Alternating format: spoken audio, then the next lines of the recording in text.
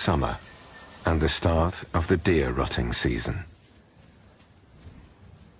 The forests resound with the roars of the stags in a cacophony of primeval passion.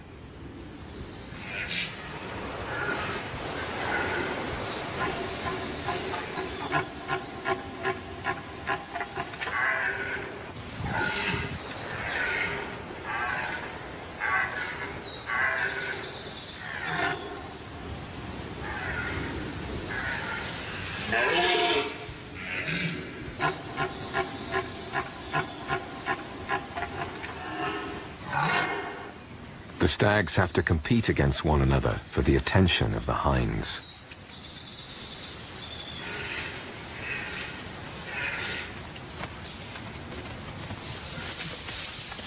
The older, more experienced males round up their conquests into harems and must defend them at all costs.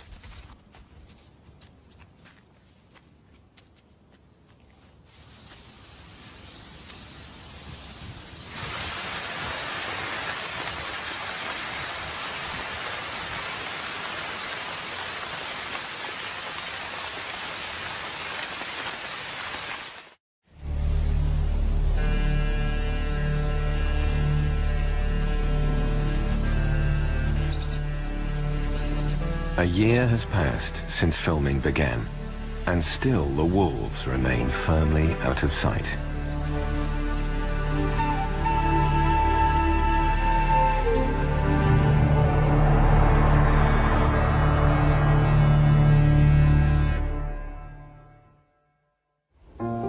The team decides to try their luck by the banks of a major river that runs through the Polish side of the Wolf Mountains. Riverine environments are usually very fertile and an ideal place for animals to gather. But most European rivers are heavily populated and bordered by roads. The very presence of humans pushes the wildlife away, and the animals are forced to survive in less favorable areas.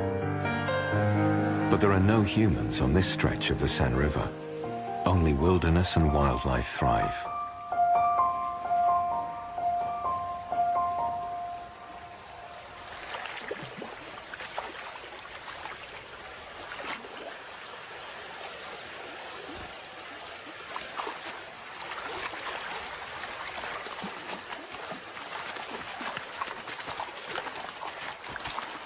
It is a favorite crossing point for animals in unusually large numbers.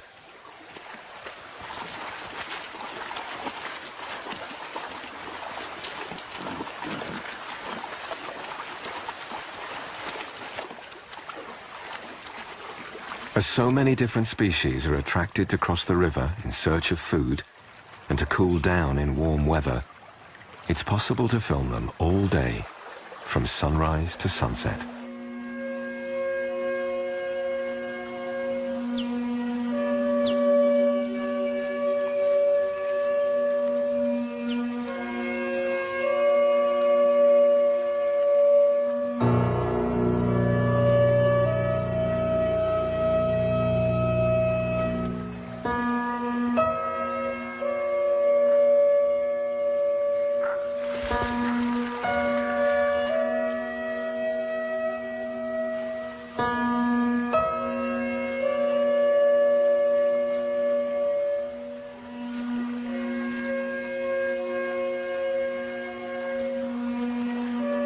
The animals have no place to hide, and in only a few days, more are seen than over all of last year.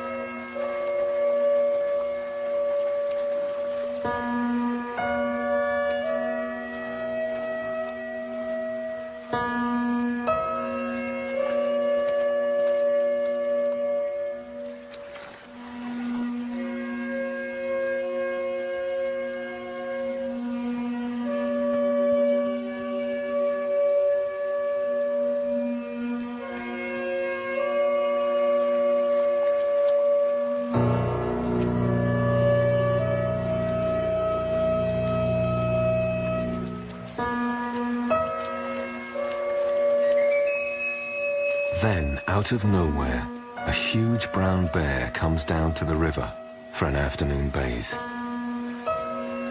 It is rare to have such an encounter with one of Europe's greatest mammals in the wild.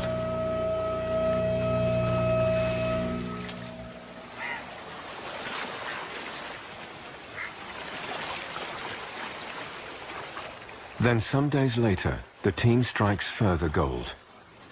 A lone wolf appears on the opposite bank of the river.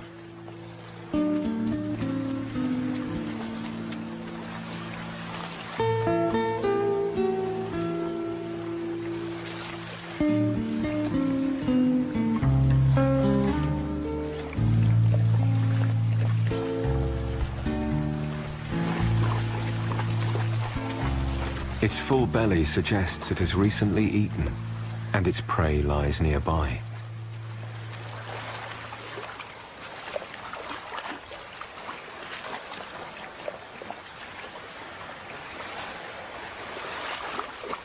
But it's not long before the wolf returns to the shadows of its forest domain.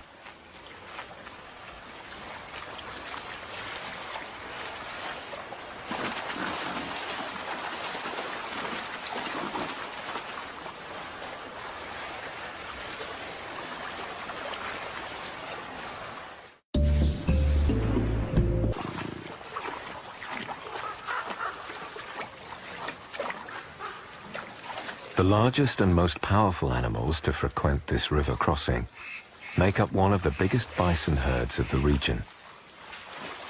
They spend most of the time feeding in the compact vegetation of the riverbank, and they regularly cross the river in search of other food to snack on.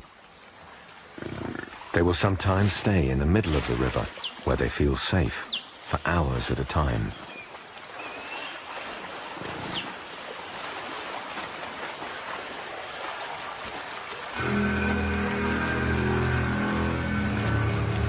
When the herd ventures upriver, their incredible strength is tangible. It seems as if the earth trembles beneath their hooves.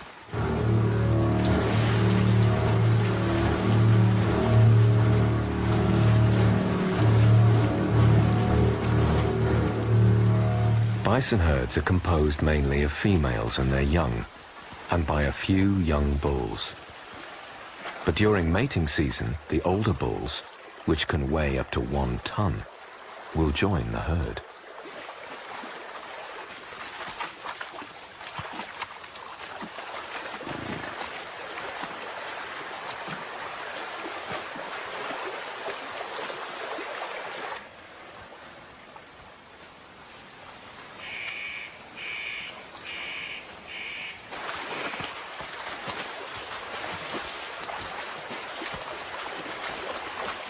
The bull follows his prospective mate everywhere. He can be surprisingly gentle in his persuasions.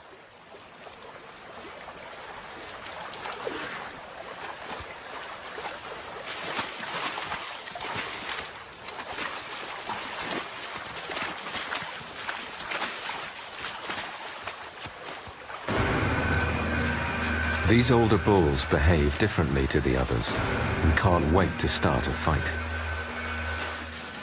They choose to do this in dense vegetation out of sight.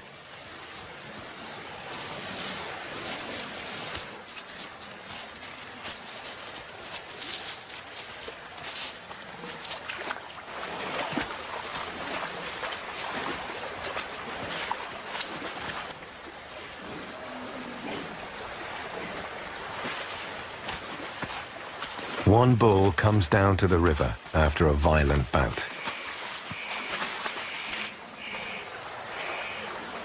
It's lucky to escape with few injuries.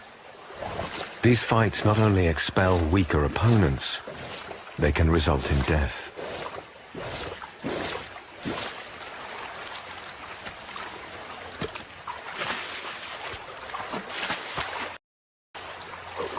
Amid all the drama, another lone wolf is spotted taking a drink on the opposite bank.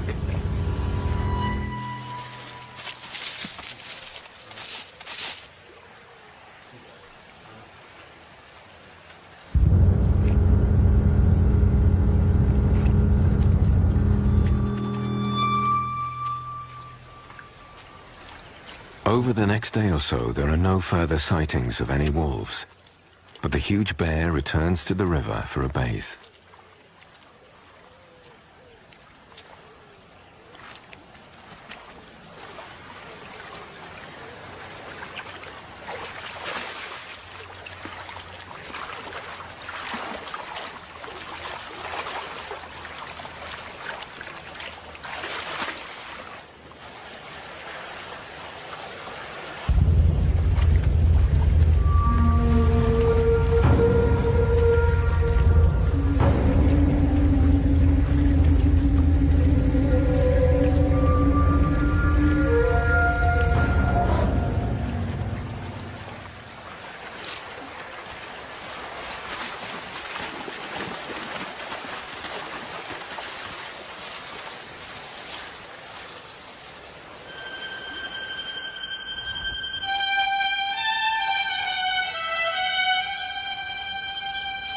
After a while, the bear returns, but it's now almost night.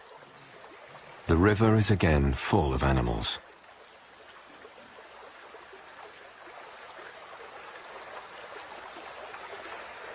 One wild boar is bold enough to confront the bear.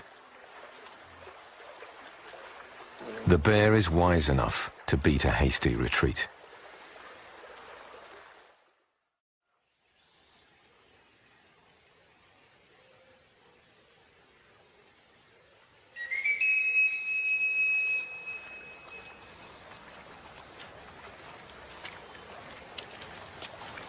These brown bears go to the river to browse for apples under old fruit trees. Normally, bears in Europe are almost totally vegetarian. But the biggest bears take every opportunity to scavenge off the remains of any wolf kill. In times past, when there were many more herbivores in the forests, and significantly more fish in the rivers, the bears mostly ate meat. As a result, they were even bigger than they are today. Salmon and sea trout once migrated up and down the Seine River. But in the 1950s, all that came to a halt with the building of a dam for human needs. If these fish returned to these waters, perhaps the bears could again be free to catch salmon, just like their wild cousins in Alaska.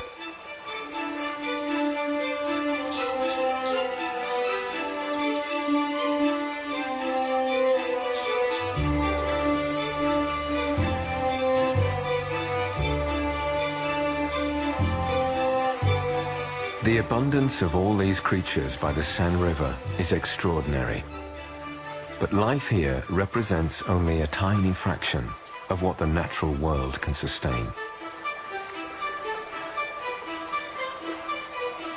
Without human intervention, populations of animals would be far higher, and the sightings of wolves and bears far more common.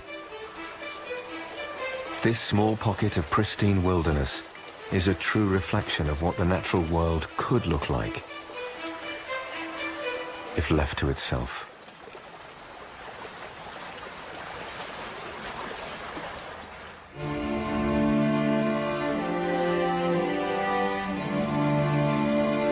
The only part of the Wolf Mountains that is strictly protected is the Bieszczady National Park on the Polish side.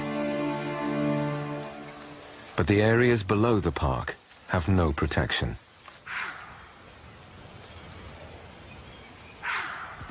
This is where all the animals go in wintertime, and it is open to human exploitation for hunting and logging.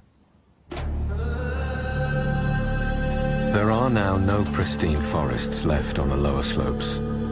The only example of such an ancient forest is one very old oak tree found in the Ukraine. It's around 1,200 years old. In those times, bison, giant auroch bulls and wild horses, now both extinct, would have grazed beneath its majestic branches.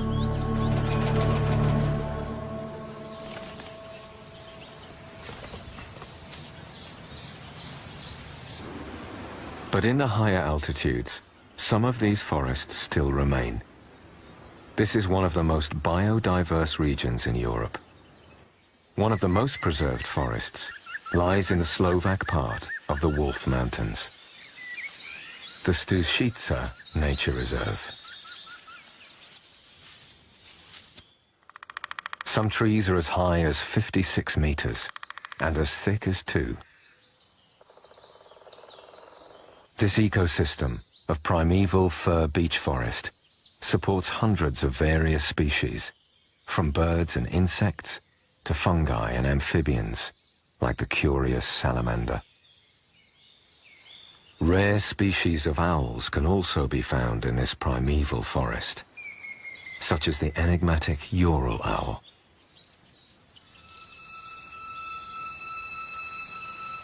But the forest is the choice home of the wolf population. They use the shadows of the trees to give them every advantage to stalk and capture their prey, usually deer.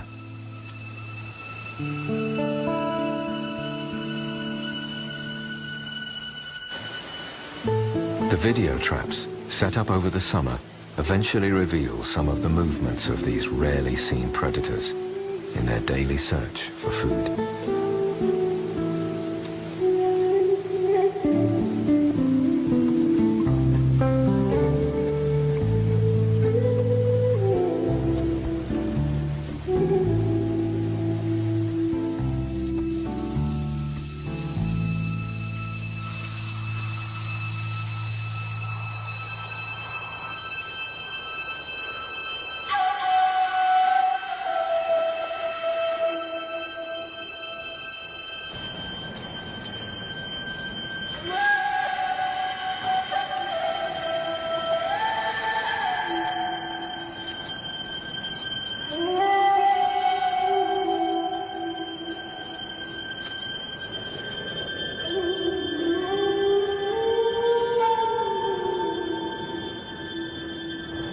Winter arrives in the Wolf Mountains with a vengeance.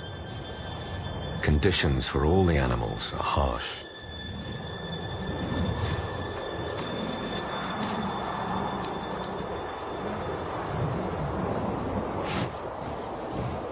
The herbivores, like the bison and deer, must go to the valleys where there is less snow and food is easier to locate.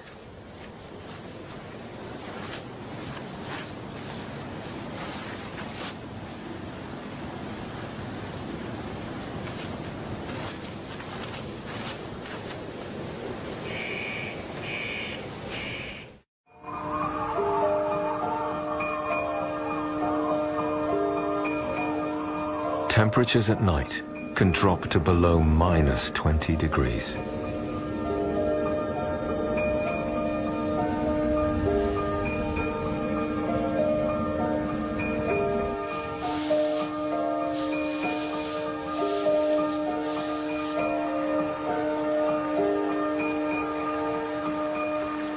Animals cross the San River in their perpetual quest to find things to eat.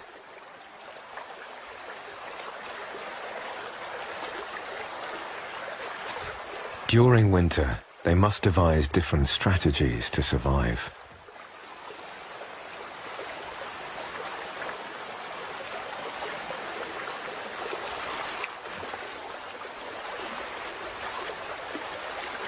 Some find food underwater, others from the bark of snow-covered trees.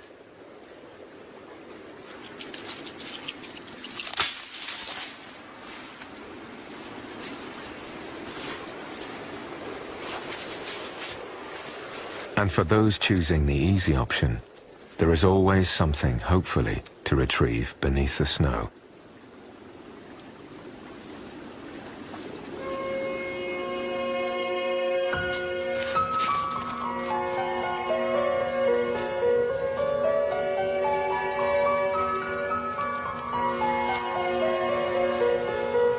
A family of boars, filmed in the summer, returns to the river.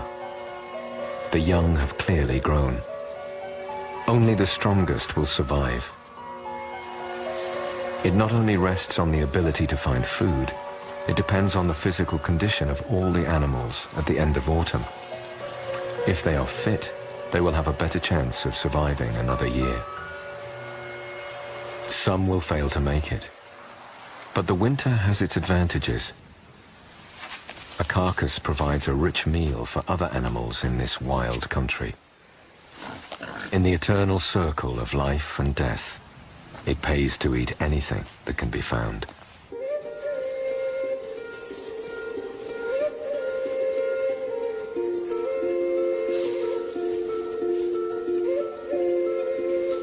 Martins, for example, usually eat small mammals and birds. But they also enjoy fruit in the winter.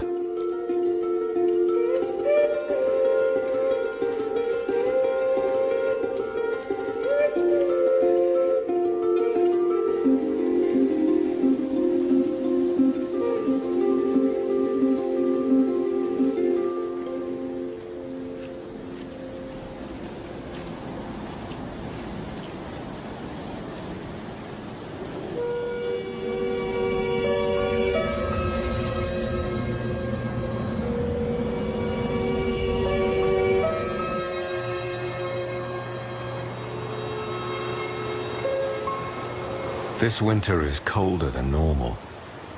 Temperatures drop even further, to minus 30 degrees.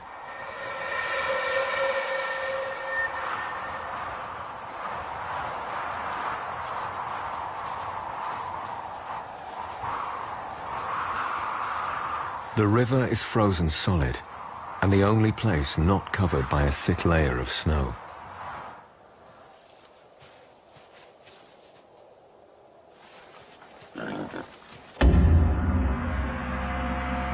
This provides the wolves with a highway to capture prey more easily. Again, there is no sign of a pack at work. Only the sight of a solitary wolf disappearing back into its forest kingdom.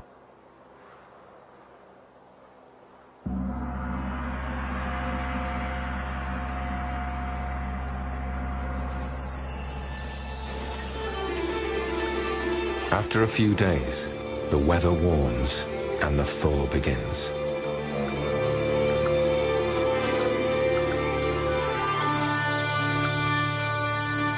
The team has spent 500 days in the wild, and now it's time for them to return from the wilderness of their dreams and to reflect on their discoveries.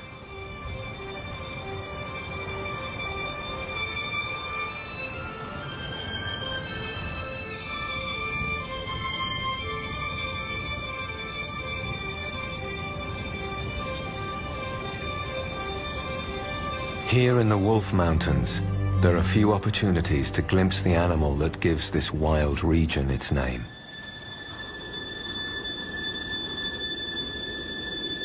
Yet this top but secretive predator reigns supreme over the rivers, mountains and forests that make up this unique and diverse ecosystem.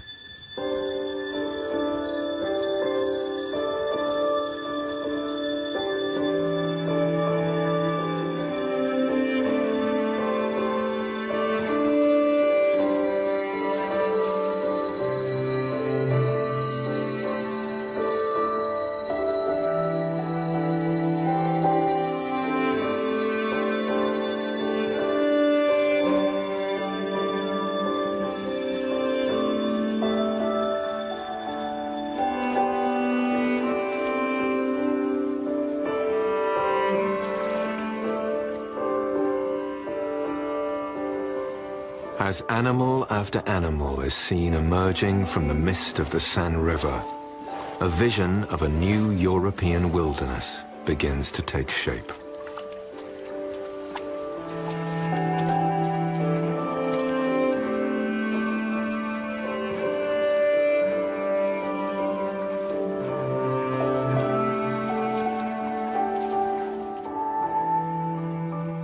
This is a beautiful realm, full of life and filled with all manner of creatures, both great and small.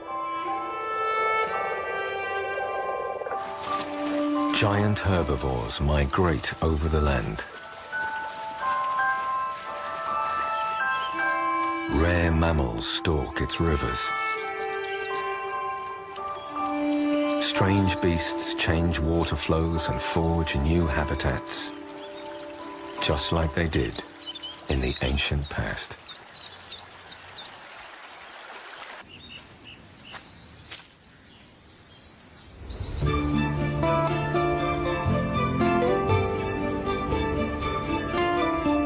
Generations today have rarely seen a real wilderness like this. Such places belong in Africa and North America, but there is little in Europe to compare.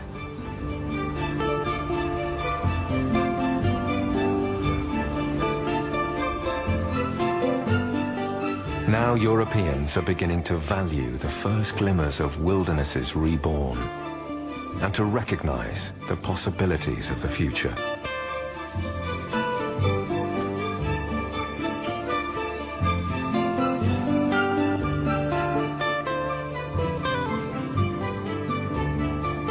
But even in the Wolf Mountains, nature is not yet free to evolve.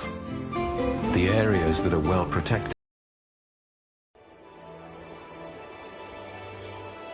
Yunnan Province, China. The headwaters of the mighty Mekong River. The start of a 2,700-mile journey from the Tibetan Plateau to the South China Sea. This is a world of extremes. From snow-capped mountains to lush tropical rainforest. As the glacier meltwater begins its descent, the Mekong's story unfolds. Flowing through the most biodiverse region in China, home to the highest altitude primate in the world, and a bird that almost defies biology to fly over its highest peaks. Rare and endangered creatures struggle to survive in habitats that are ever shrinking. Yunnan is our first stop on a breathtaking journey across some of the most remote locations in Asia. Following the Mekong through China, Laos, Thailand, Cambodia, and Vietnam, as we begin to unravel the mysteries of the Mekong.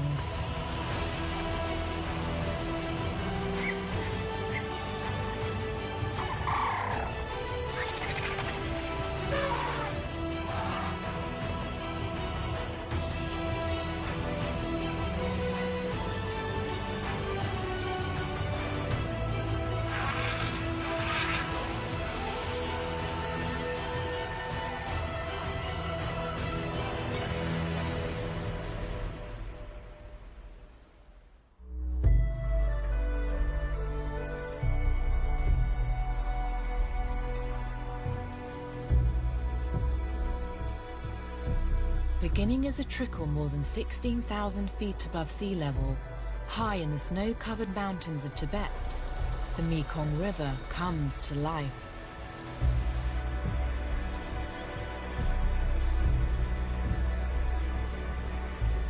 It flows through steep river gorges of up to 10,000 feet deep and is bordered by glaciated peaks over 20,000 feet high.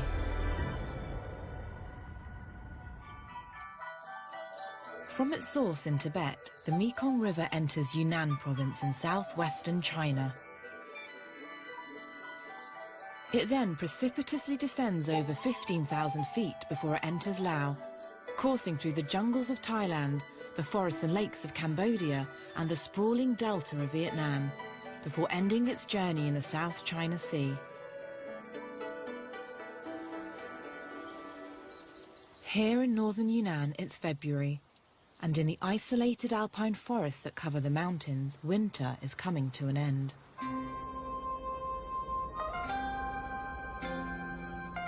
Snow has slowly given way to sunnier days, though temperatures hover around freezing. But this inaccessible region boasts a secret. In a narrow region on the Tibetan Plateau, between the Yangtze and the Mekong rivers, an extremely rare animal exists that's found nowhere else on Earth. The Yunnan snub-nosed monkey.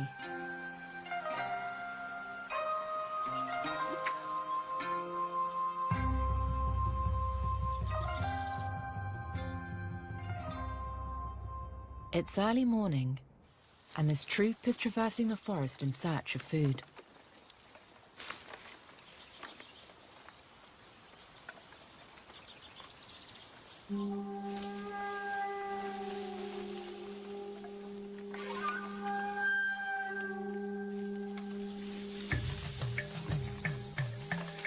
These elusive creatures are extremely endangered. Fewer than 2,000 survive in the wild.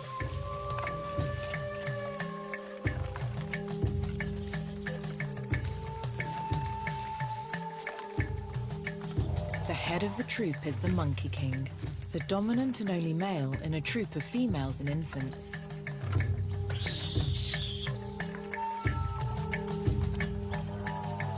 Males are twice the size of females and have long black and white hair on their flanks. He surveys his kingdom, which may be as large as 50 square miles.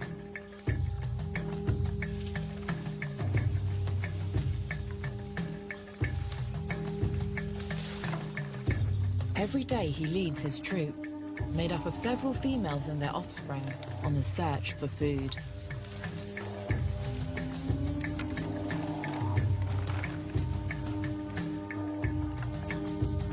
He keeps a lookout for competing groups of bachelor males as he goes. The coast for now is clear.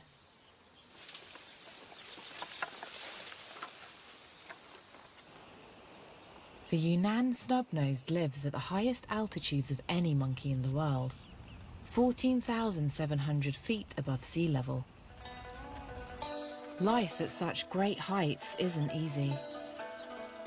To survive, these animals have evolved some very unusual features.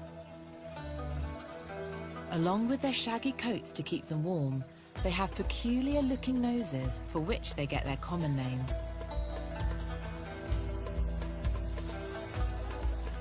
Their nasal bones are absent and their nostrils are upturned, a unique anatomy that protects them from frostbite. It's not just their coats and noses that help them survive in these extreme environments. They have specially adapted blood vessels that allow them to increase their uptake of oxygen in these low-oxygen alpine forests. This hypoxic habitat also has an impact on their diet. While most leaf-eating monkeys live on plants and fruits, such delights are scarce up here. So these monkeys have evolved a peculiar diet, one that allows them to survive where others fail. They live almost exclusively on lichen, which grows on the surrounding trees. It draws moisture from the air and nutrients from the tree bark. It's extremely common in temperate forests like these. A robust food source for the monkeys, lichen is available through even the toughest winters.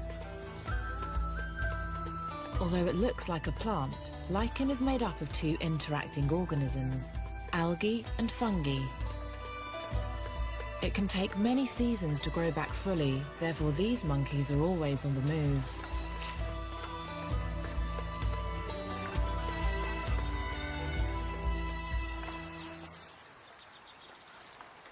Peeling lichen off the bark is no easy task. But the dexterity of the snub-nosed hands means they make light work of it. To stay warm, their hands are covered in thick fur, giving the impression they're wearing mittens. It's early spring, so the cold temperatures mean the snub-nose have something else to contend with. Freezing conditions make the branches very brittle.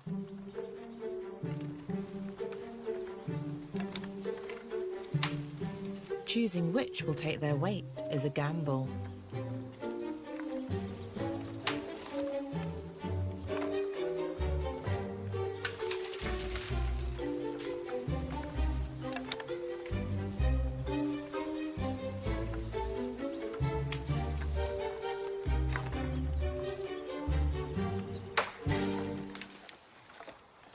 The more supple branches, however, can be used to their advantage. This resourceful monkey makes the most of the bendiness of this branch to propel him even greater distances.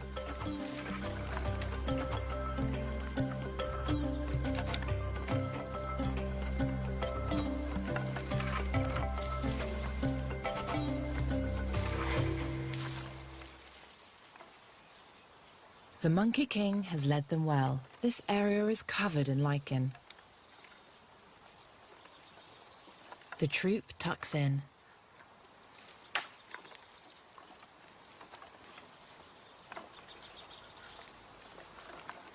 While the adults are focused on their food, this juvenile has other ideas. And soon he'll be getting ready to test his boundaries.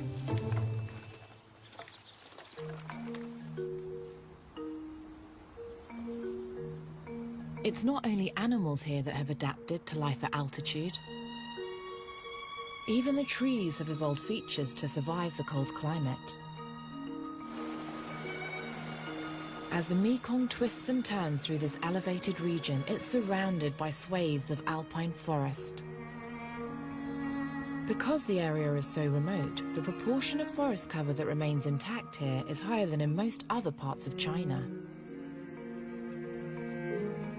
Conifers endemic to this eco-region grow in abundance.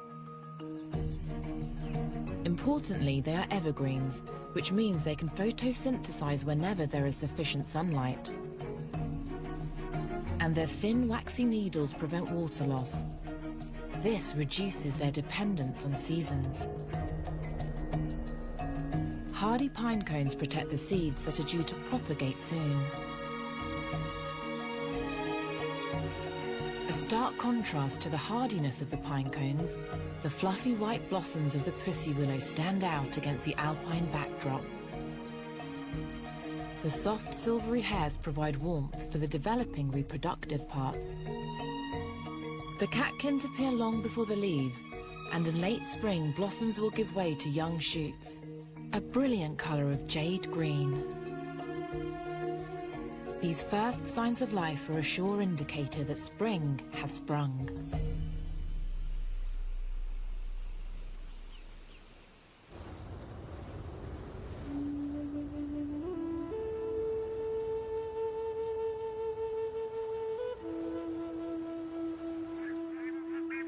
As the Mekong River courses south, it reaches the Lake Napa wetlands at an altitude of 10,000 feet above sea level.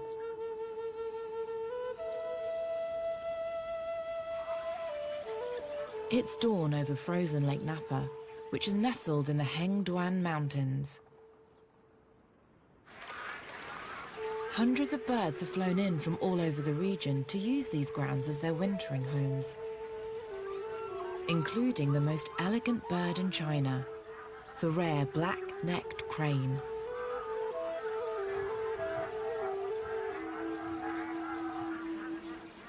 With its distinctive black and white plumage, this is the only crane species endemic to this area. Internationally endangered, there are fewer than 10,000 left in the world.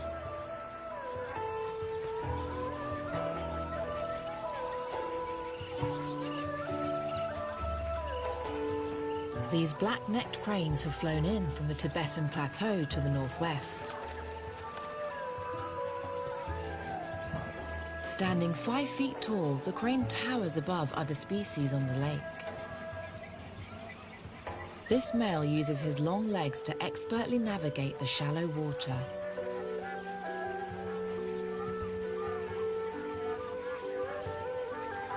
Their long beaks are useful tools as they search for insects, invertebrates, and leftover grain that may have fallen through the cracks of the frozen soil.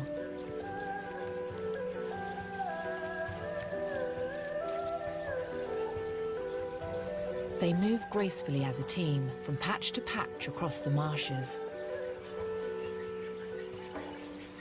Agricultural communities have occupied this land for thousands of years. As it's dry season, the water levels are low and the farmland exposed, making this the perfect habitat for migrating birds. As their habitat is used for farming, they have to share it with some much larger neighbours. The flock numbers in the hundreds, and they've travelled together to their wintering grounds.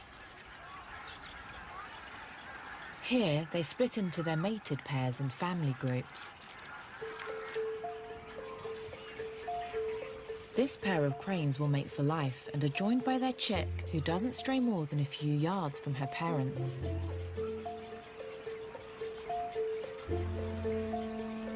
At 8 months old, she's identifiable by her grey plumage. She won't have her black and white feathers until she's at least a year old.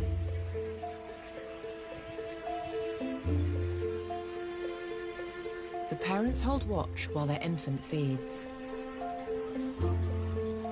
The youngster has experienced her first migration. When the time comes to return north, she'll fly with her family, but next summer, when she migrates back south, she'll have joined a flock of non-mating yearlings. She won't pair up with her own mate until she's 3 or 4 years old. She's looking for grain, a welcome benefit of the nearby farmlands. Building up her strength for the 1,000-mile flight north, she'll spend 75% of her time foraging. She and her mother feed, whilst the male keeps a lookout.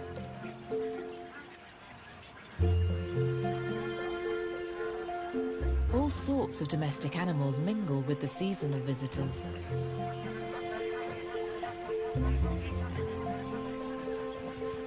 The pigs make for unlikely dining companions. But this odd pairing isn't as random as it looks. The pigs turn over the dirt, which helps the crane find insects to feast on.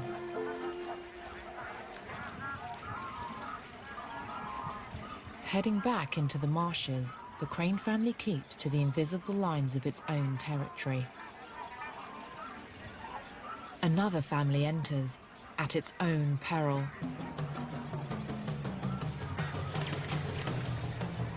The two competing families display threatening postures, throwing their heads backwards and hooting loudly. The male isn't ready to give up his territory and charges. Success. The other family quickly retreats.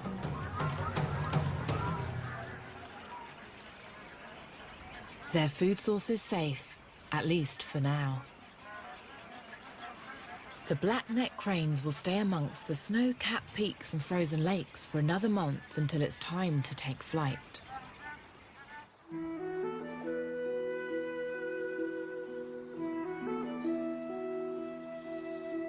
Back up in the alpine forests, the snub-nosed monkeys have made the most of their food source, and now they're soaking up the midday sun.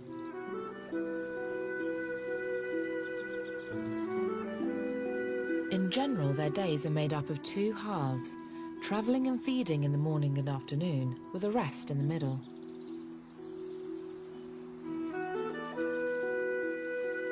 When they have stirred, it's time to take part in their favourite pastime, grooming.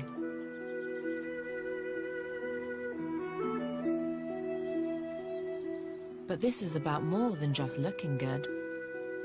Grooming releases the hormone oxytocin, often called the love hormone, which reinforces their family bonds. For the snub-noses, these are unbreakable and vital to their survival. It's an important social skill learned from an early age. However, not all youngsters are so compliant.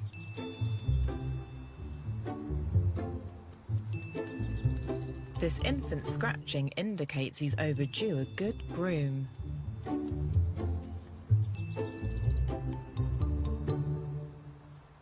He reluctantly submits for an intensive grooming session from his mother.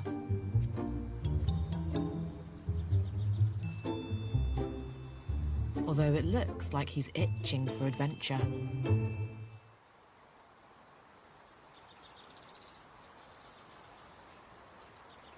Having escaped from his grooming session, he sneaks past the Monkey King, who is otherwise engaged.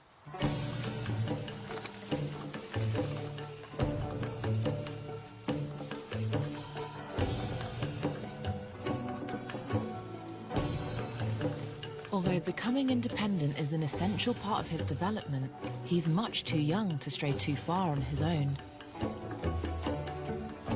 Males typically leave their troop once they're fully mature, at around 3 years old, and join a group of bachelors. But this infant is only a year old and looking for some fun.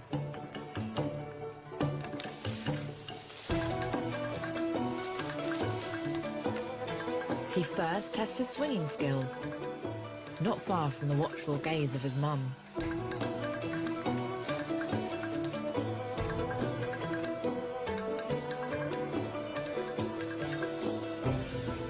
But it seems this spirited infant has set his sights further afield and starts to travel out of his family's territory. Without elders to watch over him, he's at risk.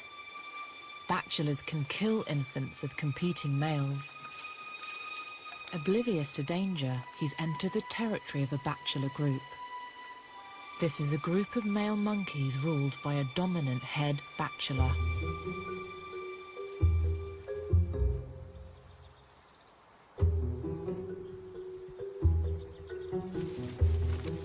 He doesn't wait for an invite as he joins an older male on a branch. It's a risky move. This little monkey could be in hot water. But instead of making a run for it, the brave little one tries to initiate play.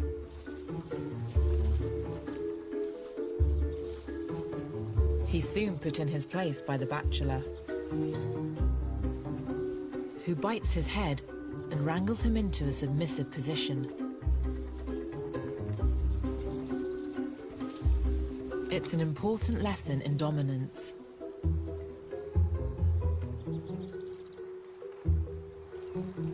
The older bachelor has indulged the baby for long enough and signals the play session is over.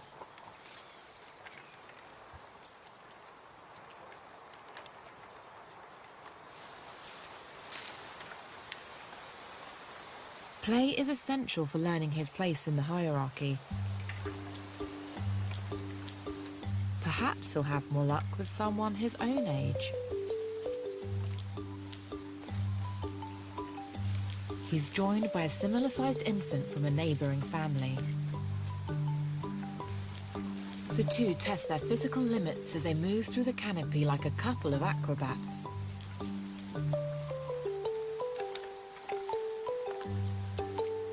These newfound friends dangle precariously from the trees.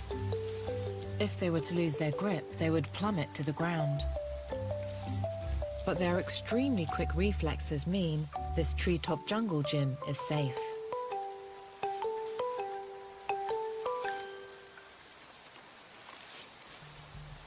Someone has been watching them. The head bachelor.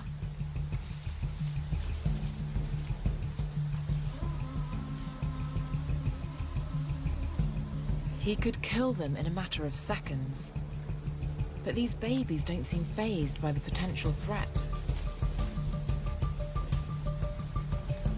They even attempt to play.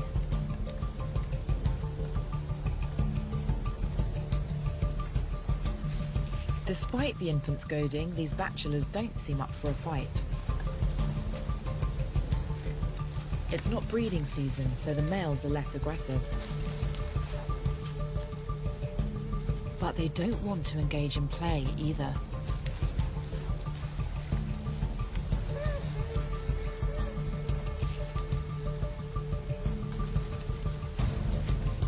The infants don't give up easily.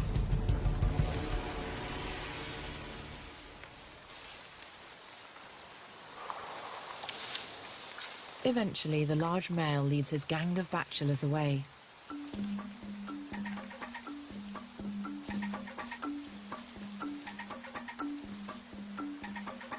Remarkably, the youngsters attempt to follow him.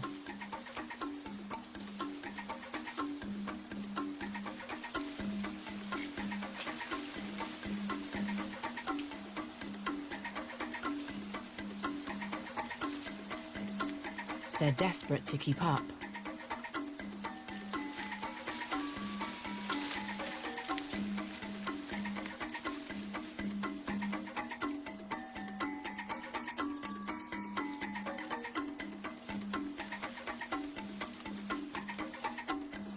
But the bachelors aren't interested in tag-alongs. These juveniles are obviously too young to be separated from their family troop and will only slow them down. Older and bigger bachelors move quickly, covering much larger ranges. Eventually, the enthusiastic youngsters simply can't keep up.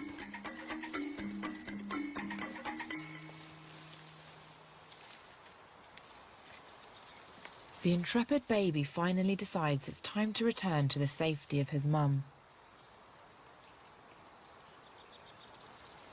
Although the time will come when one day he won't be coming back.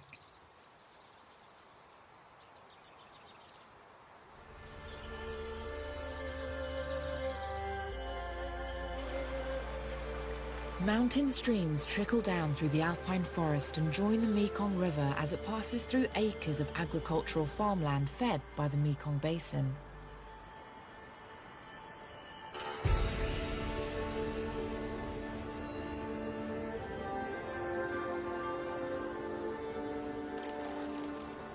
Flying high above this network of waterways is the bar-headed goose, which makes the migration so perilous it baffled scientists for decades.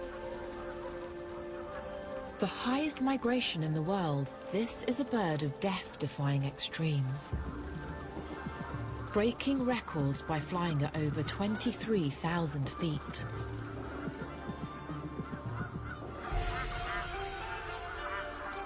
This flock of bar-headed geese has flown over from the Tibetan Plateau and will stay in this region until April. They get their name from the 2 bars of dark feathers around their heads. Calmly feeding on the water, these birds give no indication of the extraordinary feats of physical activity that they're capable of undertaking.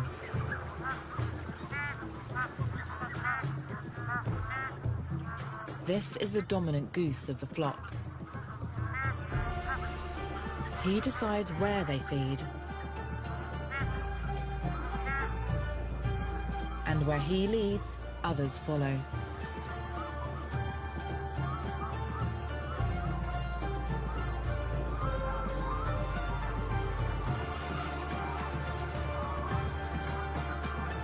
They have work to do. They each need to gain over 2 pounds, almost half their body weight, before their summer migration north to Central Asia. And theirs is no ordinary migration, for they will have to scale a formidable obstacle, the Himalayas. What looks like an enjoyable way to pass the time, bathing and preening, is actually careful preparation for the journey.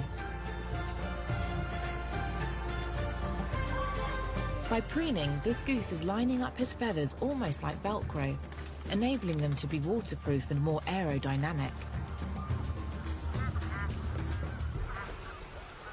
This flock numbers in the hundreds and will stay on these tablelands for 5 months until the time comes to leave for its summer home. Knowing when to leave is an important skill. Misjudging the timing of such an extreme journey could be fatal. Spring is progressing and the days are getting warmer and longer.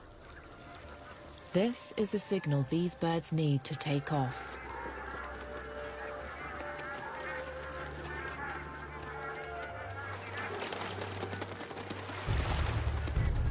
Now the hard work begins. Whereas most long-distance migrators switch between soaring and flapping, the bar-headed goose constantly flaps its wings for the whole journey. They undertake the world's steepest migratory flight, then sustain those heights for hours on end in an extremely low oxygen environment.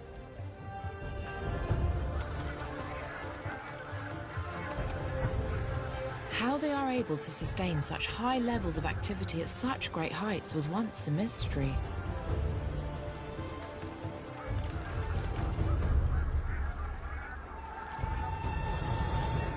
It's now known that their lungs are the largest of any goose species, and they breathe over 7 times faster at altitude, allowing them to take in oxygen at an incredible rate as they push their bodies to the limit. It's a migration like no other. These superbirds almost defy biology, scaling some of the Earth's highest mountains as they head towards their northern breeding grounds.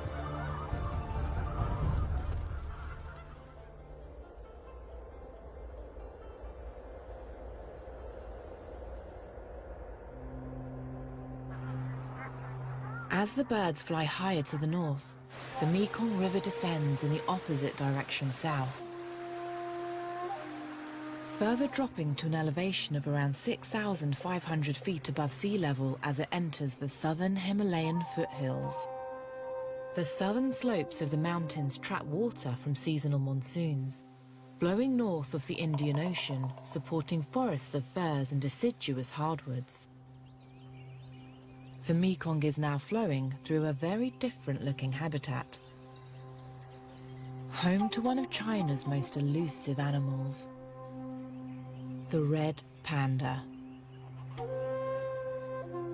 For an animal that survived the Ice Age, the future of this extraordinary species isn't certain, with just 10,000 individuals left in the wild.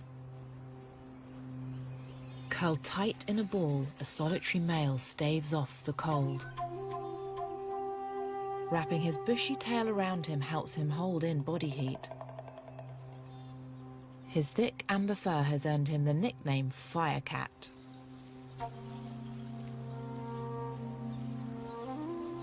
When he wakes up, this young male has one thing on his mind. It's mating season, and the only time this year that he will come into contact with another of his kind.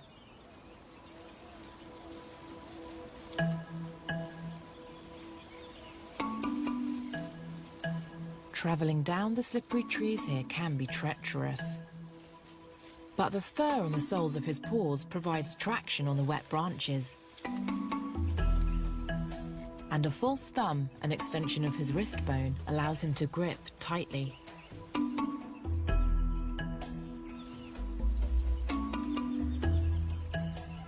With his thick tail providing counterbalance, he makes it safely onto the forest floor.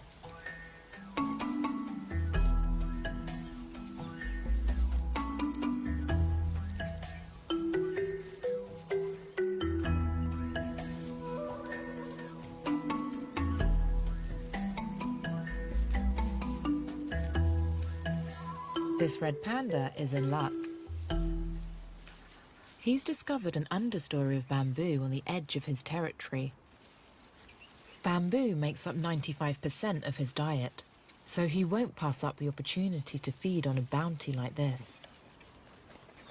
This ancient plant, which is actually a type of grass, once blanketed the region, but deforestation has meant that bamboo is now only found in very fragile and narrow bands across Yunnan's forests. Fragmentation of his territory means the odds are stacked against him as he looks for a potential partner.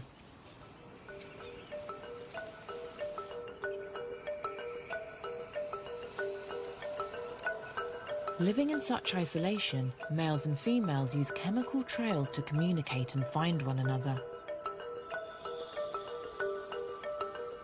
He scents the ground with a weak musk-smelling secretion from his anal glands, hoping a female will pick up his scent. The forest floor is covered in trails, and the shared information is crucial for the panda to plan his next move. Even walking leaves a trail. He has scent glands located on the bottom of his feet, a useful adaptation for these isolated creatures.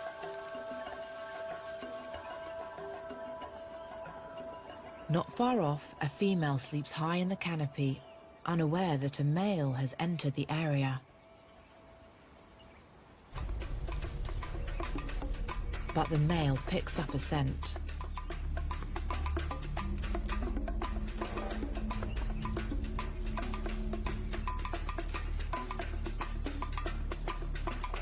He follows the trail, checking for odors as he goes to make sure he's on the right path.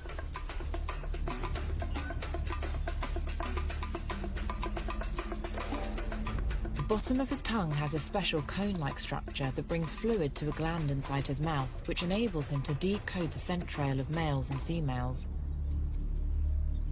Red pandas are the only carnivores with this adaptation. He continues to track and scent as he travels deeper through the canopy. But the female is nowhere to be found. She must have woken and moved on before he managed to arrive. It's almost the end of the breeding season. With so few animals left, this may well have been this red panda's last chance to find a mate. Like all the animals that live along the Mekong, preservation of the panda's habitat is key to its survival. As fragmentation of the forest continues, the future of these beautiful creatures hangs in the balance.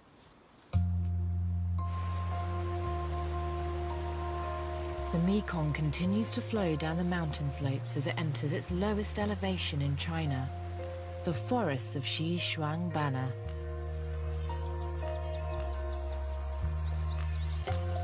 At an altitude below 2,000 feet, this is an important milestone on its journey as the river leaves the temperate zone and enters the tropics.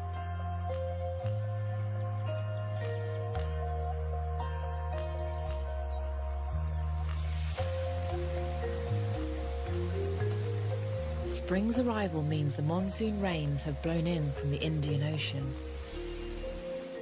Daytime temperatures average 77 degrees Fahrenheit. Warm weather and high humidity gives rise to an abundance of plants that make Yunnan one of the most iconic botanical regions on Earth.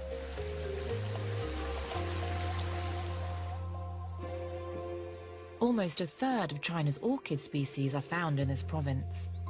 Delicate flowers that are strikingly beautiful.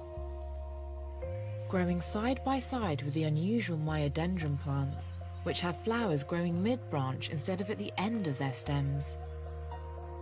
It's a colourful habitat, providing a stark contrast to the mountainous forest that began the Mekong's journey.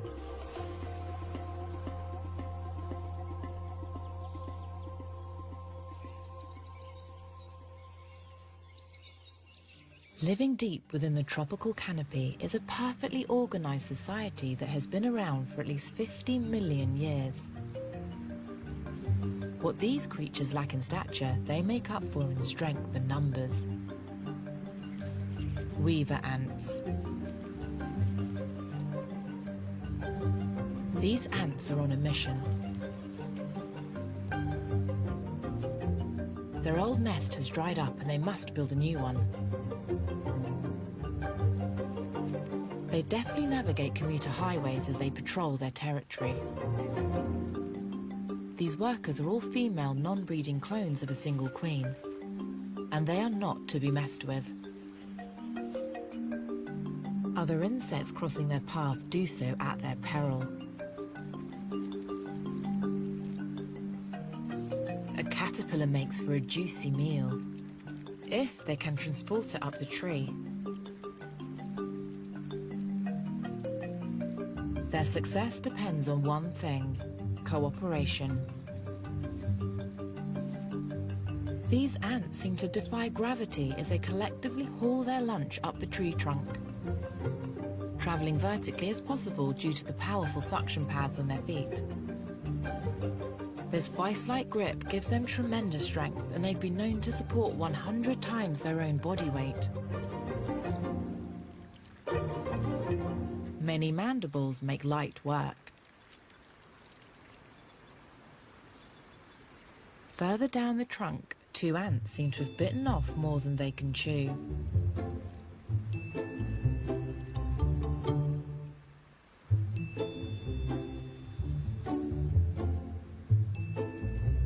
A third ant tries to help.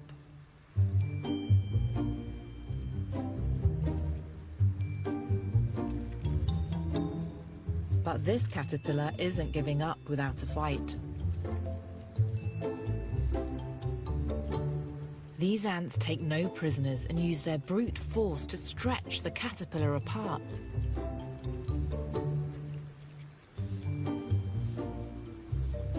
Finally, he stops struggling and they carry him off to the colony.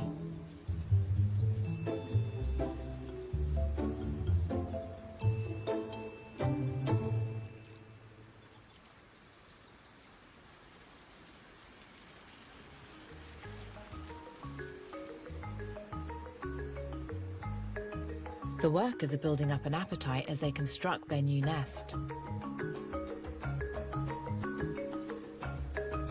They line themselves up like staples along the seams between the leaves. Their legs hold onto one edge, their jaws grip the other. While they hold their position, other workers use larvae silk to stitch the leaves together at the seams.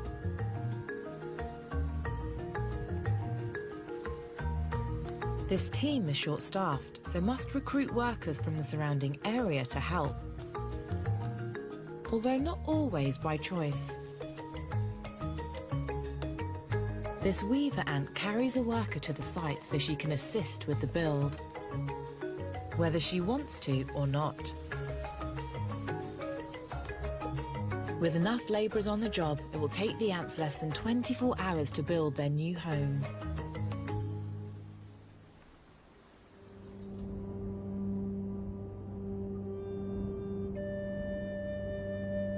From the smallest of residents to the largest. The figurines and paintings that adorn these local temples give a clue as to which revered animal calls these tropical forests home. The Asian elephant. In China, the Mekong is actually known as the Lekang River. To the Dai people of South Yunnan, this means the river with millions of elephants.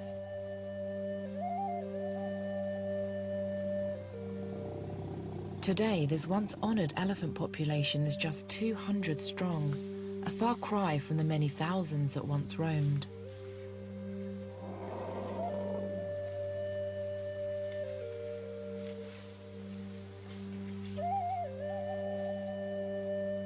This female matriarch leads her herd through the forest in search of water.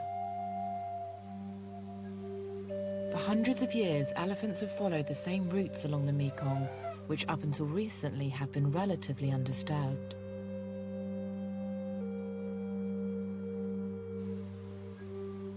Although smaller in size than their African cousins, the Asian elephant weighs in between 10 and 12,000 pounds. Herbivores, they need to consume 300 pounds of food a day, which means covering a lot of ground.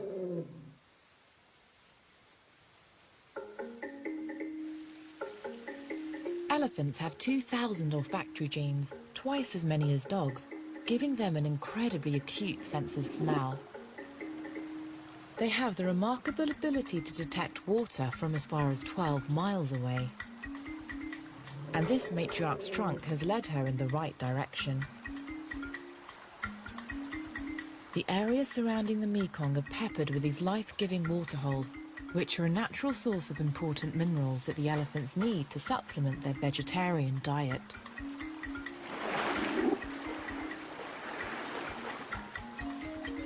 Unlike most other mammals, where the hip and shoulder joints are in an angular position, her legs are stacked almost vertically under her body. This enables her to support her massive weight, with padding around the toes acting like shock absorbers.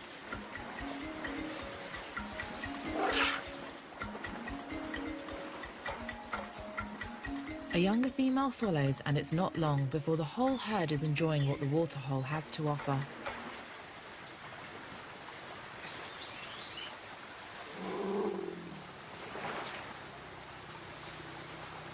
These idyllic scenes belie a much more complicated reality.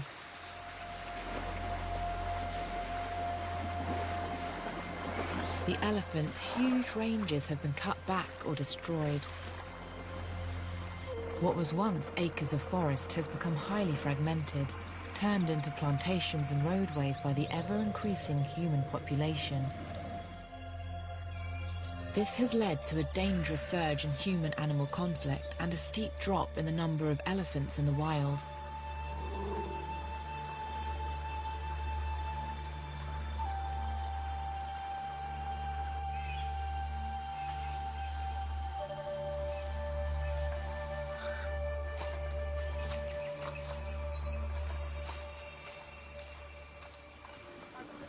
These rangers are on the front line of elephant conservation here. They're tasked with finding ways of reducing elephant-human conflict. They measure elephant dung and interpret tree markings to monitor ranging patterns of the animals.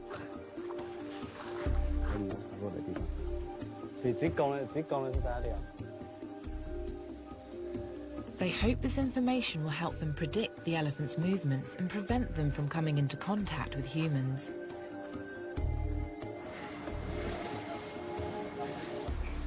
This herd has crossed into a canal next to a major roadway.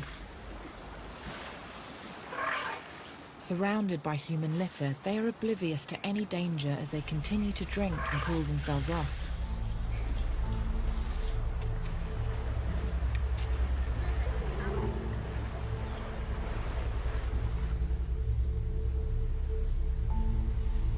Before long, they're ranging towards the main road.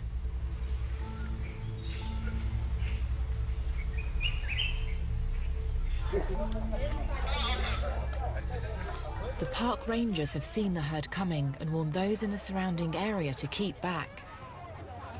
When agitated, elephants can be extremely aggressive. A huge traffic jam builds while the herd crosses the road. Elephants have right of way in China, and they appear to be in no rush.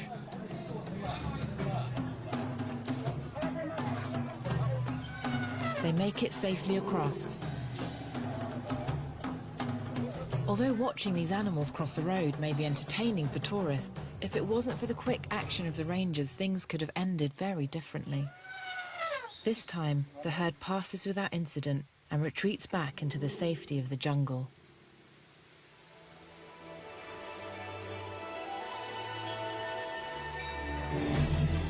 From its source, the mighty Mekong River has carved its way through an extraordinary land of extremes.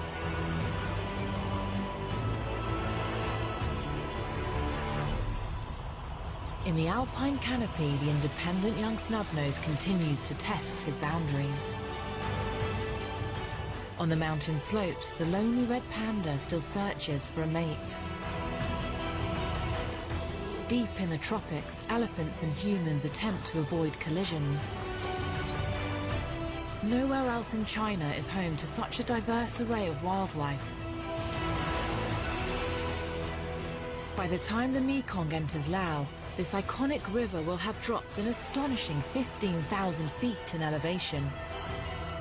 Its journey to the sea has only just begun.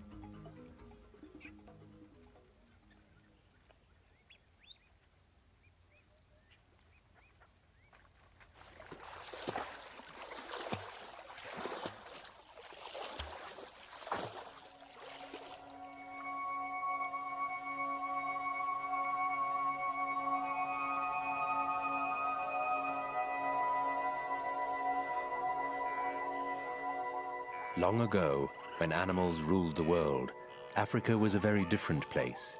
All the animals understood each other and got along peacefully. In the calm waters of a lake lived the crocodile. Every evening he would crawl out at twilight, and his smooth, beautiful skin glowed in the light of the moon. One night, a curious frog saw this beautiful creature. Overawed by his glowing skin, he croaked loud praises. Soon, all the other animals came to gaze at the crocodile. Herds of zebra and kudu arrived to admire him, where he basked on the bank. Crocodiles saw their admiring looks, and he became vain, and each day he crawled out a little earlier to enjoy their admiration for longer. But as he did nothing but lie there, they eventually went away bored. The hot sun began to dry his beautiful skin, and it grew hard and greenish, and bumpy, and scaly. Covered in shame, Crocodile slunk back to the water to hide his once lovely body. He'd paid a high price for vanity, and to this day, Crocodile blames Frog for his misfortunes. If ever he hears one croak, he silences it with a snap of his jaws.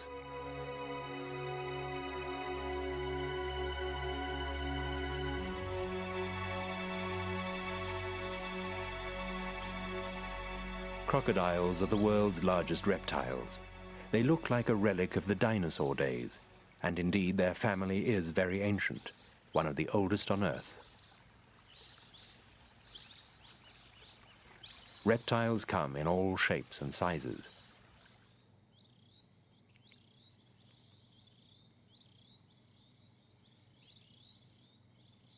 From desert dwellers like the leopard tortoise of the Karoo in South Africa's Cape Province, to this boa constrictor which lives in the hot, wet world of the Madagascan rainforest.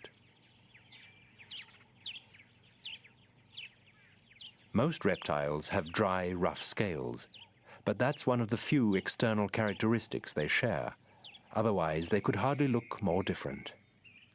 This chameleon is just one member of a family that has nearly 7,000 distinct species.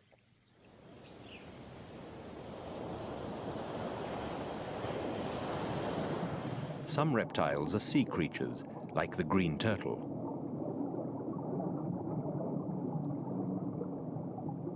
Most reptiles live permanently on land, but crocodiles divide their time between land and water. Though they're the biggest of the reptiles, not all are large. Of Africa's 3 species, the West African dwarf crocodile rarely grows longer than 2 meters.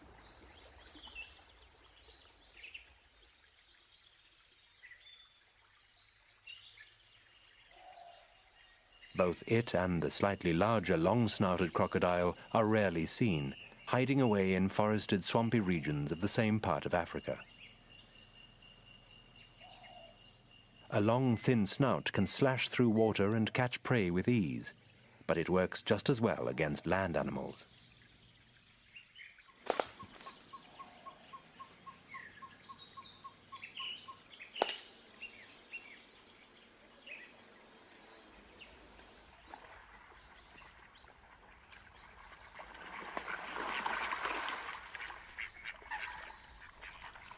The Nile crocodile is Africa's largest and best known.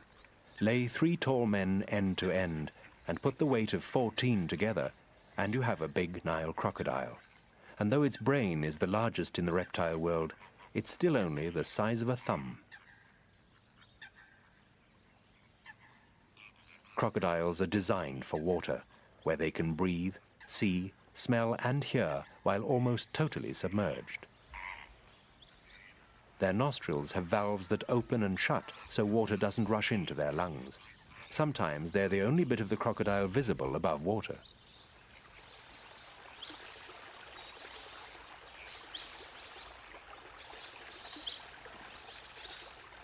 Eyes that look like a snake's have 3 sets of eyelids, top, bottom, and an inner set, the nictitating membranes. The nictitating membranes keep the eyes moist and clean, but they're also somewhat like a diver's goggles for underwater work. A crocodile's ears are the sharpest of any reptile, with movable ear flaps that work like a loudspeaker volume control.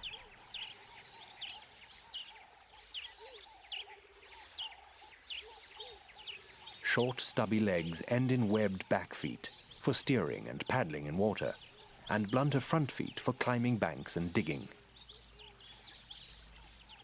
Crocodiles have no lips. Even with jaws clamped shut, water leaks in. However, plumbing problems are solved by a special palate at the back of the throat.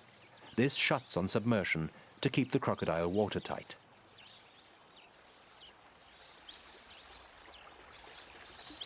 Crocodiles can't chew.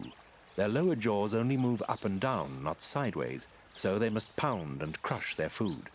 And they can't keep their toothy traps shut without physical effort.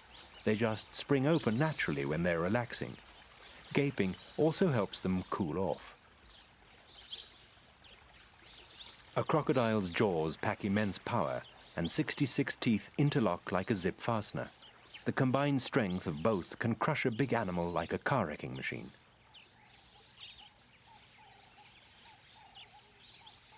The word crocodile comes from the Old Greek krokodrillos, pebble worms. Worm hardly describes this big reptile. But in medieval times, it also meant dragon, much more suitable for an animal as scaly as that mythological monster.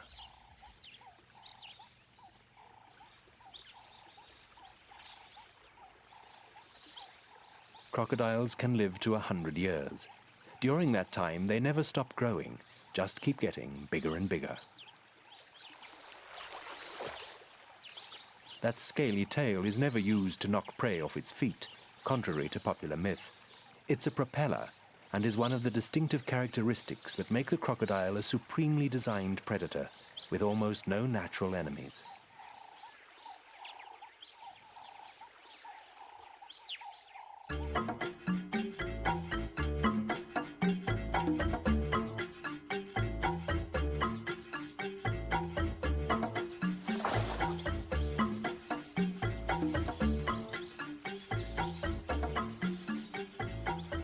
From day one, a crocodile learns that scales and bumps make you look remarkably like a log. Just lie quite still, and your meals will be completely fooled.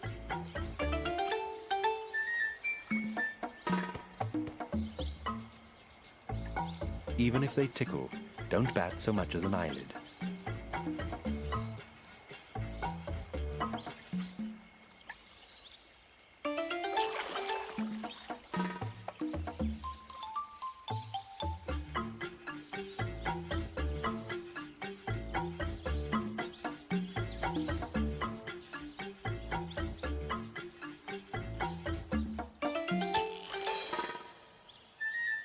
From small meals, big crocodiles grow. And naturally, appetites too.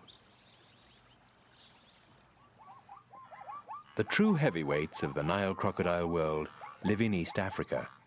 Each year, on long annual migrations, huge herds of zebra and wildebeest must ford rivers full of crocodiles.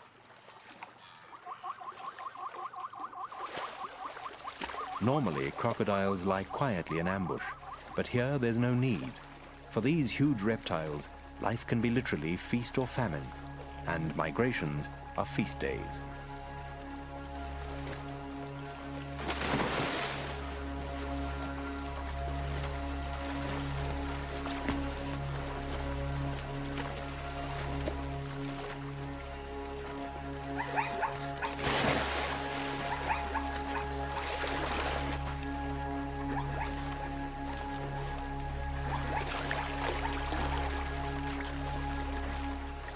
Most cross safely. Some just make it, but others never reach the opposite bank.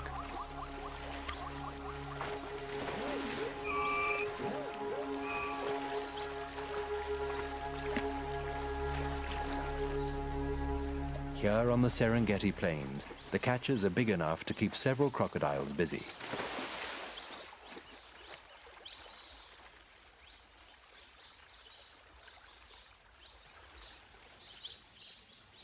Very few reptiles hunt and eat together, but crocodiles do.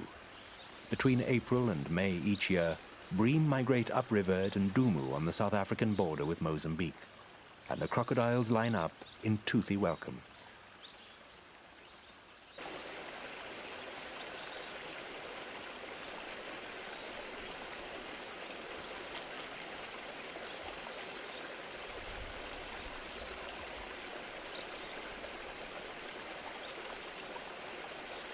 Even tiddlers are worth filtering, a light snack before the main course. Other fish fanciers know of this eating place.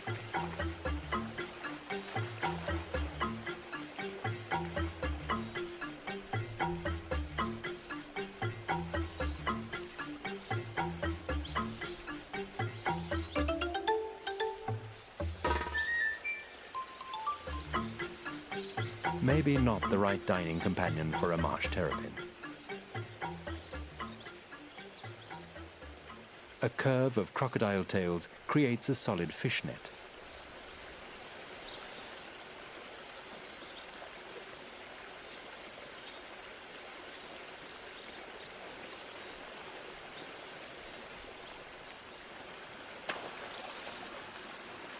At last, the main course, big fat bream.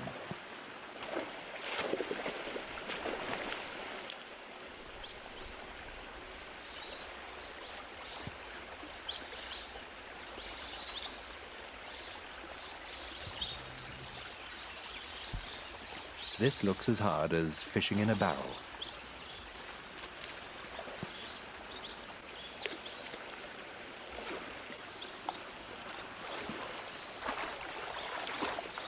When the bream migrate, there's usually plenty for everyone, and peace reigns.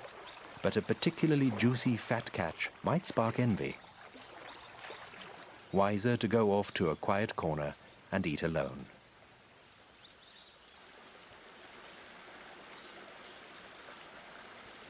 Crocodiles often swallow meals whole. An acid bath of digestive juices quickly liquidizes them. It's as powerful as car battery acid and can even dissolve bone.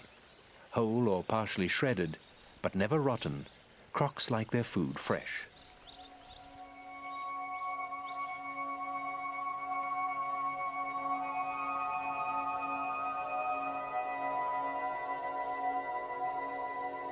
For 180 million years, dinosaurs and flying reptiles ruled the Earth, until nearly all of them vanished 65 million years ago.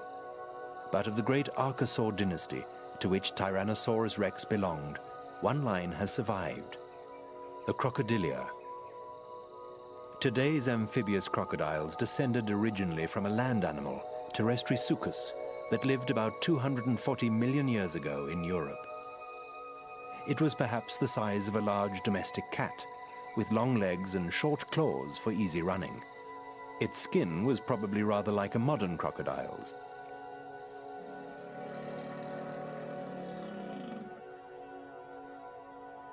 Then, about 200 million years ago, the Protosuchians arrived on the scene.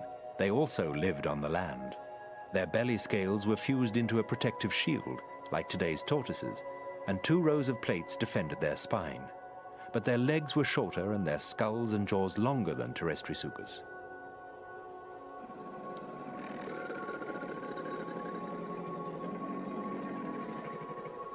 About 140 million years ago, the ancient crocodilians changed their lifestyle and turned amphibious. Some even took to the sea. These Mesosuchians looked much more like today's crocodiles. They had large webbed back feet and long narrow jaws to help them catch invertebrates and fish.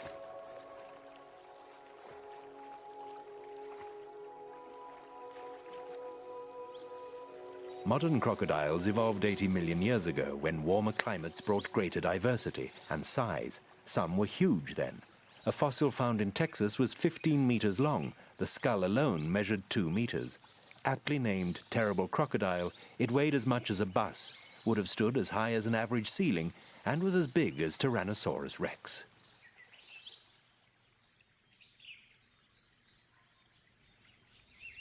"80 million years ago, the family had already divided into 2 branches, the alligatorines and the crocodilians.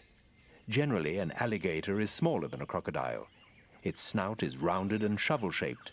A crocodile's is V-shaped, and its upper jaw is wider than the lower and overlaps it completely when it's shut. There are only two types of alligator, the American and the Chinese.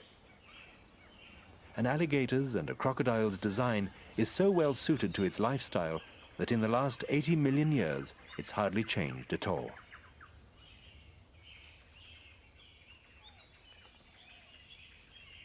Hard to believe, but this sharp-toothed animal shares certain of its features with birds, such as a muscular gizzard to crush food before it goes into the stomach. Crocodiles also make nests, but they're very different structures from the average bird's nest. Way back over 300 million years ago, the ancestors of both crocodiles and birds were related.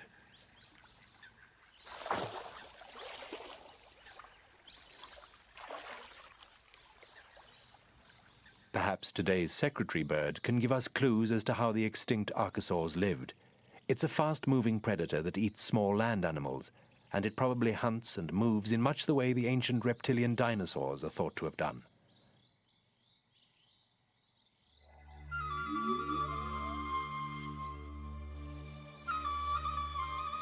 As crocodiles have changed so little in the last 80 million years, perhaps a closer study of them might explain why dinosaurs existed for so long.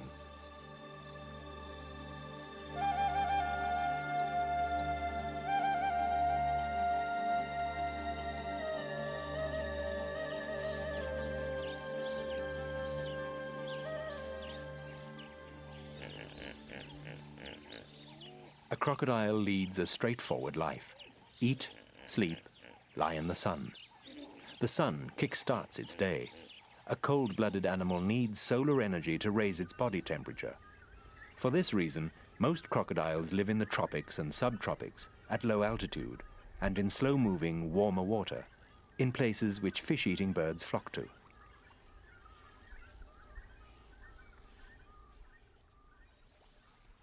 Even on some oceanic islands, like Bazaruto off the coast of Mozambique, there are crocodiles. The pioneers would have had to cross the open sea to reach this idyllic place.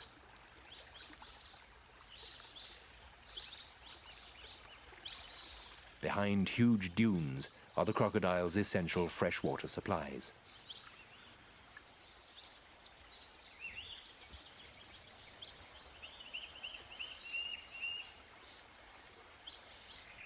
Crocodiles are also partial to mangrove swamps, easy to hide in, good for food.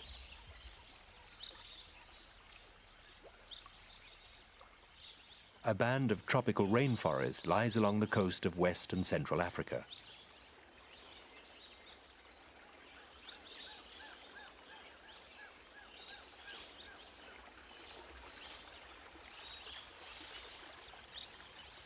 This is slender-snouted crocodile territory. It hunts on land as well as in the water, but has no hope of catching a distant relative which can take to the air.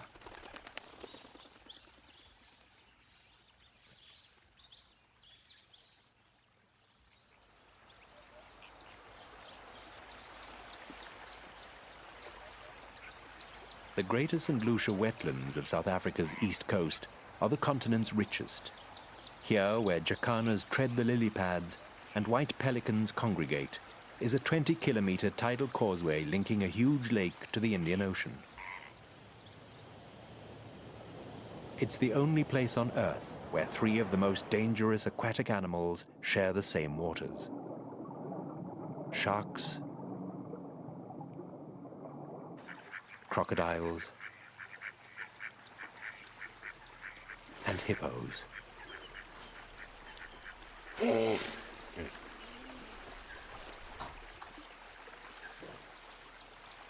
There are also multitudes of water-loving birds, lured by huge populations of invertebrates and fish, frogs, and crabs. It's a busy place.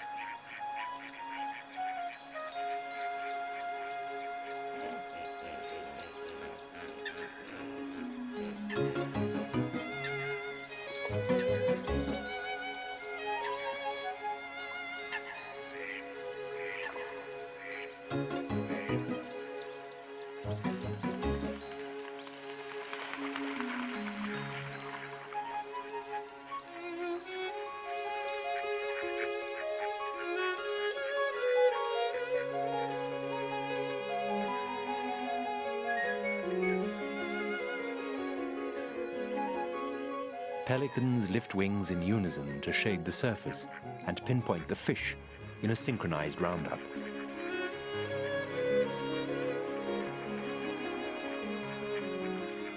Cormorants synchronize their panting.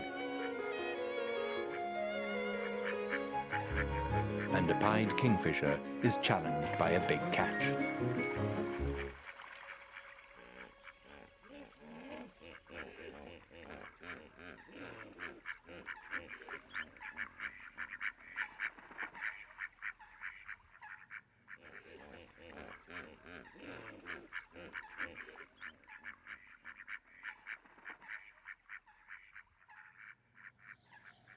Frothy pink and white flamingos pay scant attention to a crocodile.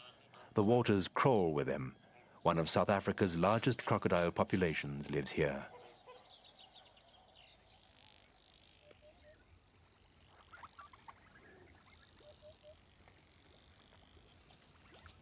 This is one animal for whom sunbathing is good.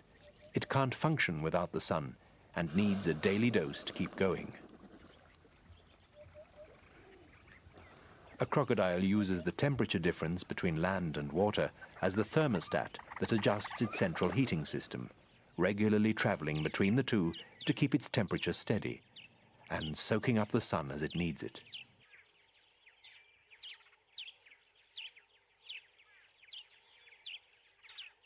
Like all snakes, the gaboon viper is also a cold-blooded creature that must have sun to stay warm and survive. Lizards likewise. Crocodile waters are usually also hippo waters. The two normally maintain a state of uneasy truce, but sometimes the hippos deliberately break it. These are extremely dangerous herbivores. Some crocodiles are eating a freshly killed nyala, spinning their bodies to rip chunks of flesh, since they cannot bite it off.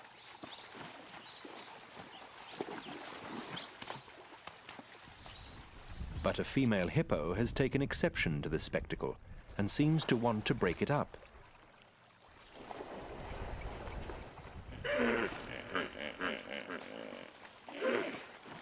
Not one of the crocodiles could match her for size or strength, and they leave her be.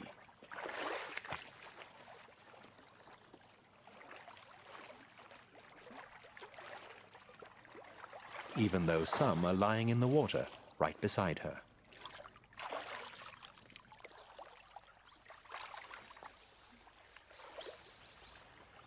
They outnumber her, but she ignores them and makes for their favorite basking place.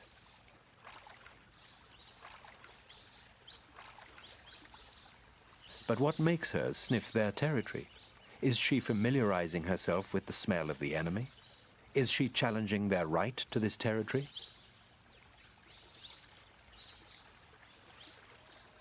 Perhaps her entire behavior is an assertion of dominance, or she may be protecting a young hippo calf not far off.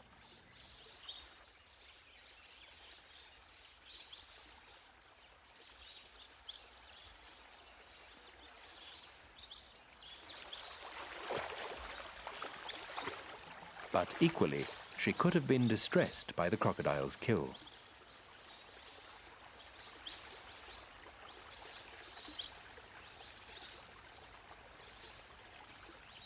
Hippos are believed to mourn another mammal's death, just exactly as elephants do.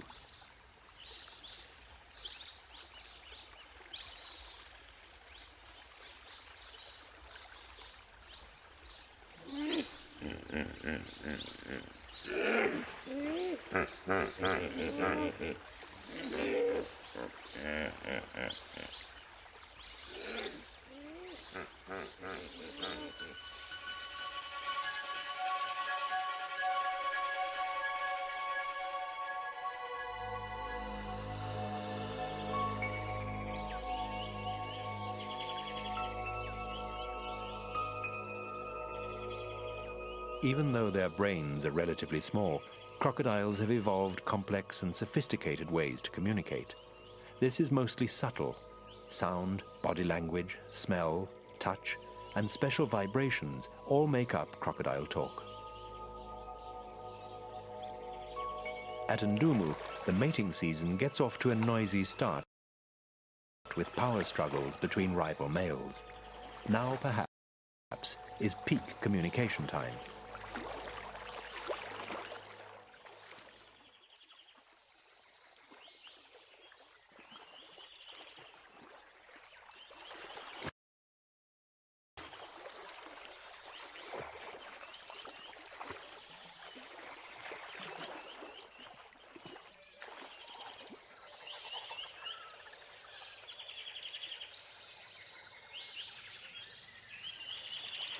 It's a race to breed, and everyone's going for broke.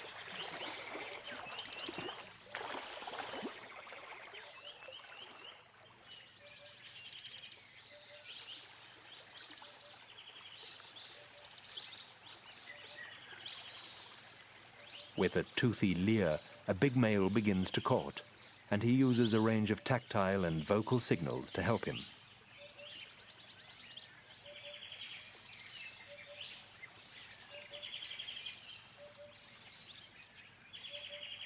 He slaps his head on the water to show dominance.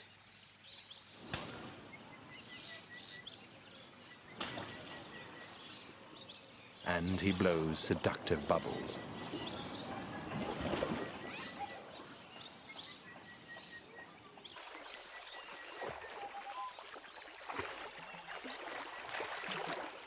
And vibrates his body so the water jumps in what's called a finger dance.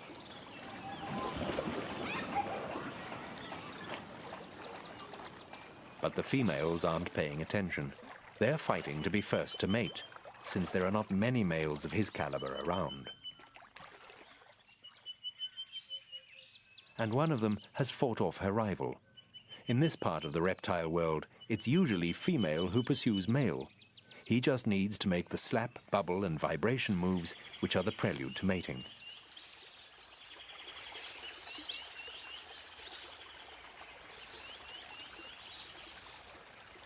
Once he's mated, his sperm may have to continue a hidden power struggle, racing to outswim the rest and reach the eggs first, because he won't be the only partner she's had. She's mated with several, sampling the best male wares on the market to secure the best genes for her future young.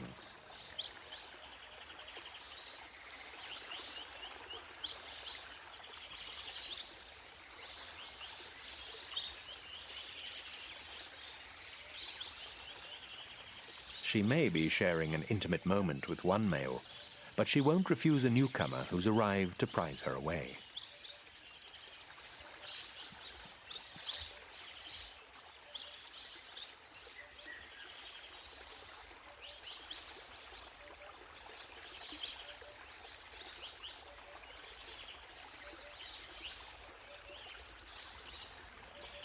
Obviously, discretion's hardly sacrosanct in a crocodile's world.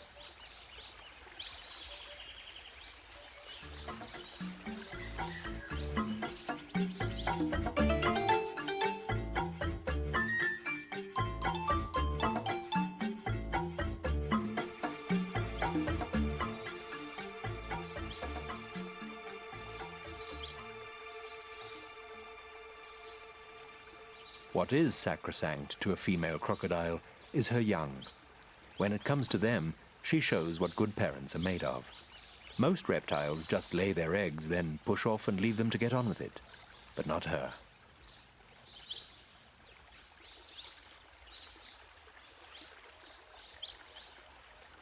Being a good parent mostly means being a bodyguard, and you could hardly find a more intimidating one than this great scaly creature. She's a serious enemy deterrent.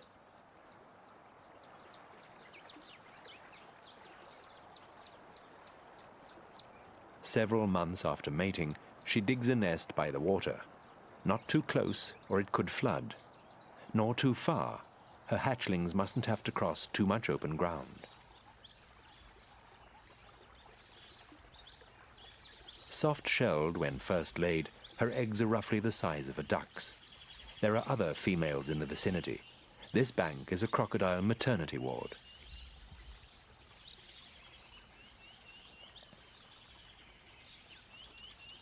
Not always a peaceful one. and one which the enemy has homed in on.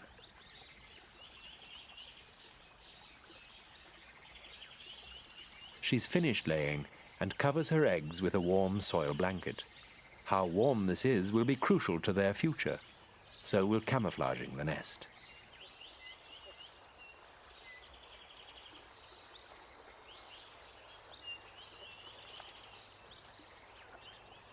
And then she stays on guard, hardly stirring from her post.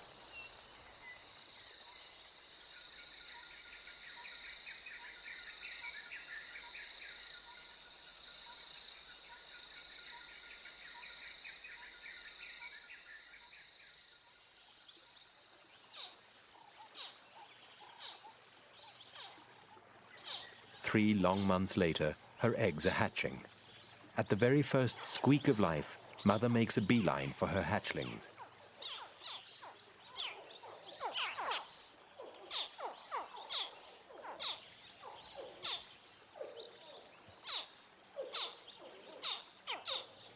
The tiny creatures need their big maternal bodyguard now more than ever, because their cries have given them away.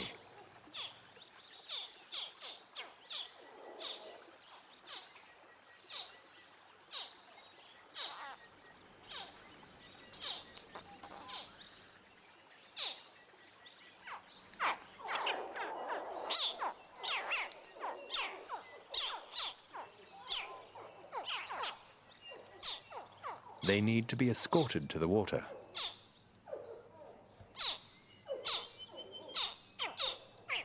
And Mother, a crocodile-armored car, is going to do it.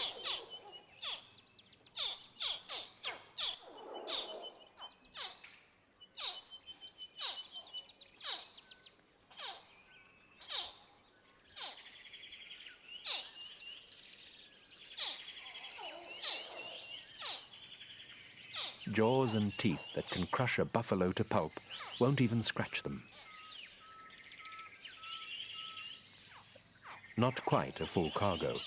Room for a few more in her special mouth pouch.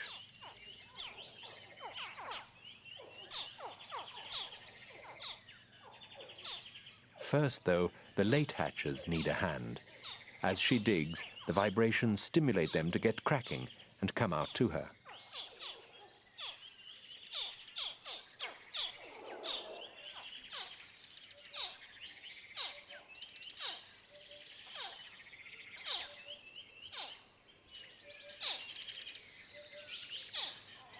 Naturally, her throat valve is closed now, otherwise some babies might travel the wrong way.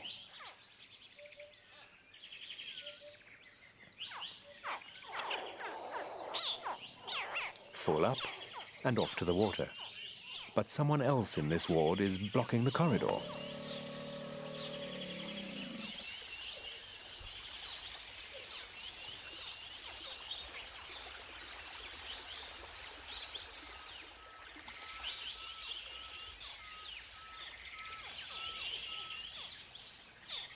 Because of Mother's digging, more hatchlings are emerging, breaking out with a temporary egg tooth on the tip of the snout, a small growth that soon disappears.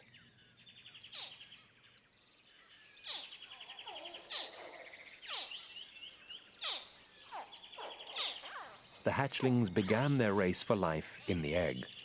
With its limited oxygen supply, suffocation could have been the penalty for delay. The sex of most animal embryos is fixed from the very moment of fertilization. But remarkably, it's an external force that has a determining role in whether male or female climbs from a crocodile egg: temperature. And equally remarkably, temperature also helped design their skin markings.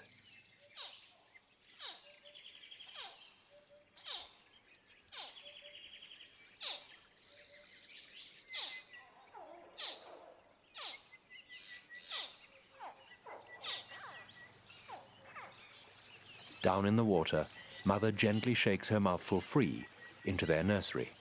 It's close to the bank, full of tall grasses and reeds to hide in.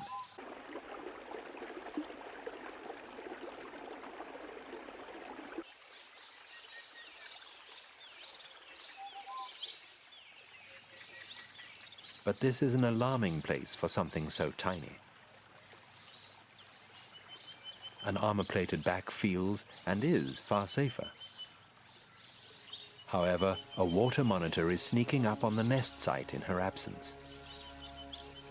This is just what she was trying to guard against, but it's after eggs. They were about to hatch. They never will now.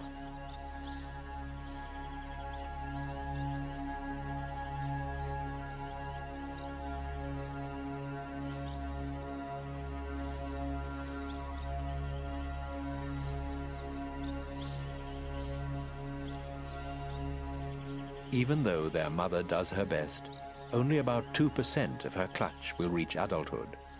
A crocodile's early years are the years of living dangerously.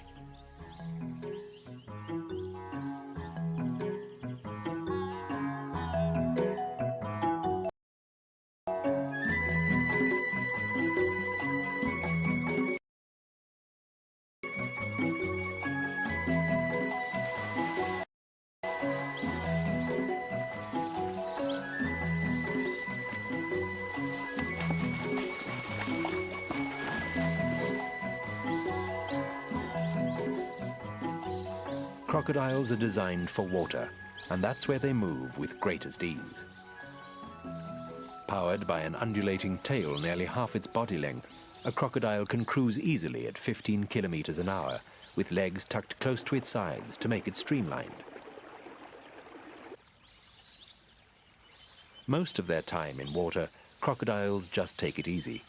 Keeping still saves energy, and why waste it if you don't have to? They paddle hardly at all to keep nose above water.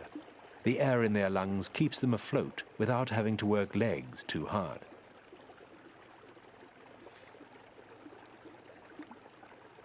Oxygen is fuel, and when a crocodile goes under, its heart may slow to just 4 beats a minute to conserve this precious resource. Slowing its metabolic rate enables it to stay down a long time, and it may swallow stones to help. Temperature plays a key role too. The colder the animal, the lower its metabolic rate. Some have actually held their breath for a staggering 2 hours. A crocodile is a living oxygen tank that should be the envy of human divers.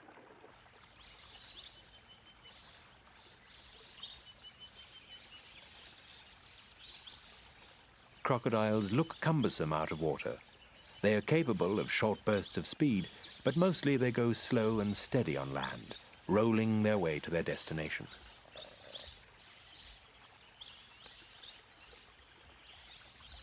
This is the classic crocodile walk, the leisurely belly crawl, or perhaps slinky hip wiggle.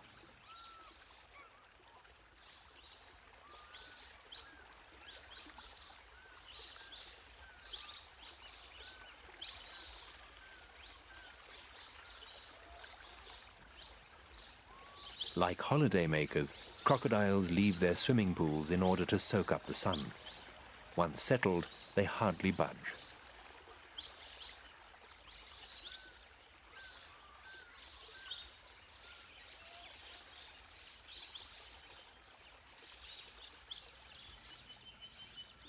Crocodiles have one special walk, unique among reptiles, the high walk. It's more like a mammal's, with legs positioned almost straight under the body.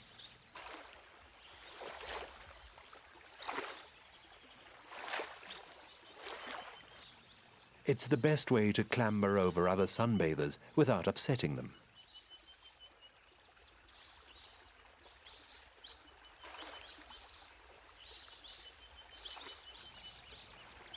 But exercise tires a crocodile, because it quickly builds up high levels of lactic acid in its blood. So after a major workout, like catching prey, a good rest is just what's needed for general well-being, so the levels can drop.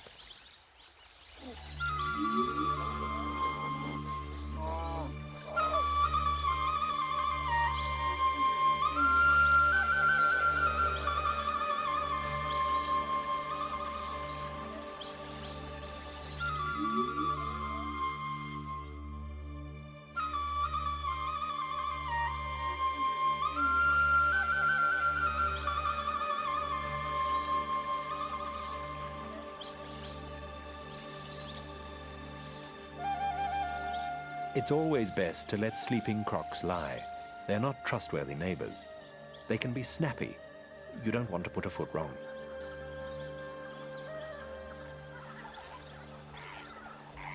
It pays to have wings to keep out of reach.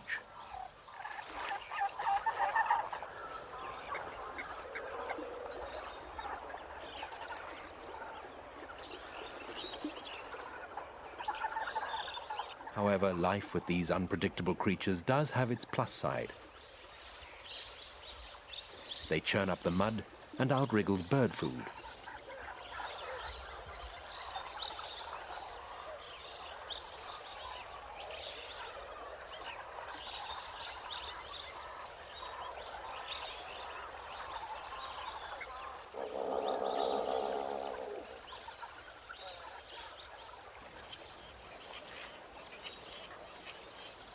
Hanging round a croc's pool also has benefits for homemakers. A sharp-toothed reptilian submarine is a first-class predator deterrent.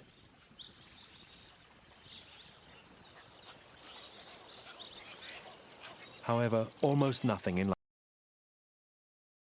life comes free. Nesting birds may benefit from a crocodile's unwitting protection, but the protection racketeers exact their fees. This is not a cheap nest site.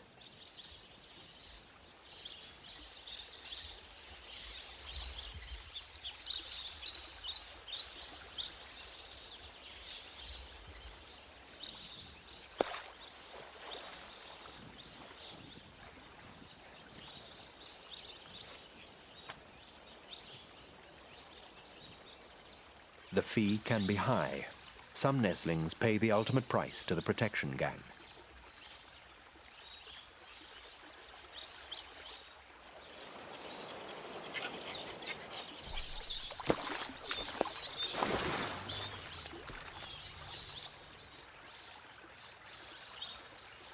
A golden rule: never fall off the perch.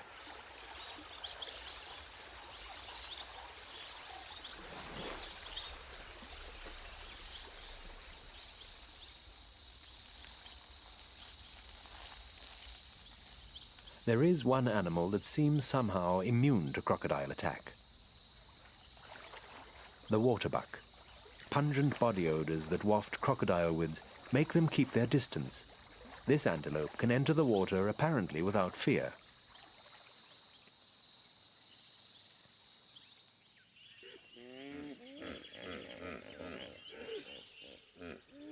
It's not crocodiles, but these animals which are the greater enemy of humans in Africa.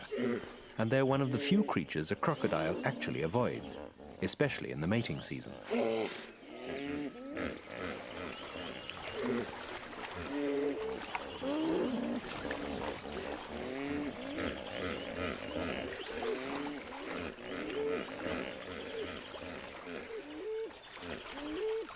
Two big male hippos go into battle with their teeth, which are like swords. To them, sex is a serious issue. They may battle for days, with the loser losing more than the fight.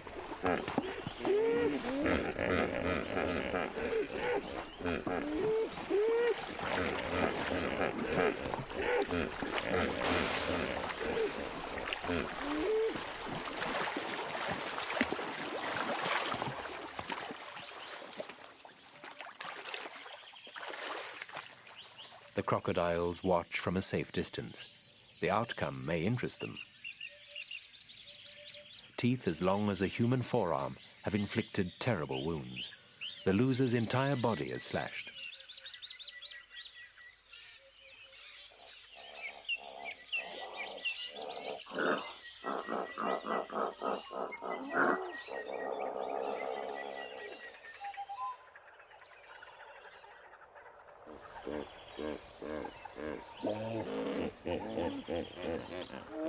The defeated male is so badly hurt, he has trouble even moving.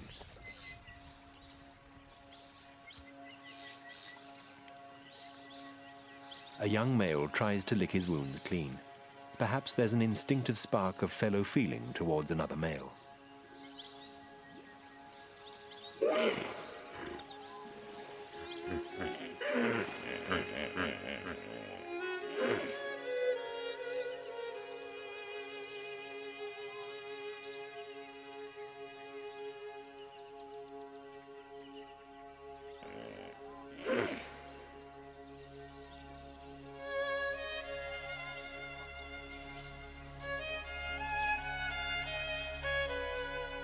His efforts don't appear to be having any effect at all.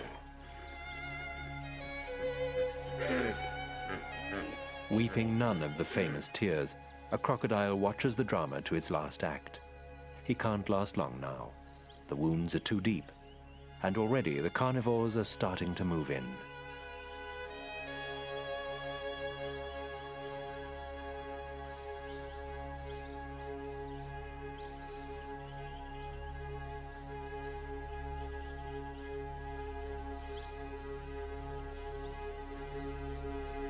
One last breath. He's gone.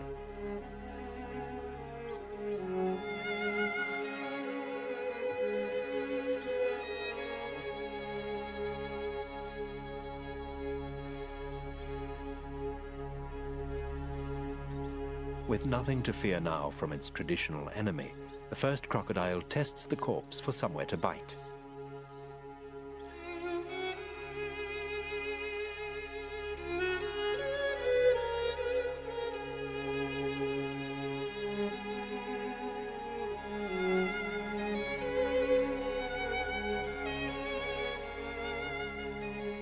Many will feast on the fallen hippo, and when the crocodiles can eat no more, crabs, birds, and other scavengers will take over.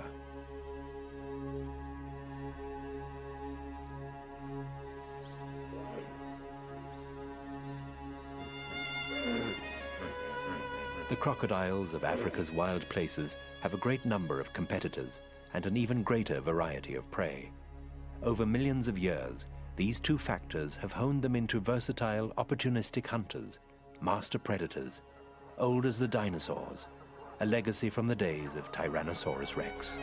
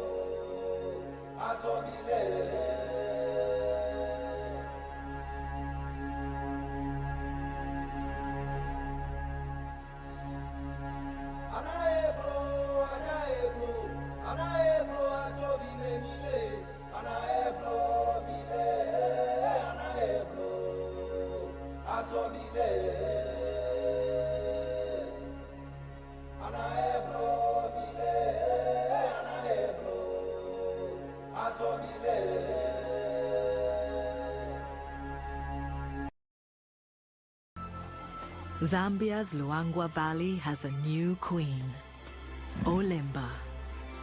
This audacious young leopard has just usurped Kamuti, the aging monarch who ruled this place for 10 years. Olimba has won her first territory. Now she's got to keep it. Challenges are everywhere. She must keep other female leopards out and avoid predators more powerful and more numerous. Olimba must work tirelessly, day and night, to keep her territory intact and secure her future. And she must do this all on her own.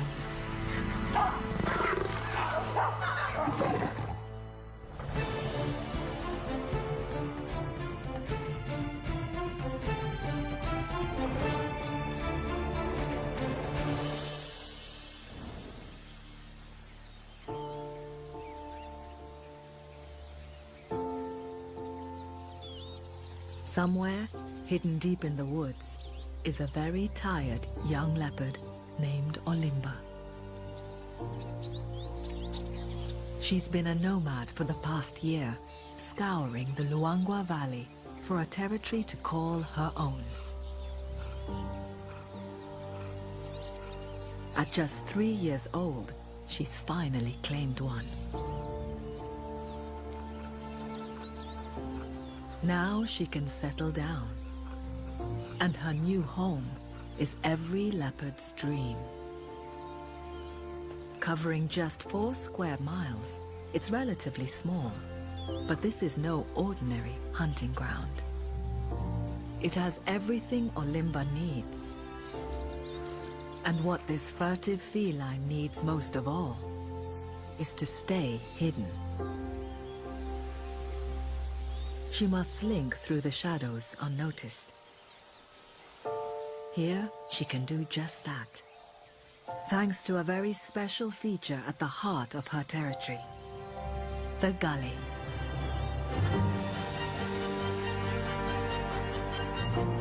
Carved by a river that only flows for a few months of the year, it meanders from east to west, cutting a swathe through the finest grazing grounds in the Luangwa Valley.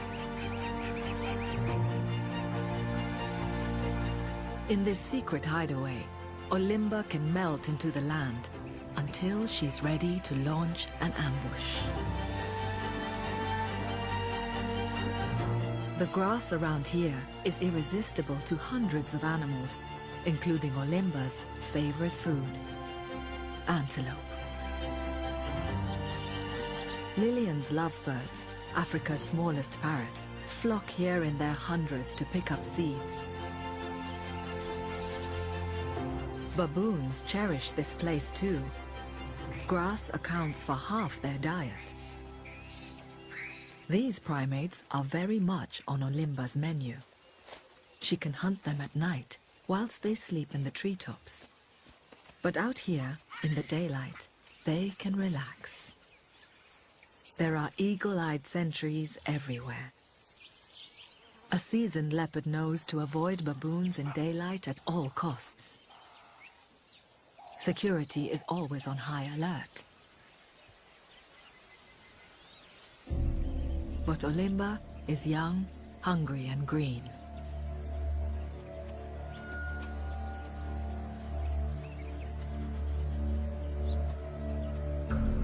The prospect of what seems an easy meal is too tempting.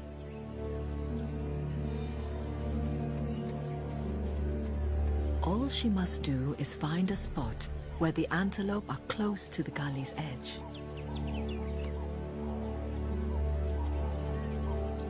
Every predator has an optimal distance from which they can launch an attack. Otherwise, they'll be outrun by their prey. Olimba must get to within 15 feet before pouncing.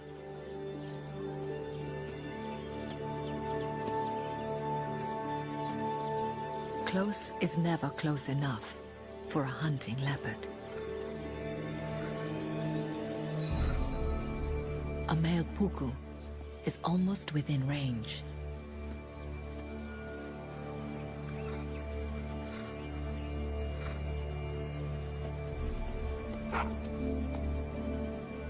All she must do is wait for him to edge just that little bit closer.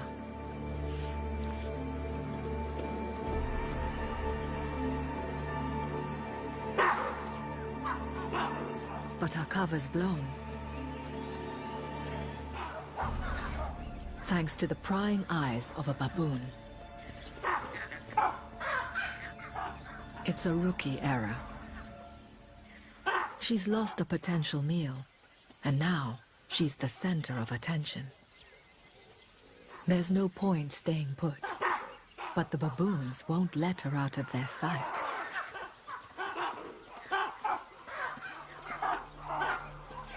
A posse forms, armed with razor-sharp canine teeth 2 inches long.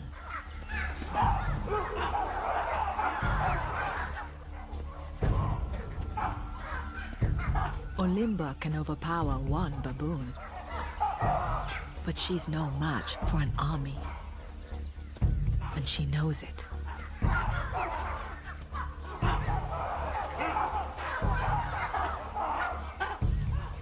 Right now, she's extremely vulnerable.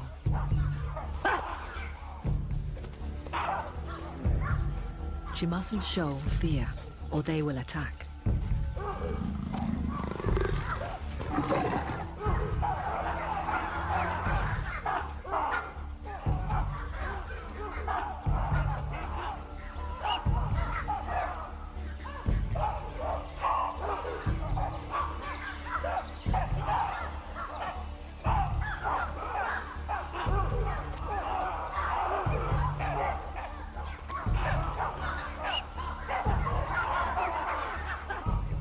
The 3 large males leading the advance could kill her.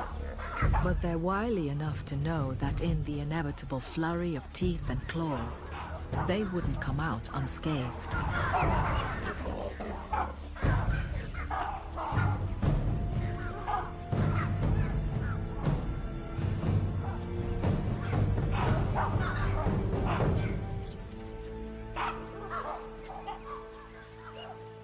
It's stalemate.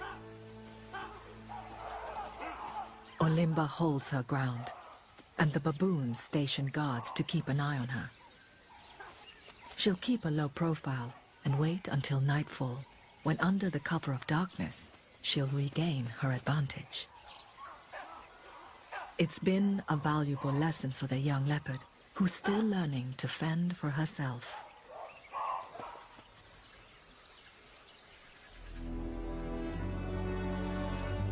Her predecessor here was 10 years older. Kamuti was a wise old leopard who had honed her hunting skills in the gully.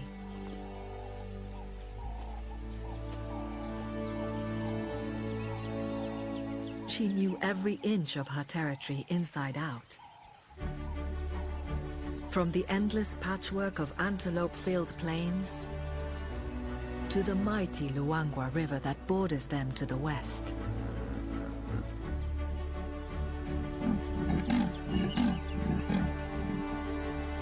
Using guile and stealth, Kamuti reigned supreme here for 10 extraordinary years.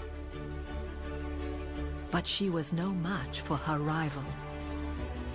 With youth on her side, Olimba took over the reins.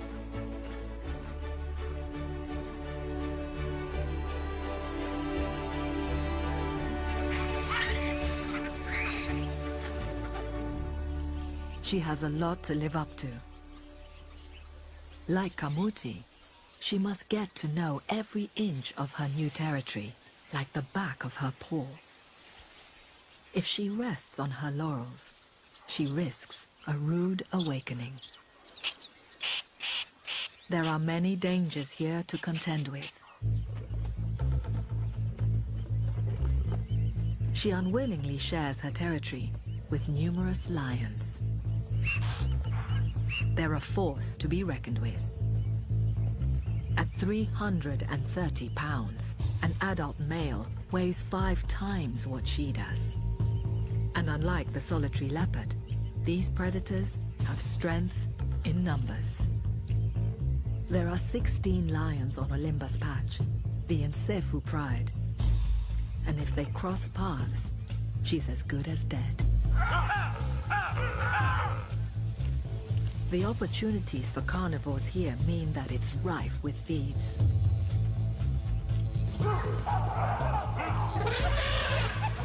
Hyenas are proficient hunters, but are scavengers too. Although they're less of a threat to Olimba's life, they'll take any opportunity they can to steal her kills.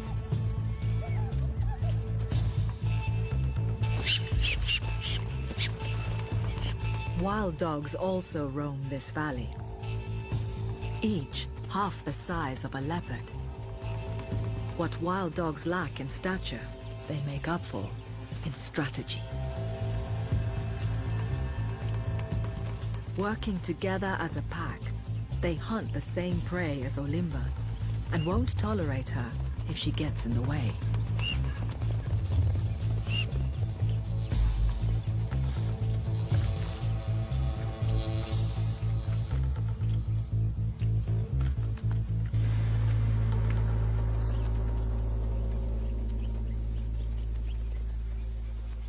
She can avoid most danger by using her exceptional climbing skills.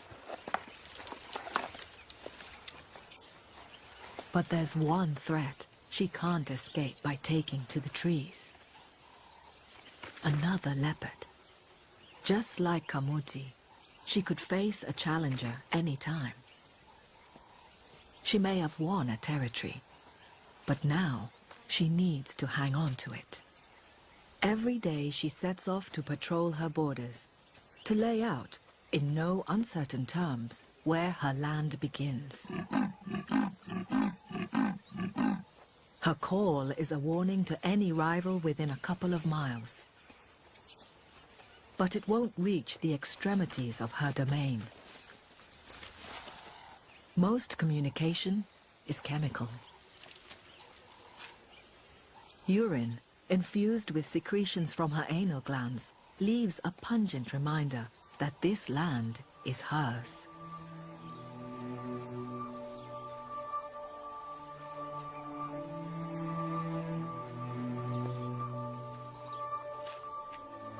Her messages last for several days. But it'll take her that long to patrol the perimeter. The Luangwa Valley has the densest population of leopards in Africa, averaging 3 for every 10 square miles. Doing her rounds takes time that could otherwise be spent hunting.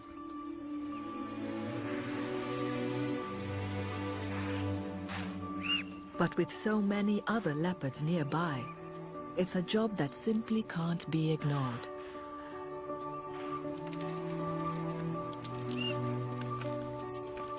She must stake her claim to every important landmark.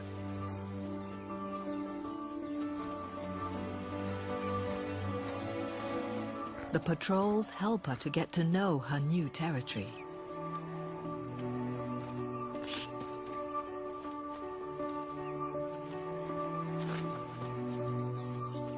But as sunset approaches, she finds herself somewhere she's never been before. A small ebony grove by the river.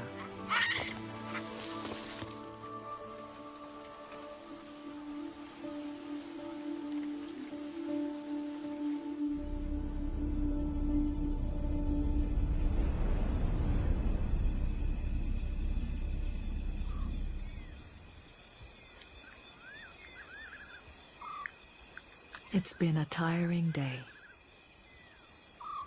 It's almost too much bother to hunt. A genet takes full advantage of the cover of darkness.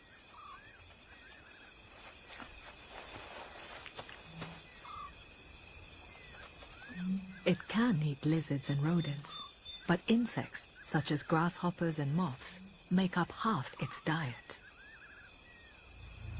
Olimba's not above eating insects either, but she's hungry and sets her sights on something a little bigger. Impala.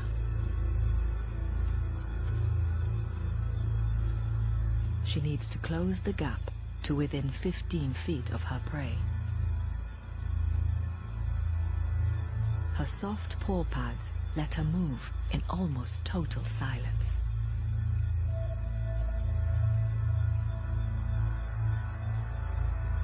And her eyesight is 8 times more powerful than a human's, so she can see well in the dark.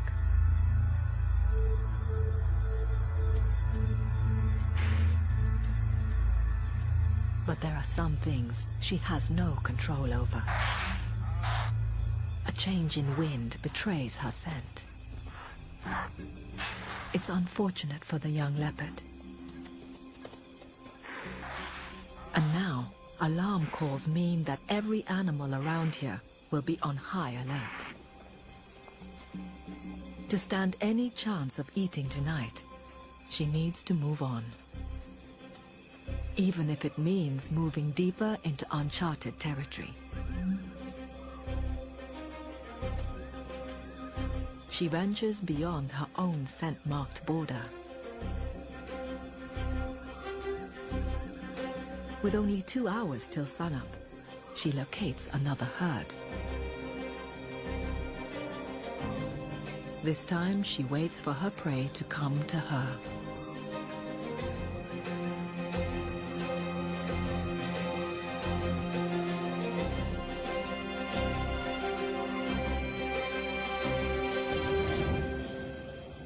She's learning. Patience must be part of every leopard's playbook. she sees an opportunity.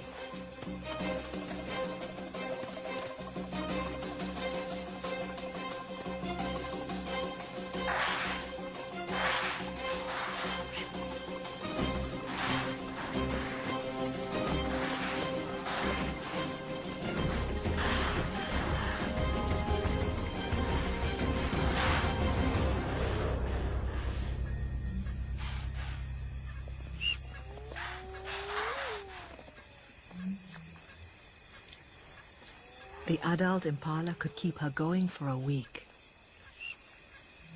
If she gets to keep it. The Nsefo pride is on the prowl.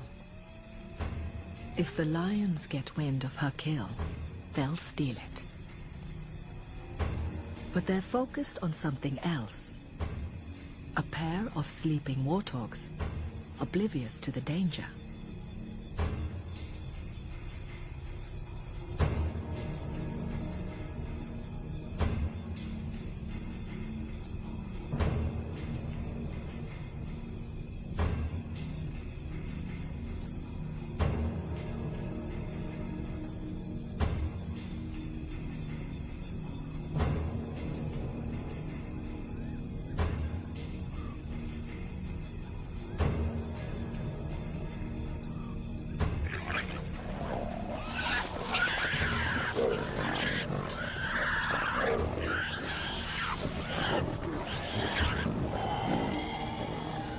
With the lions distracted, Olimba seizes her chance to make a getaway.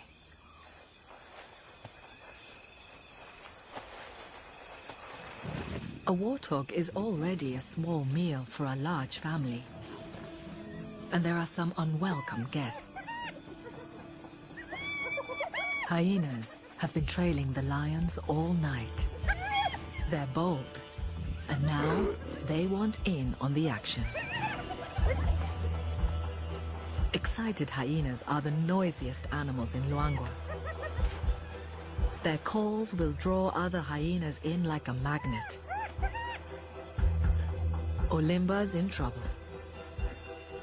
She's exhausted from her hunt.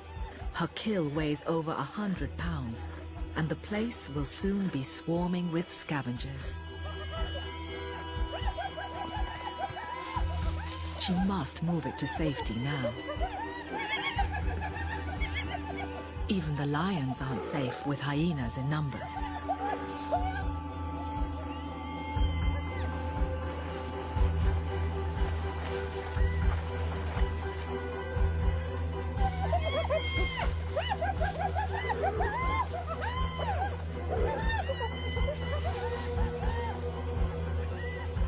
Time is running out.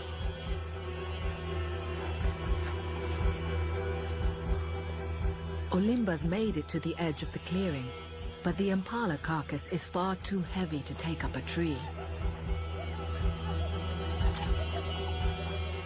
She quickly eats what she can.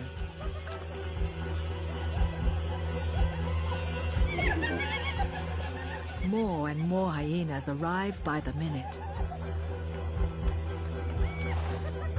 It's only a matter of time before they sniff out her kill too. It's not worth the fight. For her own safety, she must abandon it and head back to a place she knows better.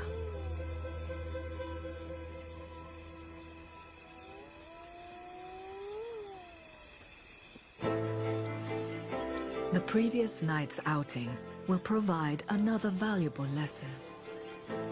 Olimba must quell the urge to explore beyond her boundaries. Her territory has everything she needs. And by straying too far, she left the door open to neighboring leopards.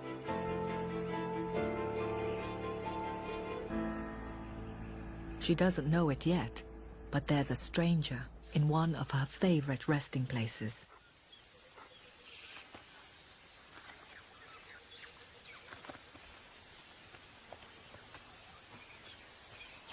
Three years older than Olimba, this female is strong and on a mission. She's Inistress, and has trespassed onto Olimba's patch in the search for a mate.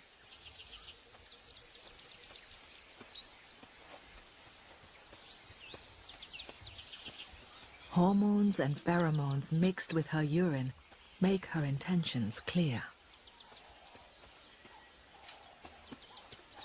By spreading her scent far and wide, she broadcasts her presence to any males passing through.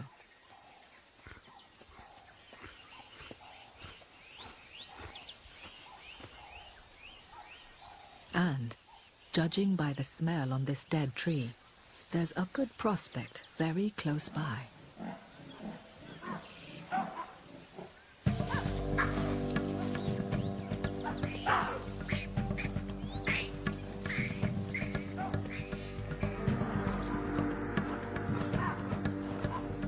It's a male with a huge territory that overlaps with Olimba's. He's a successful hunter and the father of many cubs already. But he's always looking to sire more.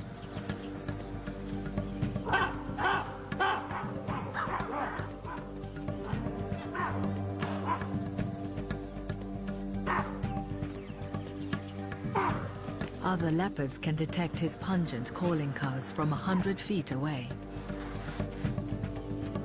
The trespassing female is already on his trail. It's only a matter of time before she tracks him down. 2 miles away,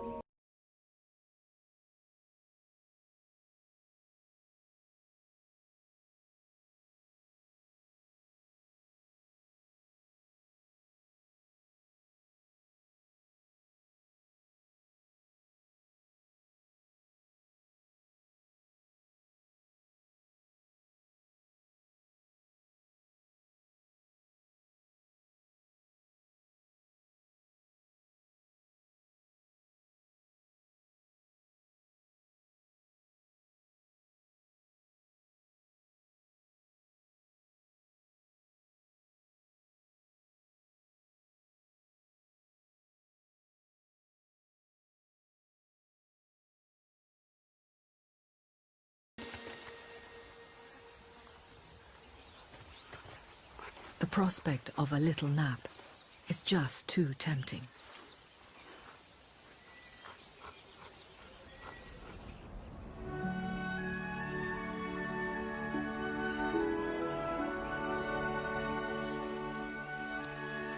The female trespasser is only 1.5 miles north of Olimba, and she's making herself very much at home.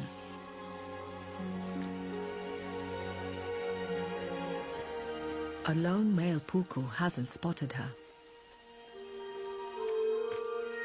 Without the eyes and ears of the herd to protect him, this should be a simple hunt.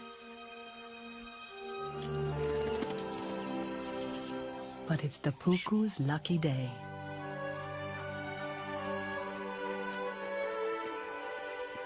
She's more intent on finding a mate.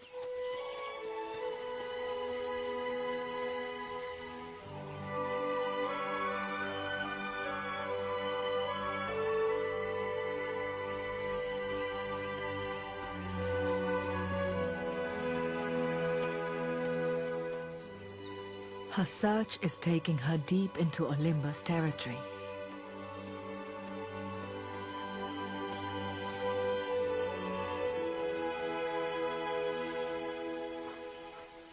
Suddenly, she senses danger.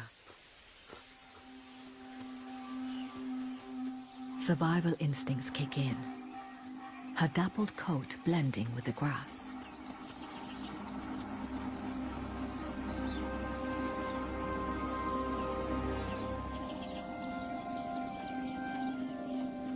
The hyena seems to be guarding something, possibly a den.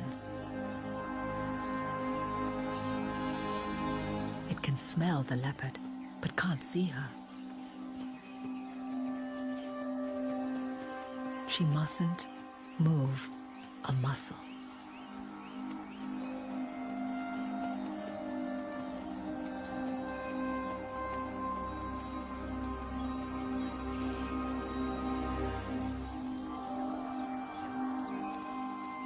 more trouble turns up. Wild dogs, mid-hunt.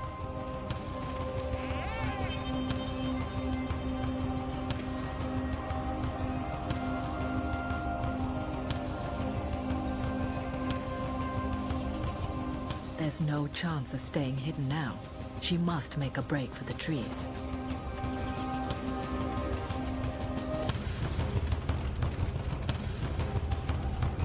Wild dogs and leopards are fierce competitors, and therefore enemies.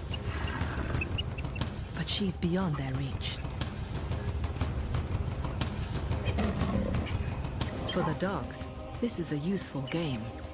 A spot of leopard baiting reinforces the bonds between pack members.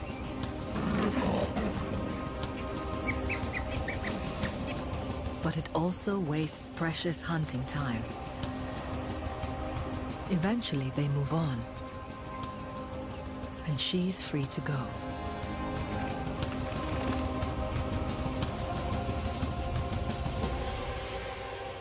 She edges ever closer to Olimba.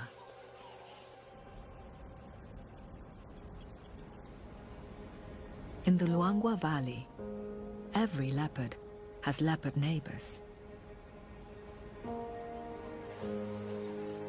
Over time, they get to know each other by smell and learn to respect each other's borders.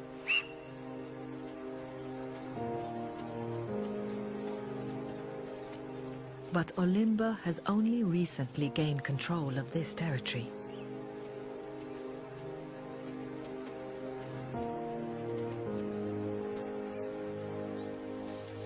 The scent of any female is a major concern, especially when it's fresh.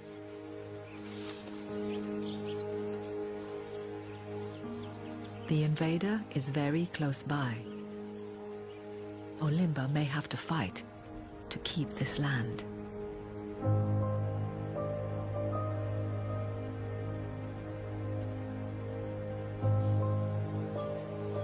The trespassing female has finally found the male.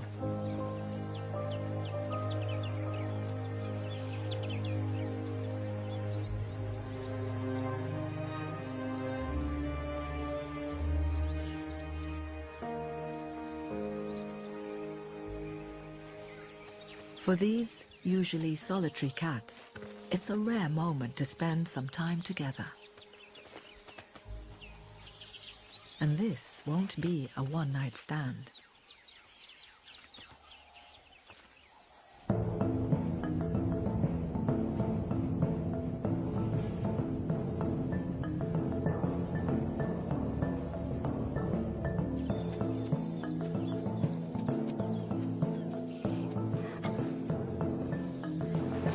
While the courting couple cozy up, Olimba must get to grips with life here on her own.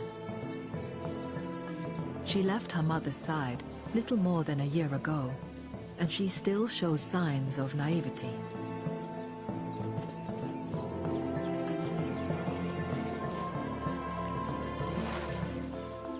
Valuable opportunities pass her by.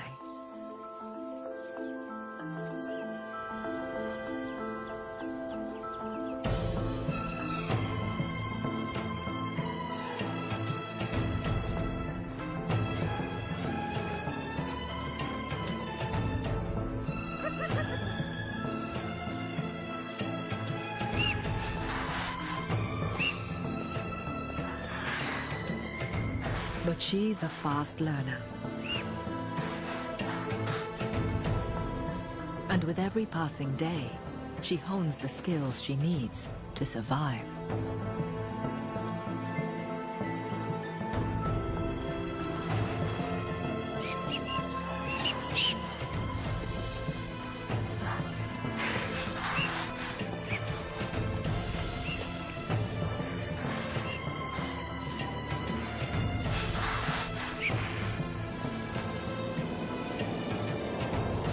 But even a grown-up leopard has a playful side.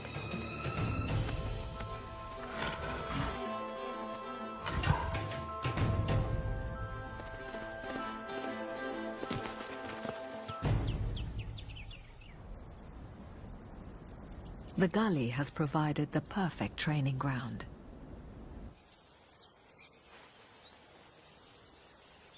And today looks like a good day to put what she's learned into practice.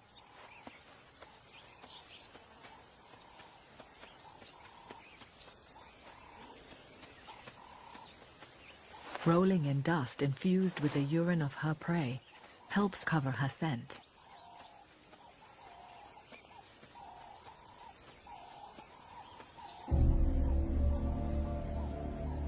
No two hunts at the gully are the same. She must adapt her technique according to the environment.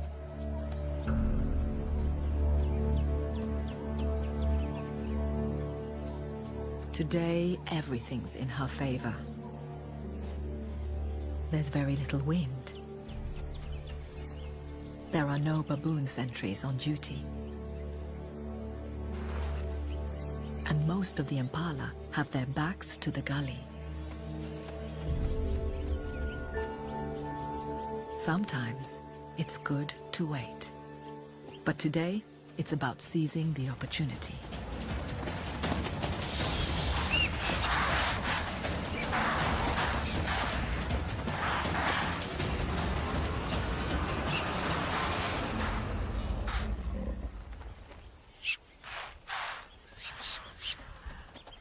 With her growing success, the hyenas have learned this is the place to come for an easy meal. They're becoming the bane of Olimba's life.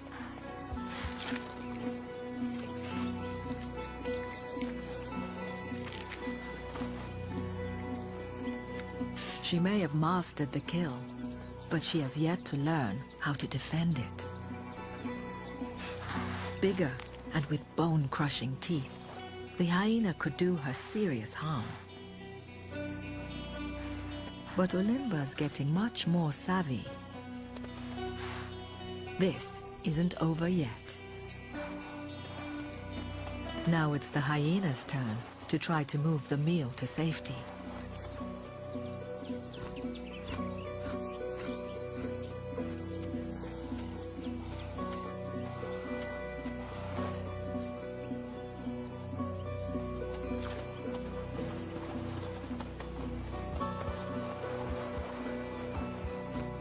Olimba watches and waits.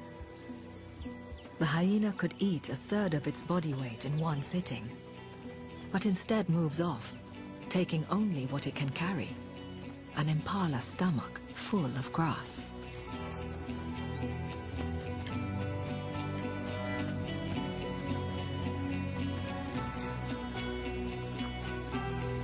For Olimba, reclaiming a kill from a hyena is a major success.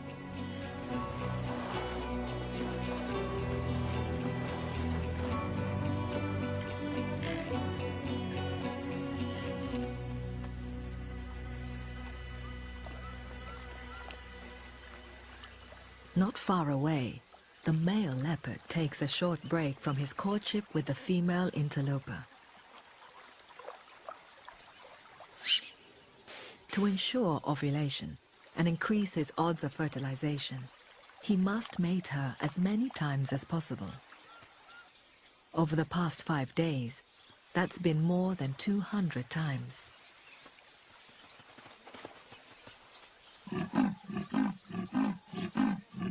Calling to her signals he's ready for more, but drawing attention to yourself out here is dangerous.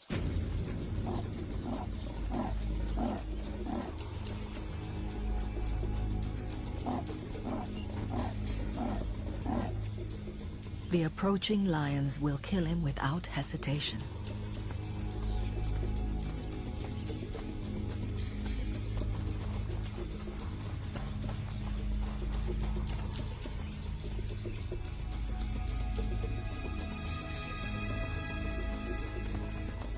So he makes a dash for his safest option. Up.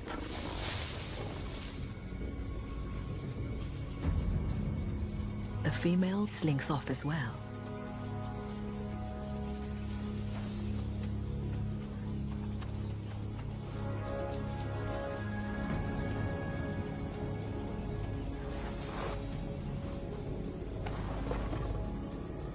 the lions have her mate trapped.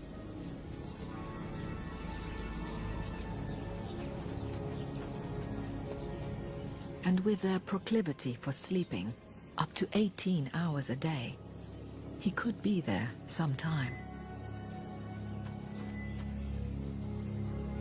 She's enjoyed 5 days with him. For a leopard, that's a long relationship.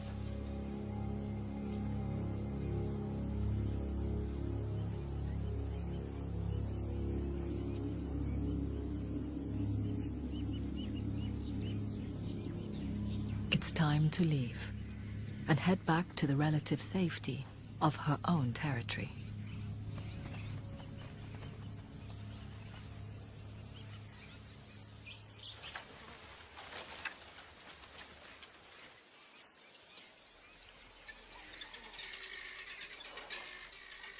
In the afternoon, guinea fowl head towards the river near the gully.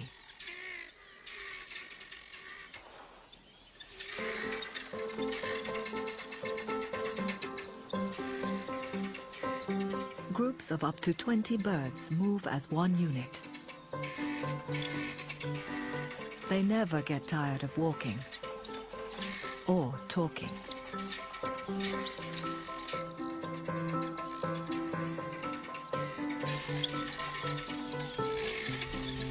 If one gets separated, it panics, making a racket loud enough to rouse a sleeping leopard. Not a clever move when you're potential cat food.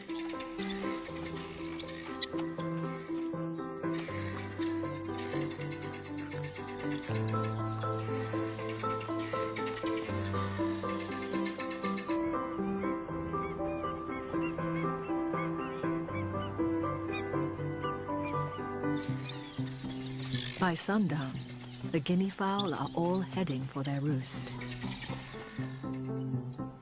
They choose the outer branches of the very tallest trees, beyond the reach of a hungry cat. These thin twigs should keep them safe tonight.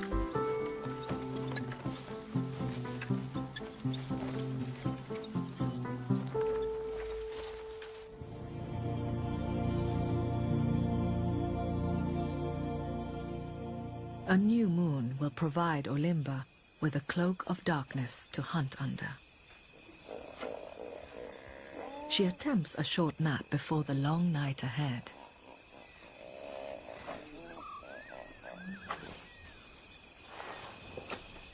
But the noisy neighbors get her up for work.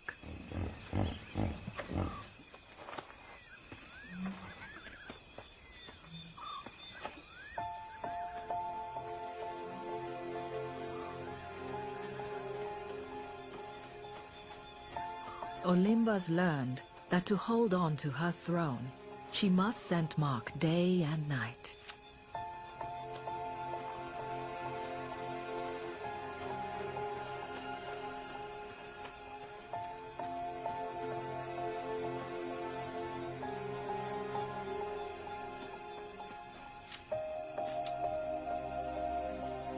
She sprays the largest trees, or any with comfortable branches more than 10 feet from the ground. They're the ones most likely to be visited by another leopard.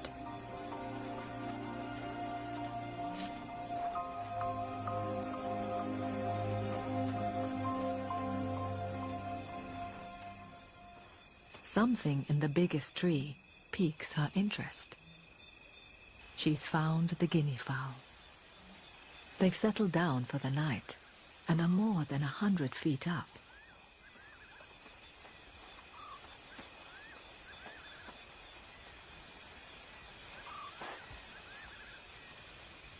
It's a long way to go for a midnight snack. But Olimba makes scaling the vertical trunk look effortless. Her body is built for climbing. Her short back legs are packed with muscles that propel her upwards. And her strong 2-inch claws grip the bark.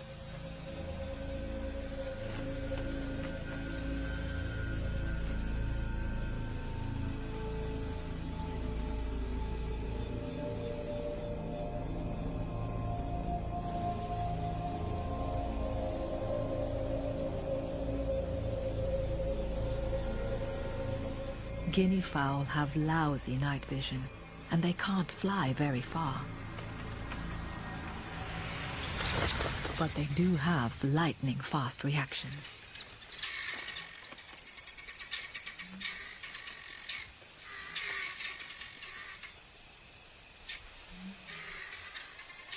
It's a wasted effort.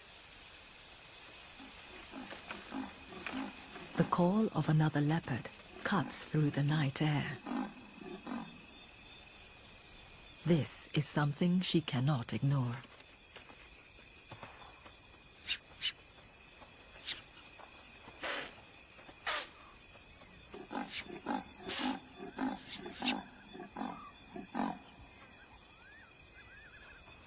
It's the male. Since escaping the lions, he's been trying to re-establish contact with his mate.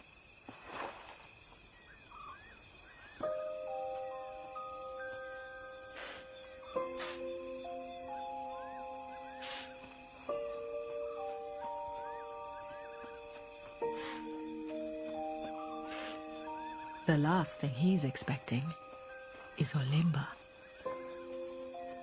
She flirts provocatively.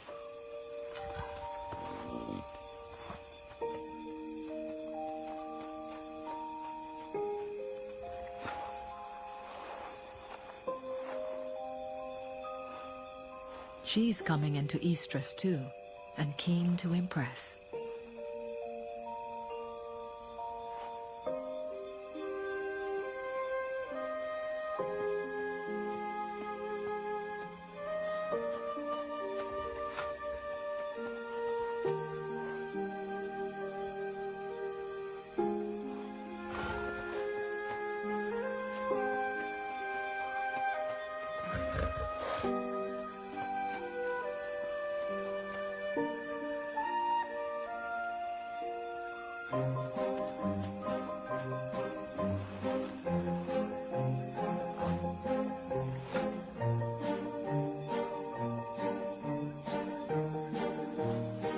But after a marathon bout of mating, over 40 times a day, for 5 days straight, he could be forgiven for seeming less than motivated.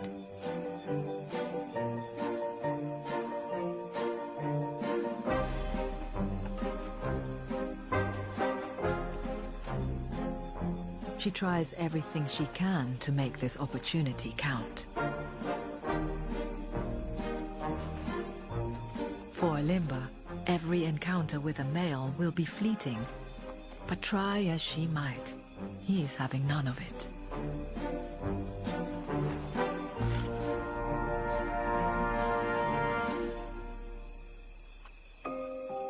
He has a huge territory to defend, 4 times that of Olimba's, and decides to move on.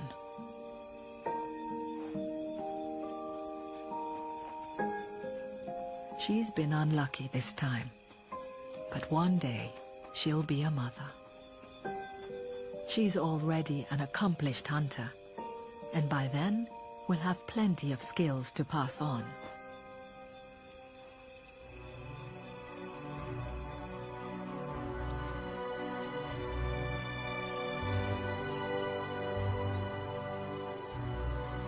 From a young nomadic female with no territory of her own, Olimba has come a long way.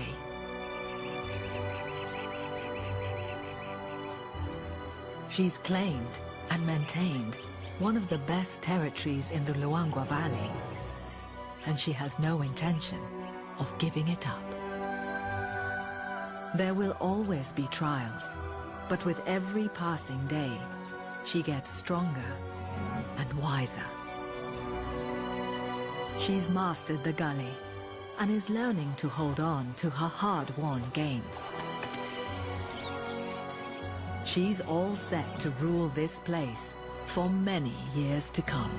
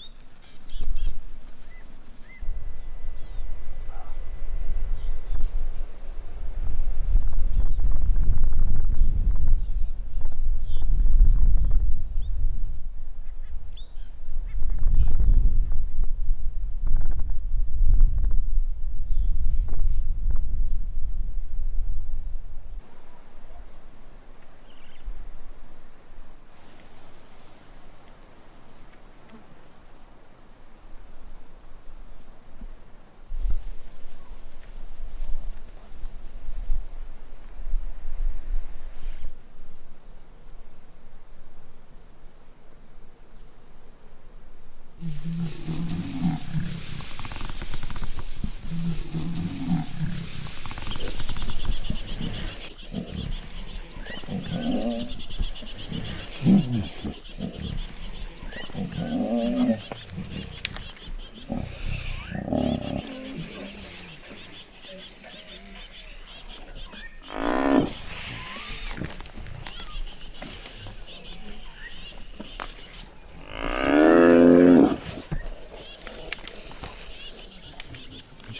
to my 4.5. Just get the position from Ben's.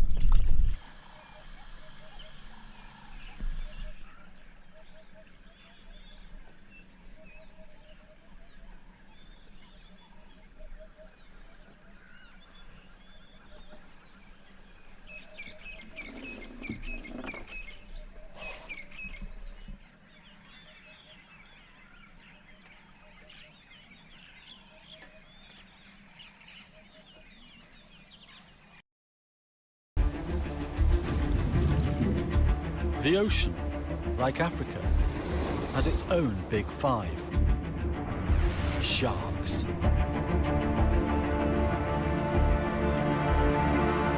Shark. There are few words that have such attention-grabbing power. The most feared is the great white.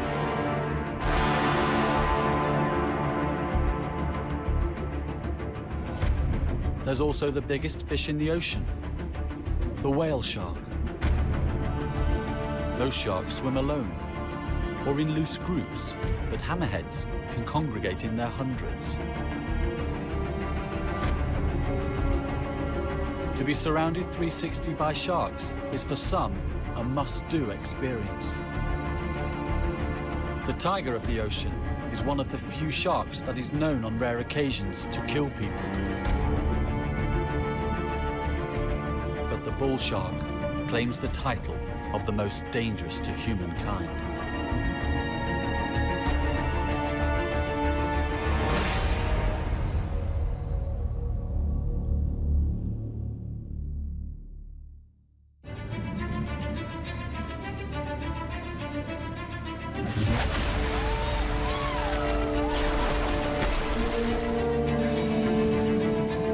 At up to 6 meters long and the biggest predatory fish in the ocean, this is the shark many crave to see, yet hope never to meet unexpectedly.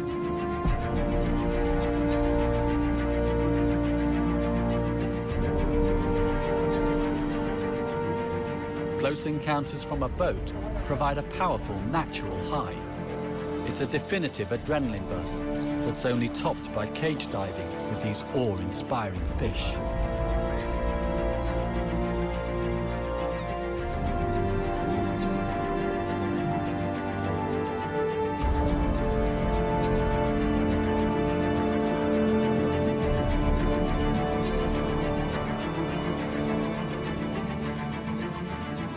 Freediving, the ultimate experience, is only for professionals who know the lie of the ocean floor and which sharks are relatively safe to swim with.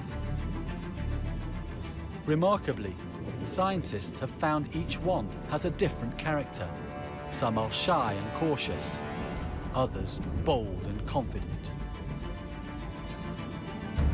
The fact that freediving is possible at all shows that the propaganda surrounding great whites, generated originally from the infamous film Jaws, is largely unfounded.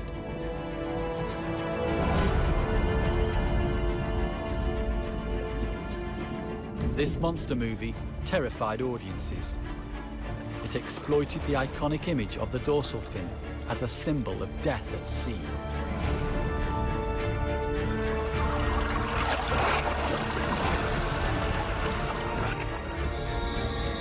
Initially, the impact of the film had tragic consequences for great whites and many other shark species.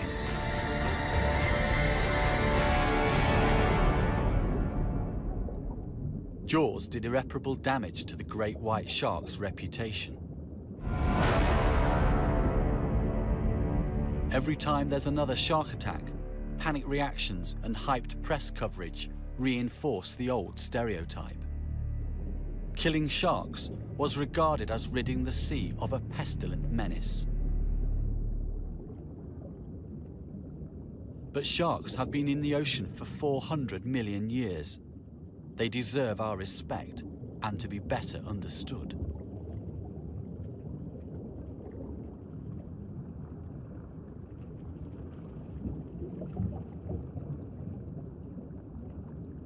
To many people's surprise, Jaws also had a positive knock-on effect.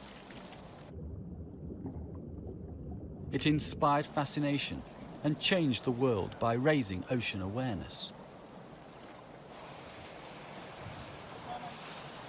In the Bahamas, a dead bull shark is brought in for a scientist to discover the cause of death. It's a perfect opportunity to teach the next generation just how amazing sharks really are. Identifying feature of a bull shark. Where this dorsal fin comes in is directly in line, if not posterior, to the back of the pectoral fin. 50 years ago, it was extremely hard to get funds to study sharks. Tom and I were talking about this the other day. Now, the world is hungry for information about them. Bull sharks.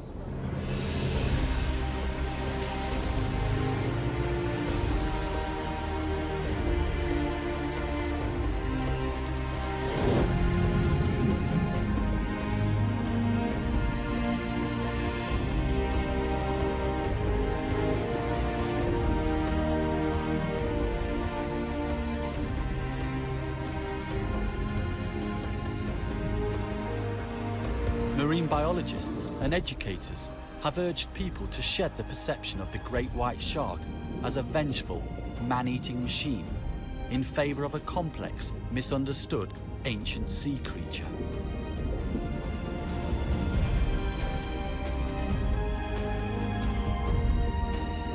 Great white sharks are not wanton killers, and in fact, they don't want to eat humans at all. They do occasionally bite people, but it's now thought that this is due to curiosity or mistaken identity. In South Africa, surfers and swimmers are warned not to go into the sea when the water is rough or murky.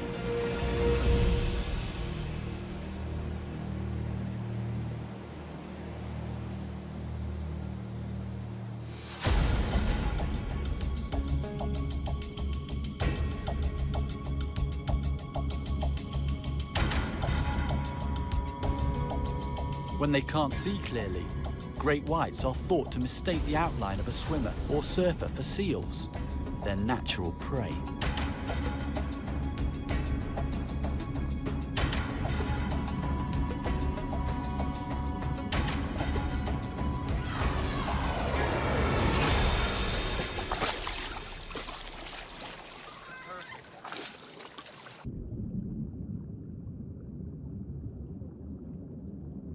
Stealthy, skilled predators, the sharks launch their attack from depth, biting as they close in on their target.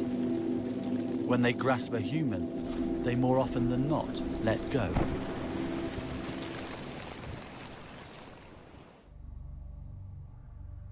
The triangular serrated teeth of the great white are efficient cutting tools for biting large chunks from mammalian prey. Tragically, for their mistaken human victims, their first bite can cause fatal damage. The reason they let go is because it's thought that people are not nutritious enough for great whites to be worth hunting.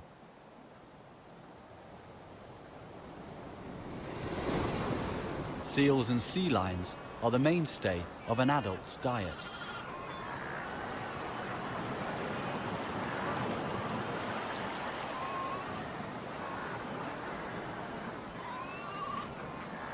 These marine mammals have a good layer of blubber to keep them warm in a cold sea.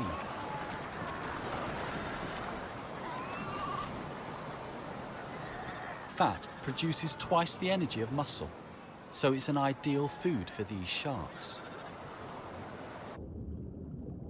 Surprisingly, great whites are not, like most fish, cold-blooded. They can regulate their body temperature, raising it up to 14 degrees in cold seas.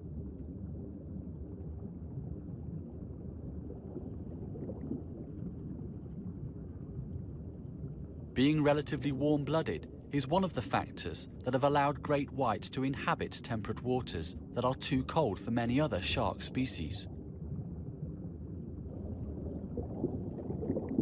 A warm body allows the shark's muscles to work more efficiently, and it is this that enables them to produce bursts of energy needed to catch their prey.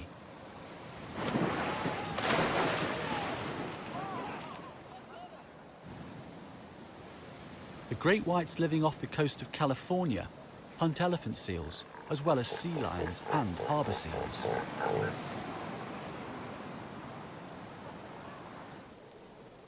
Off the coast of South Africa, here near Cape Town, they target Cape fur seals.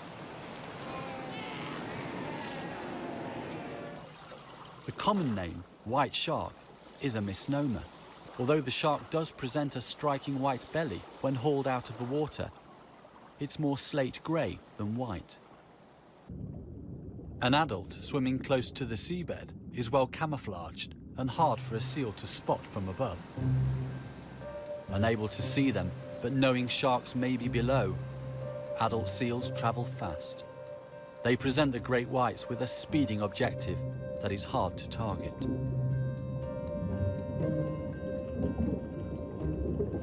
Pups, still learning to perfect their swimming skills, are easier to catch.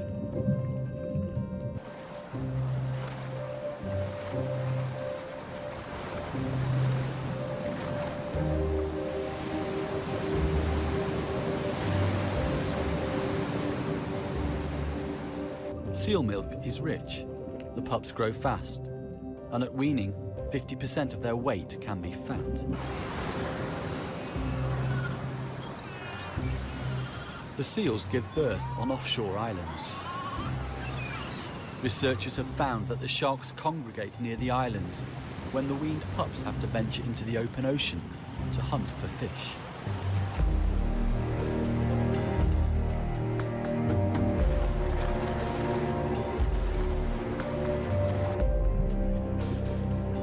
Great whites are thought to grow about 25 to 30 centimeters a year, so need rich food to enable them to achieve this.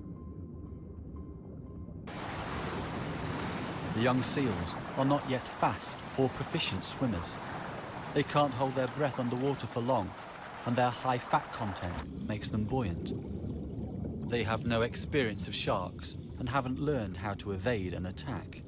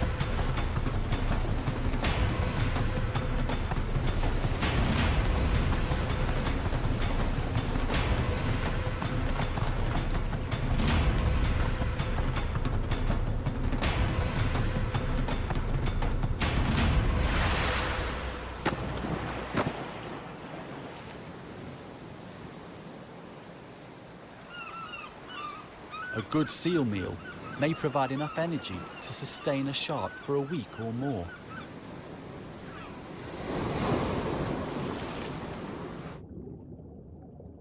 The sharks themselves bear the unmistakable tooth marks of their own kind.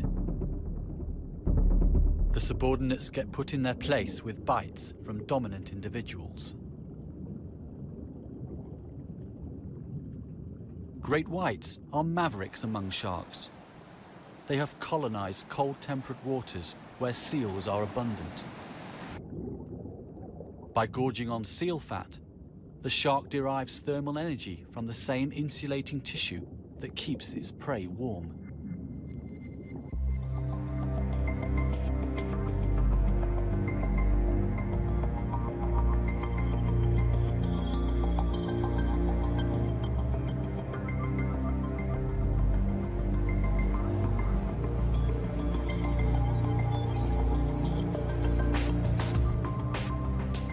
And they can travel great distances. Research has shown that sharks from California can swim to Hawaii and back. Another tagged in South Africa showed up in Western Australia. There's new information about their movements and habits off the coast of South Africa. Young great whites swim along the coast, hunting bottom-dwelling fish. Once they grow a little bigger, they eat bigger fish like mackerel, tuna, and bonito. Only when they reach about 3 meters long do they start feeding on seals and sea lions. Tagging research has shown that great whites come inshore much more frequently and much closer to people than anyone had previously suspected. The very small number of attacks by great whites again suggests that people are not on their menu. Adults are now known to rest inshore where there is a slack in the current or tide. An open water species, great whites generally avoid kelp forests.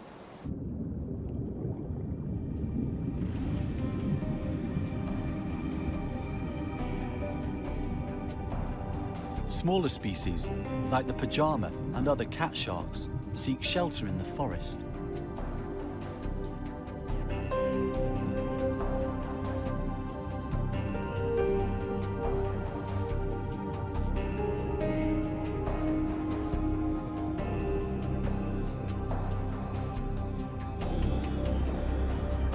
Seven-gill sharks also frequent the kelp.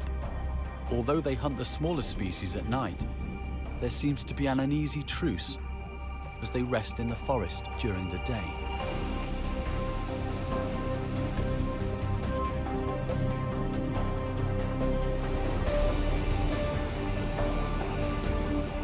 While some great whites stay near the coast all year round, others move offshore and remain in deep water for 4 to 6 months. The more we find out about great whites, the more we turn previous beliefs about them upside down. Fascinating and intriguing they are. Wanton man-eaters they are not.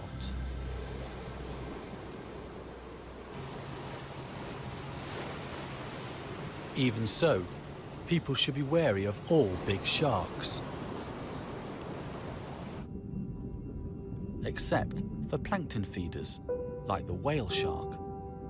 Tourists worldwide make great efforts to swim with the whale shark.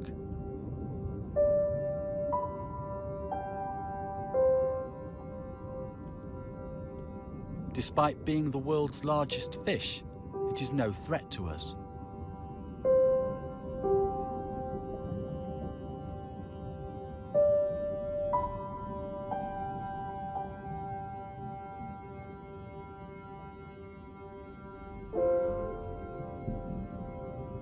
Here in Mozambique, snorkeling or diving with one of these incredible fish can make for an experience of a lifetime.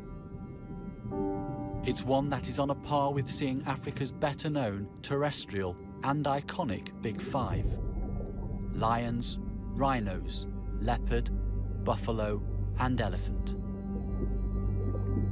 Whale shark ecotourism is worth millions of dollars annually worldwide, with many small communities benefiting financially.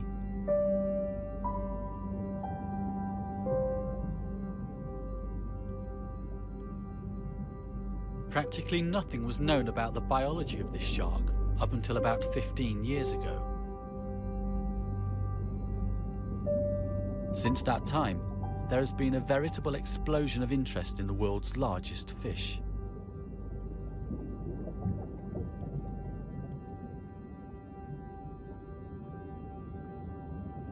A fish, not a mammal, the whale shark originated about 60 million years ago. It can reach up to 14 meters and probably live up to 100 years old.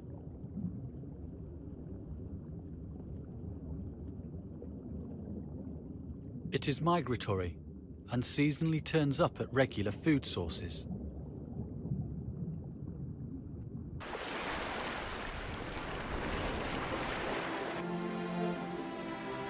Between November and January every year, off the coast of Djibouti, at the Horn of Africa, hundreds of mainly male juvenile whale sharks gather to feed. Offshore upwellings enrich surface waters. This phenomenon triggers plankton blooms that in turn can initiate a spectacular gathering of giants. It's obvious that these sharks are all young, as the tails of juveniles have larger upper than lower lobes. The spots and patterns are unique to each individual. Photographic records enable scientists to count populations and assess which sharks return each year. Very similar spot patterns support the idea that some sharks may be litter mates. The Djibouti aggregations are exceptional in that they contain the smallest whale sharks found in the world, some only 2 meters long.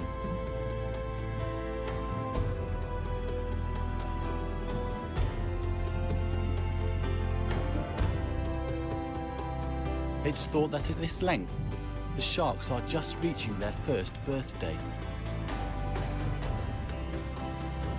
Where they are born and spend their first year of life is unknown.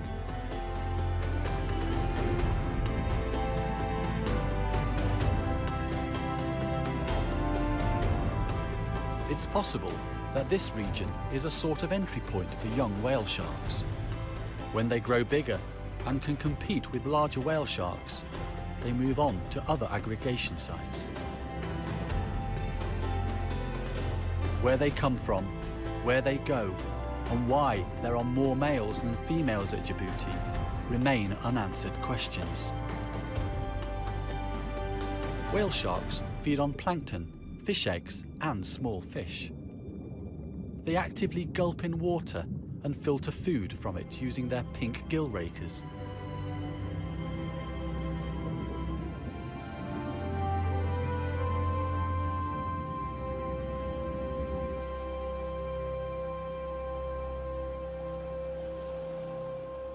The sharks feed day and night, maximizing their intake when food is available.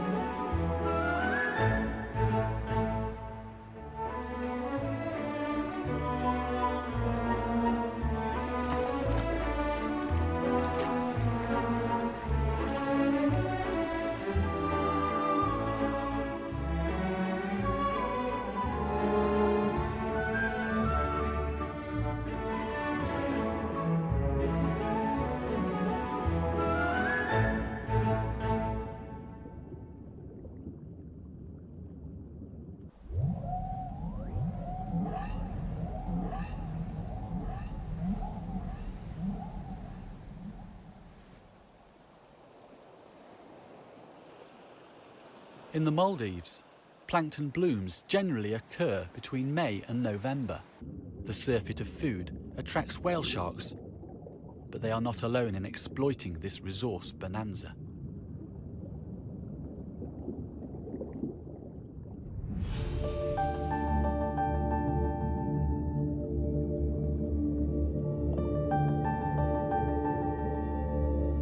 Spectacular feeding trains of hundreds of manta rays glide by in a steady stream.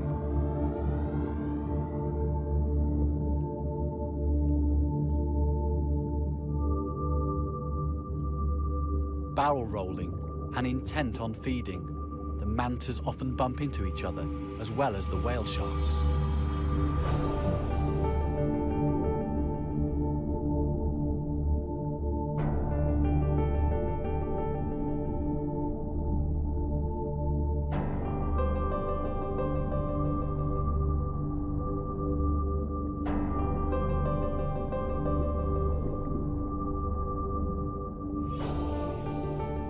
When the plankton sinks to the seabed, the mantas bottom feed, turning their cephalic lobes outwards rather than inwards to maximize the flow through their gill rakers.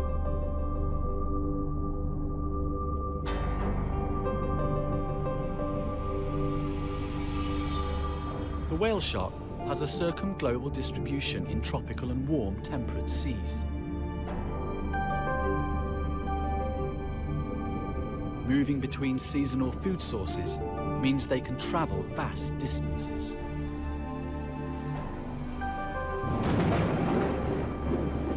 The longest recorded whale shark journey spanned 13,000 kilometers and took over 36 months.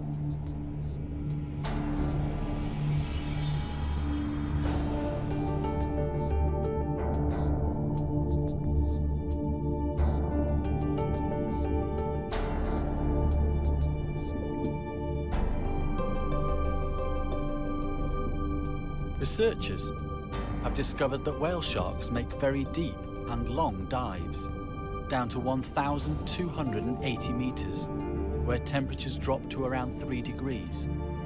This is the deepest dive of any shark.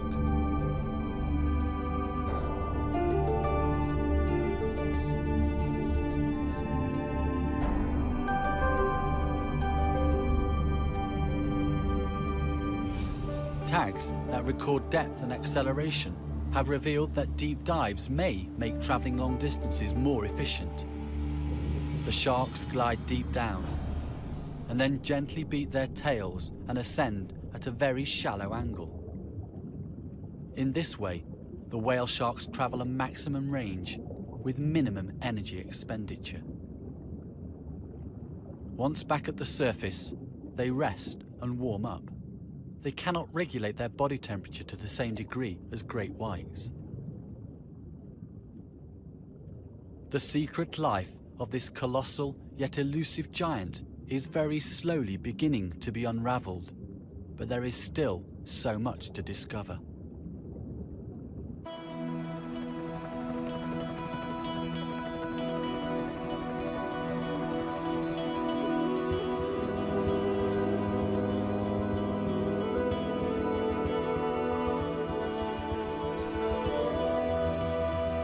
In Scottish waters, another huge ocean traveller, the basking shark, is the second largest living fish. While not in the top 5, it is a close contender, so deserves recognition. Recent research has revealed cutting-edge discoveries about this shark too.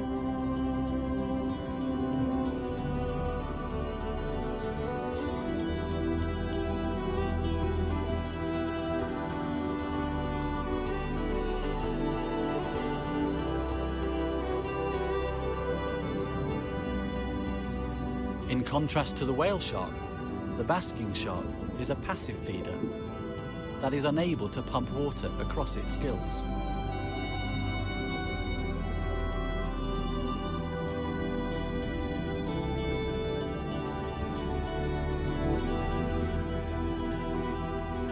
The plankton that it feeds on is filtered out by pinkish brush-like gill rakers.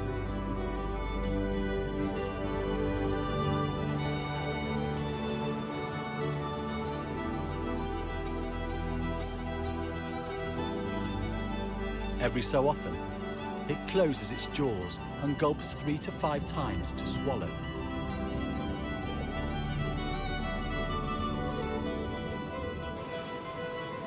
Basking sharks are seen feeding at the surface, but as deep-sea shrimps have been found in their stomachs, it's apparent that they feed at depth as well.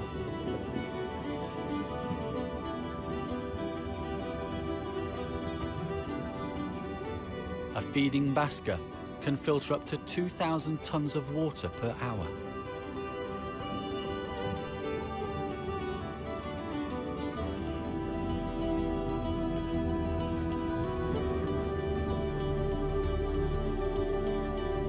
Many adult basking sharks bear white scars.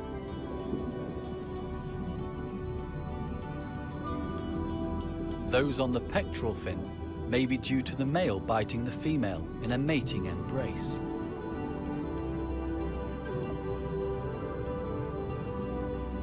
The sharks rubbing against one another during courtship can result in abrasions on their noses.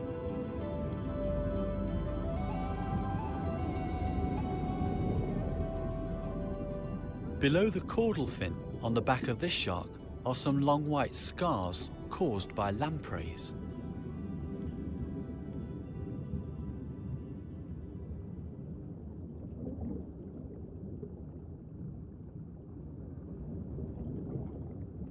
Lampreys are eel-like, jawless, primitive vertebrates. These are parasitic, feeding on the flesh and fluids of their hosts.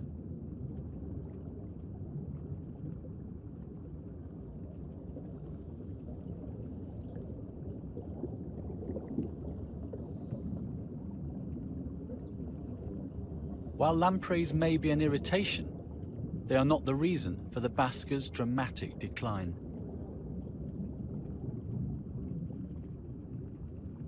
Basking shark numbers are now at an all-time low. There are possibly only 8,000 left worldwide. They're protected in British waters, but recent research has shown that this is not enough. Satellite tags have revealed that some of these sharks make remarkable transoceanic migrations. A female tagged off the west coast of England travelled over 9,500 kilometres, sometimes at a depth of around 1,200 metres, all the way to Newfoundland, off the east coast of Canada.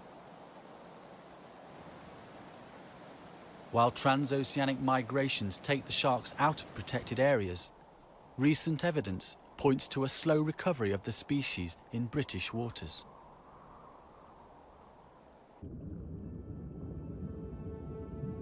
No such positive story for the scalloped hammerhead.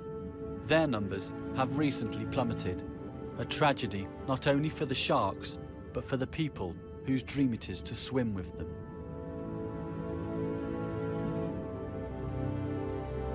Spectacles like this off the coast of Costa Rica are high on many divers' must-see list.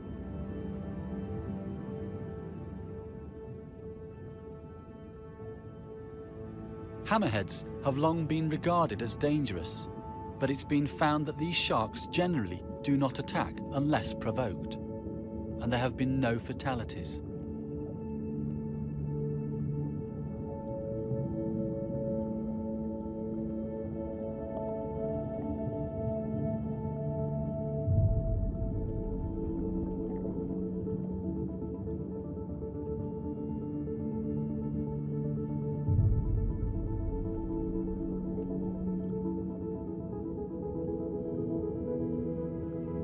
Hammerheads have a fused upper jaw and small mouth.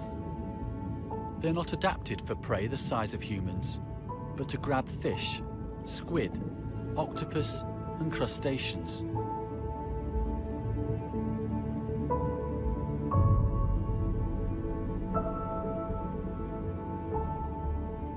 Their hammer-shaped head is thought to have evolved to maximize the area of electrosensory pores in the skin. These special sensors provide the shark with a sort of sixth sense. They're used to detect chemical, physical, and thermal changes, as well as the electrical fields of prey species, including those buried in the seabed. The hammer shape allows these sharks to scan significantly larger areas than other shark species.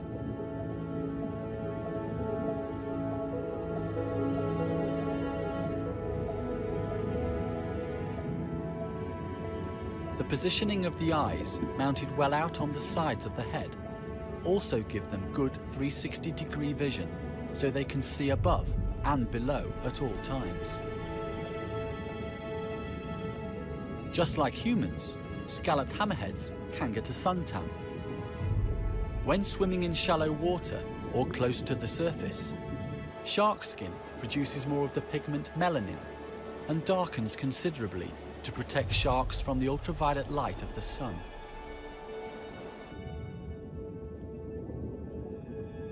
Recent research revealed that these hammerheads congregate in schools near seamounts or underwater mountains by day.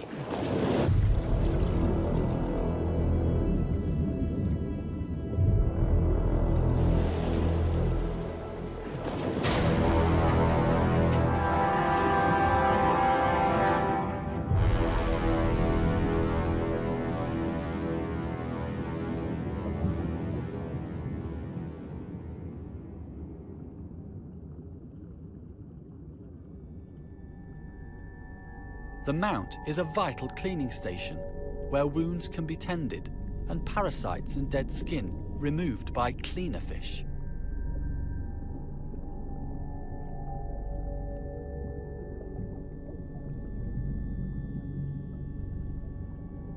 The sharks invite the cleaners to them by floating or swimming slowly just above the mound.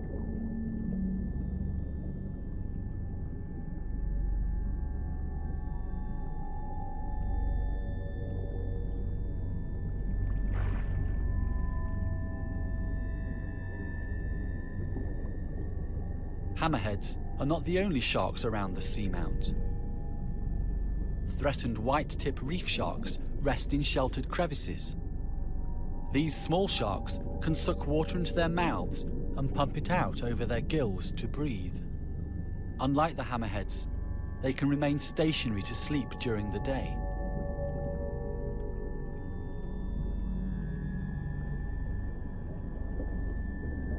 While hammerheads migrate, visiting the seamount seasonally when the water is warm, the whitetips stay within a particular area for years, time and again returning to the same shelter.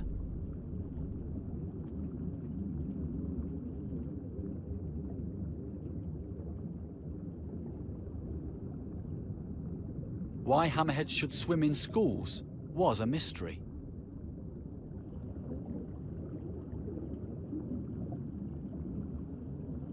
Prey fish congregate to gain safety in numbers, but hammerheads are at the top of the food chain, so have little need to gather together for protection. Painstaking research using video cameras and acoustic tags has revealed the schools may be mating aggregations. Most of the sharks are females that compete with each other for a central position.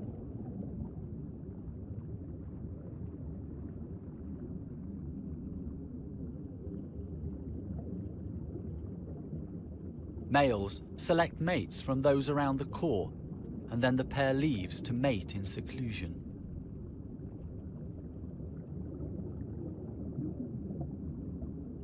At night, hammerheads swim out, each one alone to feed up to 20 kilometers away. The white-tip reef sharks also become active after dusk, but they hunt in groups.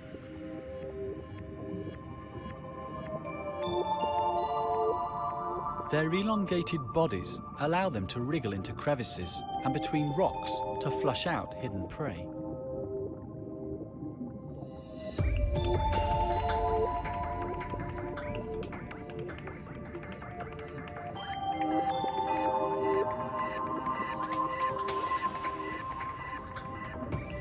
A turtle is unfazed by the pack of sharks and carries on picking algae off the rocky seabed.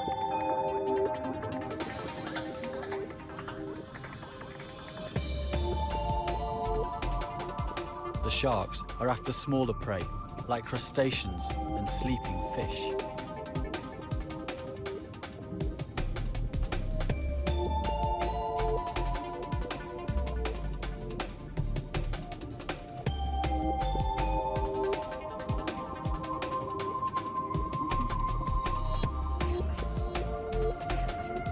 Flushed from a hiding hole, fish face a host of hungry mouths.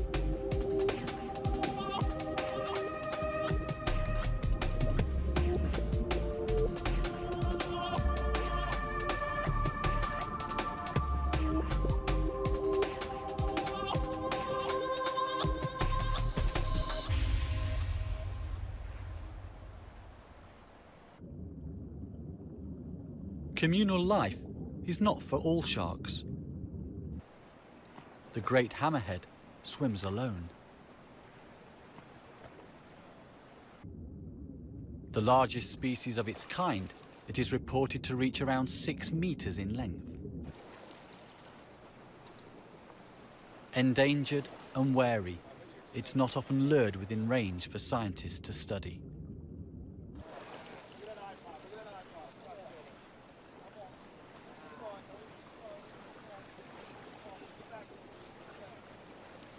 Although potentially dangerous, it rarely attacks humans. It sometimes behaves inquisitively towards divers and, like all large sharks, should be treated with respect. Great hammerheads are heavily fished for their large fins for the Asian shark fin soup trade. In some areas, numbers are down by 80%.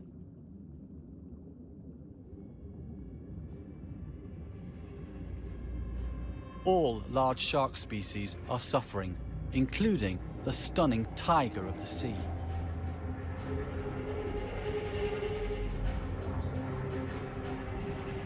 Striped like its namesake, this shark not only shares a title with the world's biggest cat, but also a reputation as a man-eater.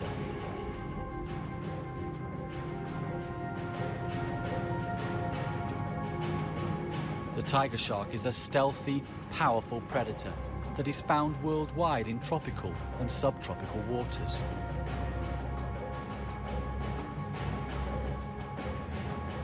They are opportunistic feeders that will scavenge and are sometimes known as the trash cans of the seas.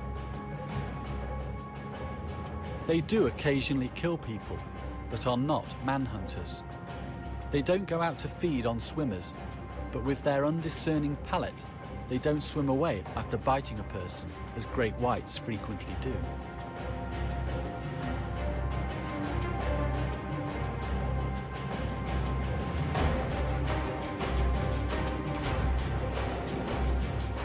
Recent research in South Africa has shown that the larger tigers tend to stay offshore. Only the younger, immature sharks come inshore, and when they do, they avoid people and divers. This better understanding reveals that tiger sharks are not as dangerous to humans as previously thought. Many tigers spend time in deep open ocean far offshore, then move inland to shallow seas. They have the ability to drastically switch their habitats comfortably. Few other shark species show this flexibility. One that does is the bull shark.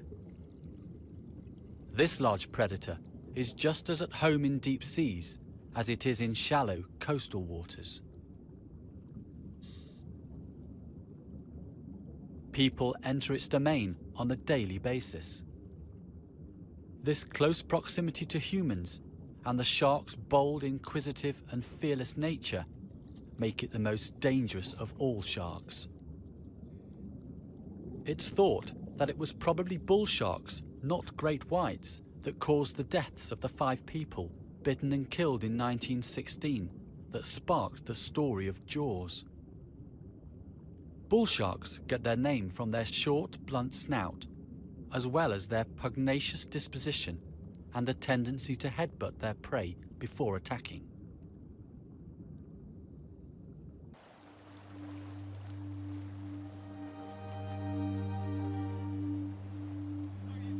Like most shark scientists, Swiss-born biologist Eric Ritter believes that people are not part of any shark diet. Even with bulls, it's a case of victims being in the wrong place at the wrong time. To prove his point, Eric waded into bull shark-infested shallows.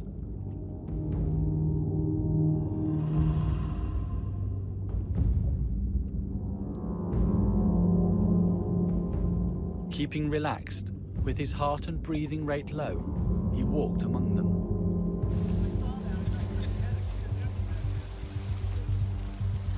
Okay, hands up, hands up, hands up. Sharks use their jaws to mouth and investigate unfamiliar items in their domain. A bull tests Eric to find out what he is. Get right behind you. Although most sharks have good eyesight, the water can be murky. In low visibility, sharks investigate anything unusual with their mouths. Tragically, even just a test with a shark's razor-sharp teeth can be fatal for a thin-skinned human. In 2002, a bull bit Eric while he was filming a shark special. Though he was seriously injured, Eric believed the attack was a mistake. He said that the shark took an exploratory bite and then got stressed.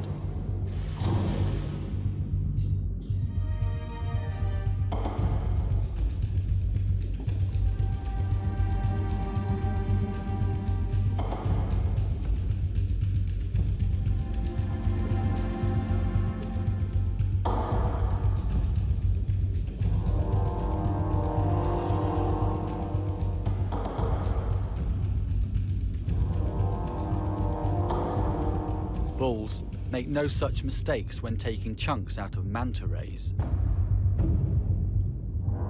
At first, it was thought that great whites were biting the rays' wings.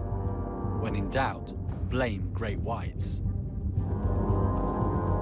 Research into bite size and jaw shape has revealed that the mantas are most likely being bitten by bull sharks.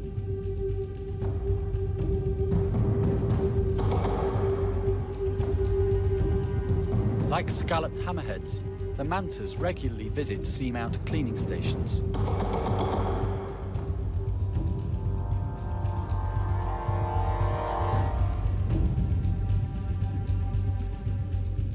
Keeping the wound edges clean probably stops the spread of infection.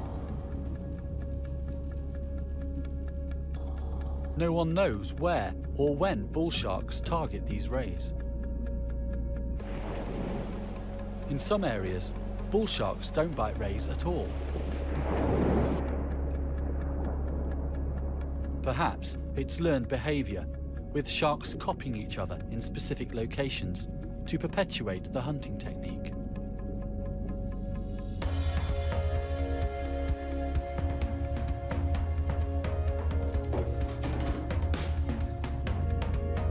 For an ultimate shark encounter high, Shark Reef off Pacific Harbour in Fiji is a top destination. Here, people can dive with bulls and 7 other shark species. To attract the sharks, local divers collect fish heads and offal from a fish factory. The bait is lowered into place in wheelie bins.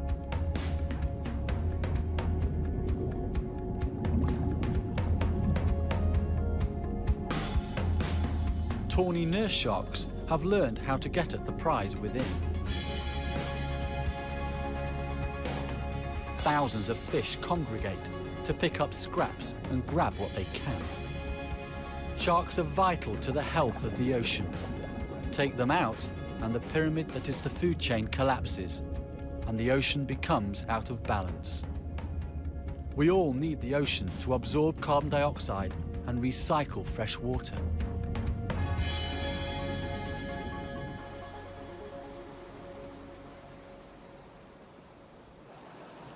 The sea needs its top predators. We lose sharks at our peril.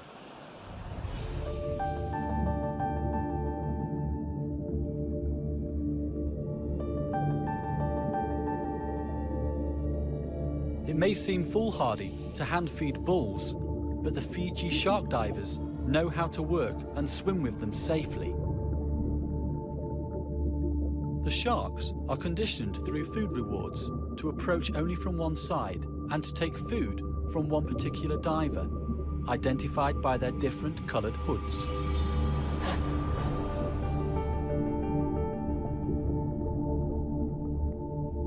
Researchers and the local divers have found that the sharks are trainable and have individual personalities.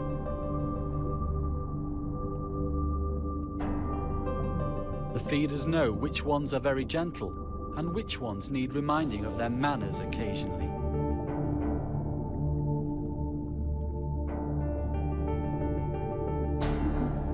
In In Fiji, thousands of people have had thrilling dives with these incredible predators. No one here has been attacked or bitten. The odds of being a victim of a shark attack worldwide are extremely low, about 1 in 6 million in the United States. In fact, people are at a greater risk of being bitten and killed by a dog than a shark.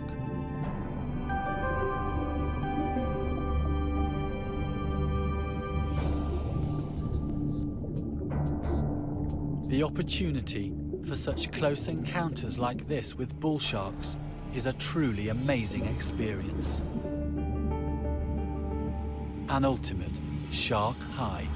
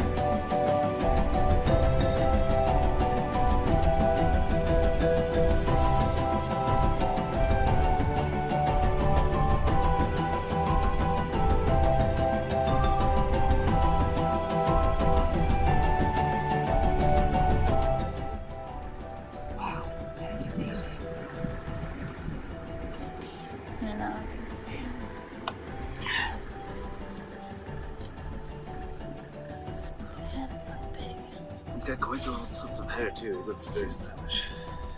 He's a rock star.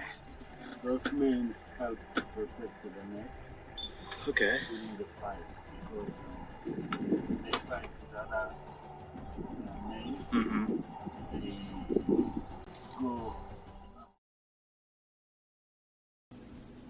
go. Don't know. We'll see if that works. I don't know if it will. I'm just gonna tell him. I don't know if I can commit to. Is that a lot? It's not a lot, is it? Because we walk like what? I mean, you just split it by 30, and that's something you got to do a day. Oh, is it working? Space, are you awake? Space, dude. Space, did you sleep? Because Space messaged me at like 4 a.m. So, did you sleep? Also, how are there so many people here still? I know TV rated, but thanks for hanging out, guys. I hope you like the movie. Connor and I slept great. It was excellent. Space, did you not go to sleep? Space.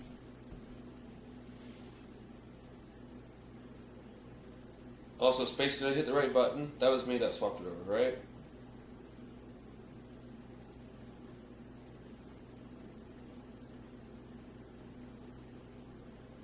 Good dogs. I gotta make breakfast.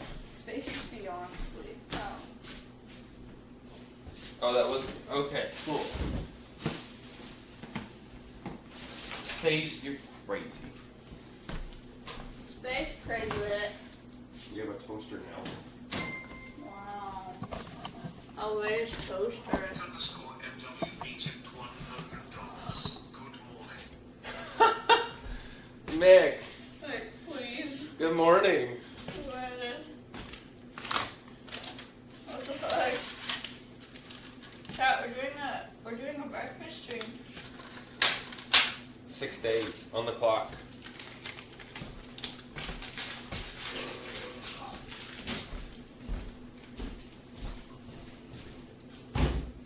Breakfast? On the food prep table. So we're supposed to prep food, right?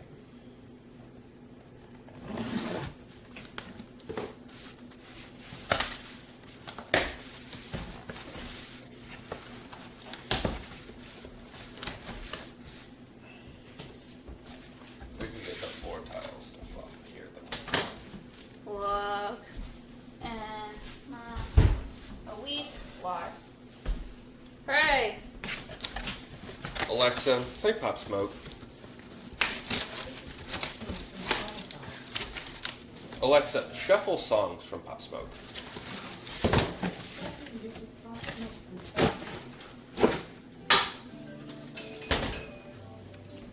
Okay, get the good morning woos in.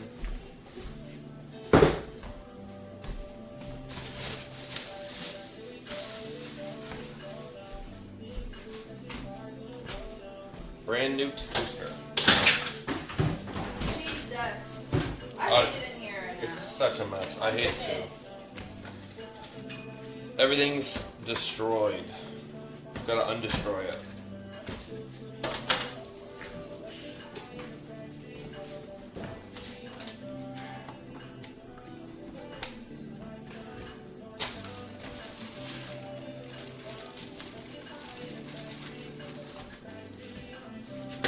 Alright, we've got spinach egg bites from Costco. English muffins.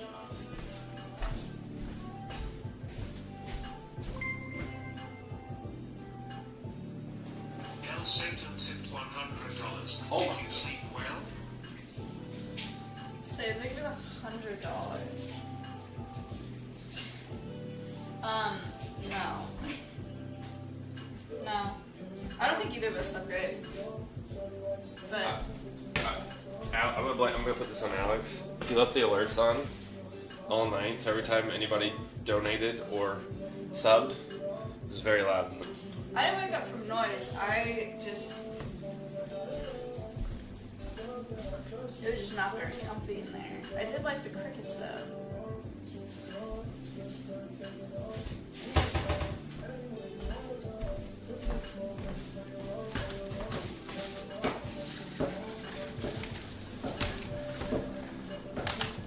The alerts didn't bother me that much. Morning, super duper.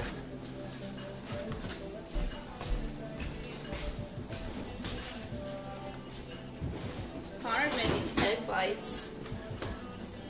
I've been eating every morning for months. I eat like the most of them.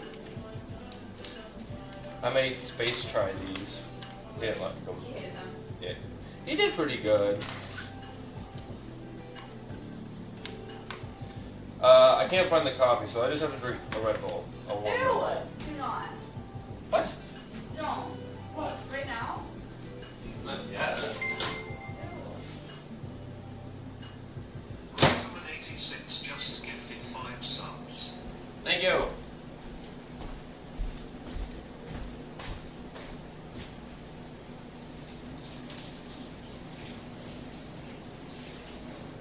Alright, this is sleeping in. Like, we slept in today because I didn't want to wake you up.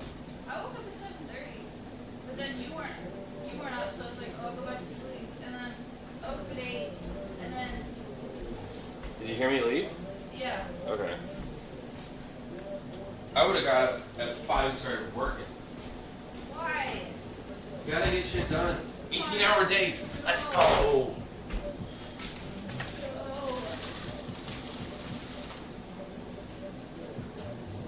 The coffee's here somewhere. It's just more motivation to clean and get this shit like good to go. Because there's good Starbucks coffee sitting somewhere.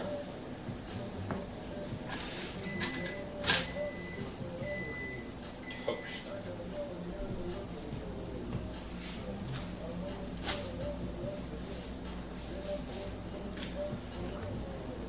I was supposed to do it for a minute or 2 minutes.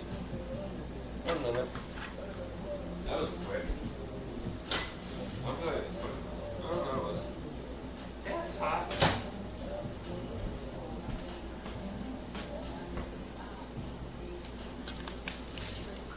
I love the smell of fresh toasters.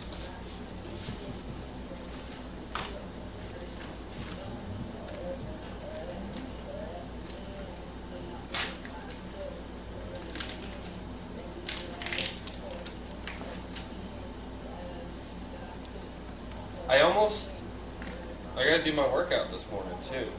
What? You're not working out.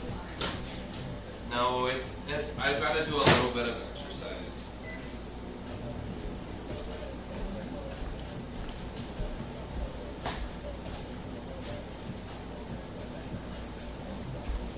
I want to be big like Canute.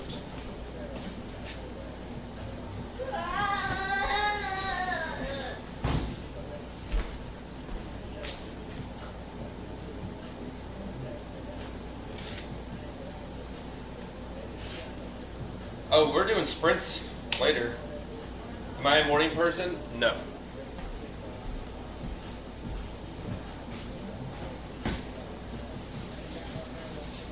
I'm more of a morning person than a night person.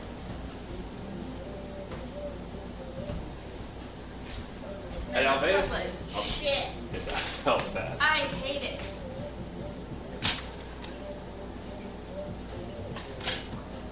I'm more of a morning person right now because I was so tired last night.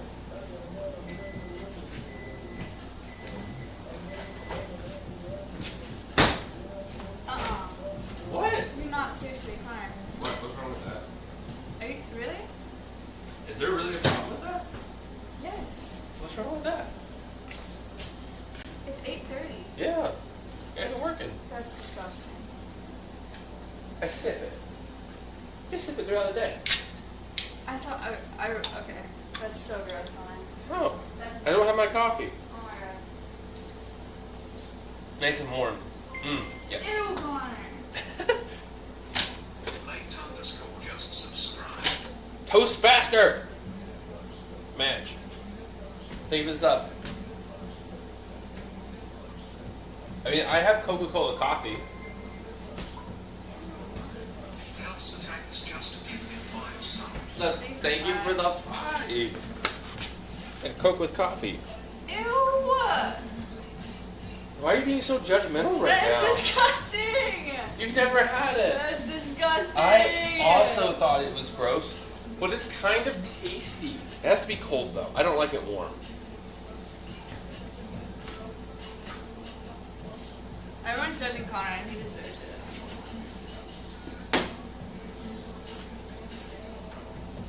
Guys, I come from a past of chugging, I think we got a 30 pack of Red Bull, like the 12 ounces from Costco, and 3 guys went through it in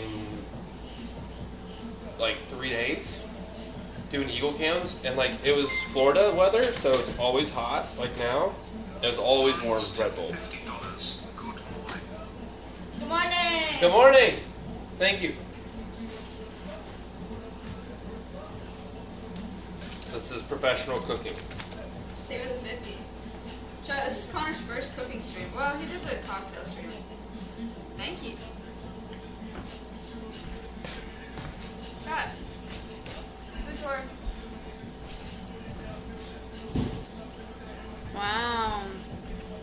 as shit. It's good macros, yeah, for the It's good macros, chat. It's only like 400 calories, so. No, I did not sleep in that house. I'll show you where I slept. Later. I slept in the red tower room. What is it? Egg white. Spinach. Bell pepper mushroom. No What- mushroom. It's not a mushroom? No, no. You're telling me that's not a mushroom? I don't know. On an English muffin.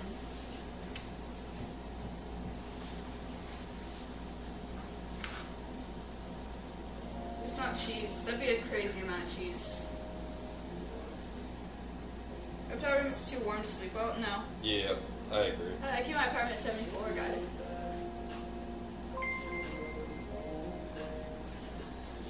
Governor, you just subscribed. Thank you for the sub. Do we not have a stove here? It's in Ella's house. But no. Was it not humid in there? That's a good question. A little. That's a sad looking breakfast. Hey! I think it's pretty solid. Green Rider 96 just subscribed. I'm gonna grab my water. Thank you, Green Rider.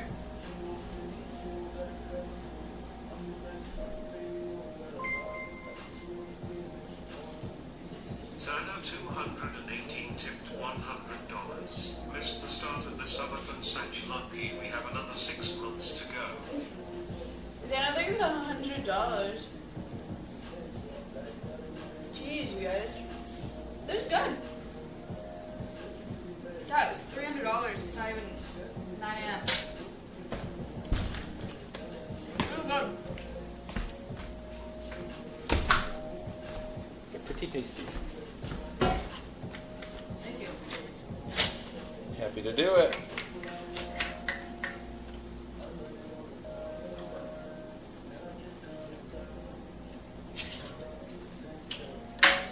Hydration. Ooh. So what's the plan today? I want to get the studio all good to go, and then come in here and get this good to go. I want to get studio good to go because that's where we're going to be doing a lot of stuff. So, if I can get these 2 buildings done today, it'll be a miracle. But we got 18 hours, so good done. Trev, it's my day off. Huh. It's a gallon water bottle.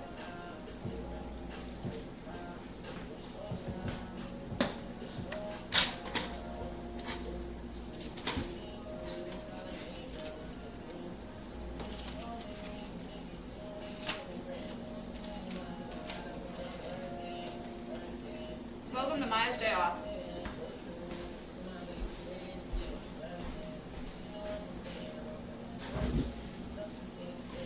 Hi, Trev. God, could you imagine going to do tequila in an hour and 20?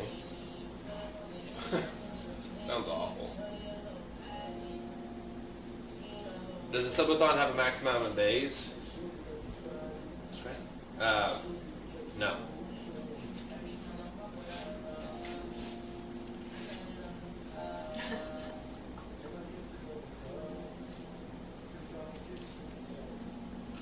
It'll be fun. I'm excited. I'm still so happy. I'm gonna start. I gotta do daily Twitter reviews too. Go follow Connor's Twitter.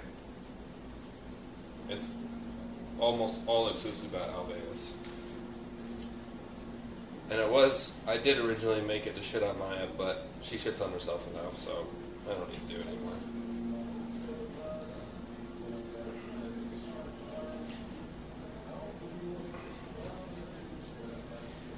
I'll do that later. Thanks, Trez.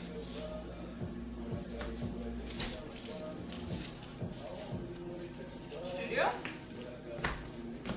Oh, it worked.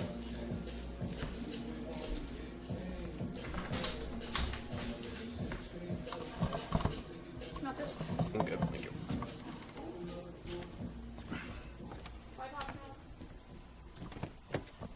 me to leak all the cars.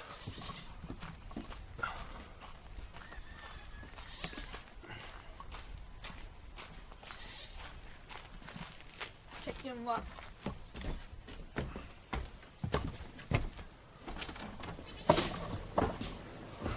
Hooray!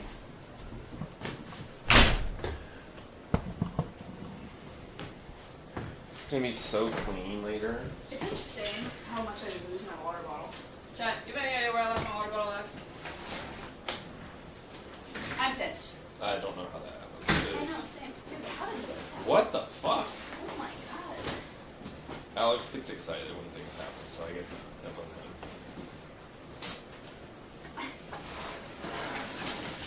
Oh shit. You just want another chair? No.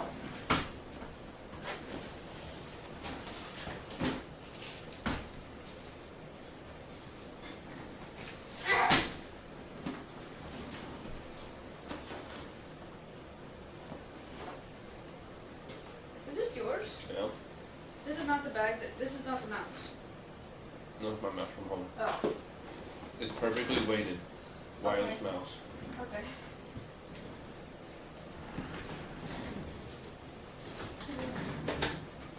Ty, can you see my screen? If you can, close your eyes. Are you about to work? Oh, no, a little. No, I'm just gonna check my email.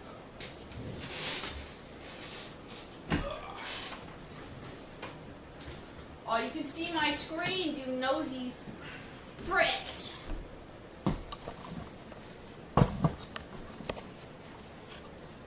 What about now? Stop using binoculars.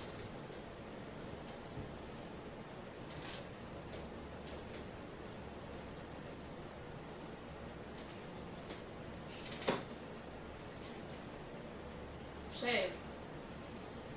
We gotta get in the attic today before it gets too hot.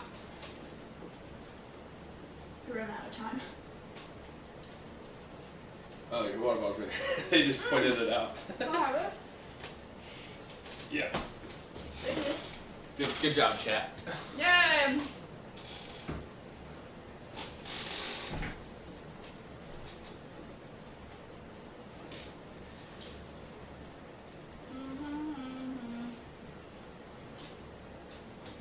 Did we say someone else donated $100 and missed the start of the Subathon? Was that when I was gone? Mm-hmm. Okay. That's crazy. Crazy. We're eating English. Oh, yeah, no more Ocean TV. Sorry, Storm. That's when I'm asleep again. Were those documentaries any good? Yeah, they're fun.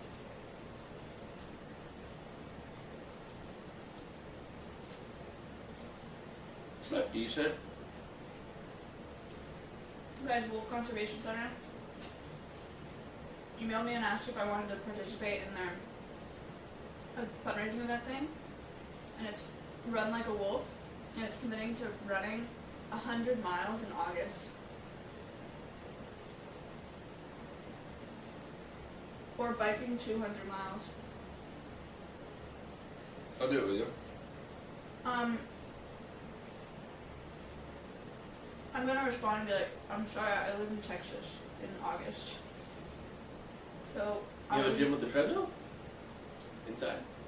Connor. No.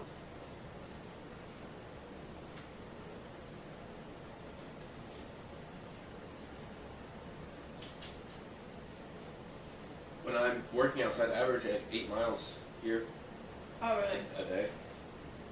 I was gonna ask how much you think we walk here, because, like, it's probably not that bad if you think about it like that.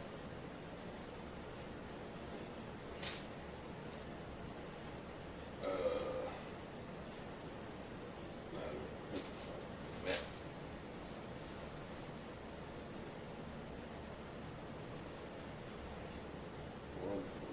Divided by 30. Oh, that's 3 miles a day. You probably do that already. Alright. Just get a fit or a No. Yeah, get a little tiny Fitbit. I'll just retweet it or something. Okay.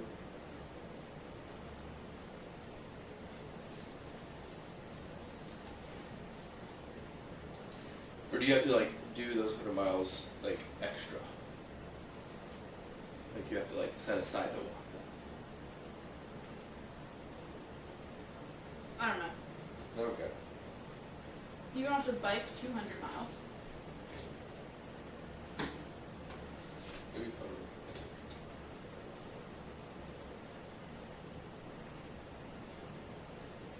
No tequila. I'm not drinking tequila today, no. Melena's brother has COVID. So, I don't want to go to their house. But they're still doing the stream. Brett's gonna be there.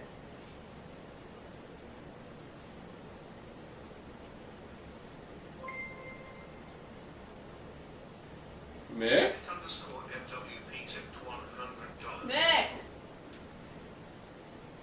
Please. Mick, I might have underestimated you, buddy. Thank you. Experimental cyborg tipped $25. Up down 6 days already. 6 days. Would be a shame if someone donated more. Thank you.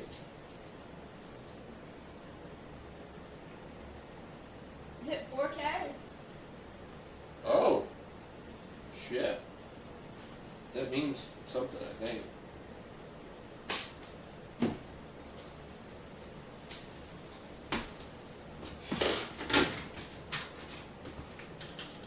There's a wild wolf from Minnesota competing as well. He has a GPS collar, so they're going to record his mileage to see how he stacks up. That's a really clever idea.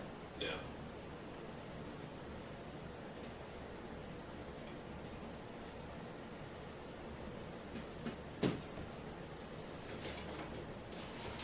Why are you saying rip out? Oh, her Minecraft house. Minecraft house gets blown up this evening. No! She's gonna be so sad. Oh, it was raining. Oh.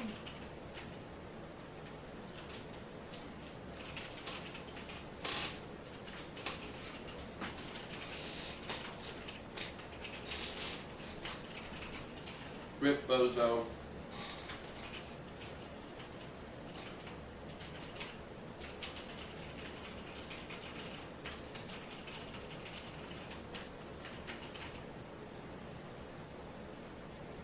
Oh, super duper. I've been wanting to blow up that house for a long time. No saving it. $22. Good morning. Round numbers FTW still. Thank you, Matt.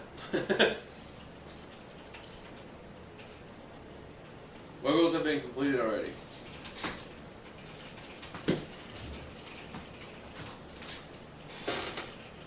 Come back.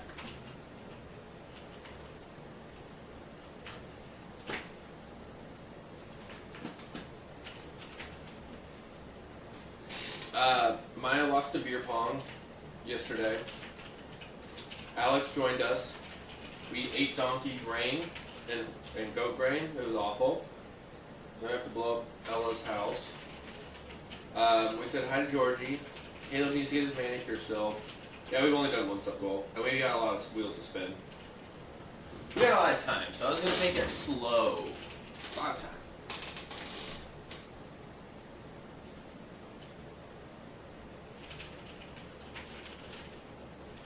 If Vito could be in the room providing content, I would murder her.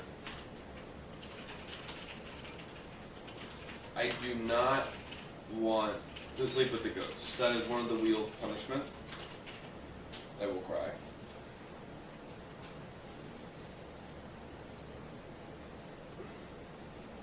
Kayla wanted to put in there that you have to spend 10 minutes with Winnie, but you have to sit on your hands in her enclosure. That is funny. And then you're just going to get slobbered on and licked on everywhere. That's funny. That's a good idea. I said that was miserable. No. It genuinely could hurt though. She licks your face. Yeah. Yeah. Your face.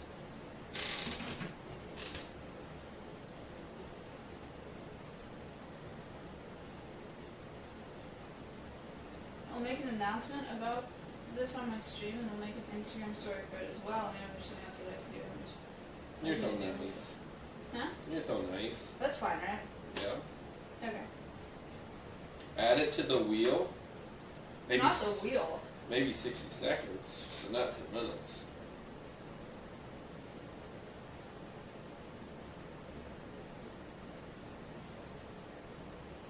What's the goal for the wheel spin shot? Oh, there's a lot.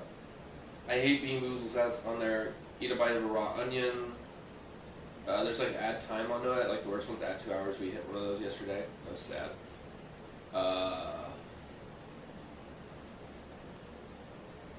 I forget the other ones. There's a few other ones.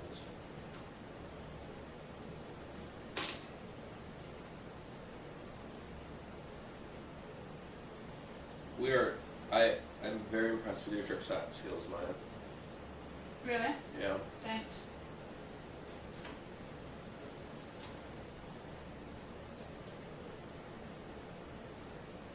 If Maya wants to help me with the wheel, she can, but it's mostly me.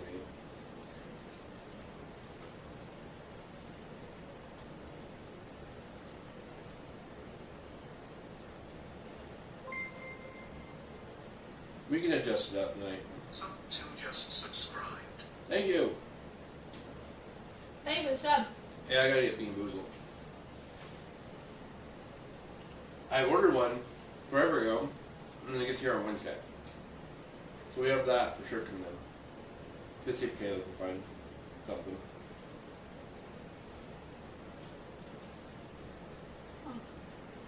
I'll ask Alex if he can pick it up because he's coming back. Coming back. Alex coming tonight? Yep. What good insurance? He's got. I mean, he's still here. Right. We'll come hang out probably a minute up after breakfast. Leave and go back after one. Druids $3.45. Odd numbers, people plan, people Lol. plan. Thank you, Druid. You drive Matt crazy. I need to go grocery shopping for Meal Prep Monday, but I don't want to go grocery shopping on a Sunday because all the normies are going to be there and it's going to be crowded, right? Like, I would just go tomorrow morning. I mean, if you go right now, you'd be fine. No. I'll go right now. Oh, late evening.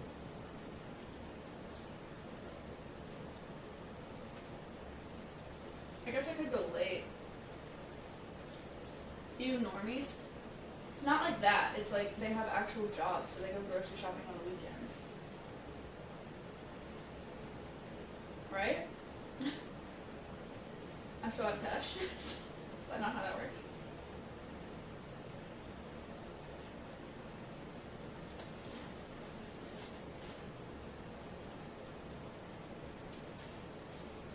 Monday morning, I have a call.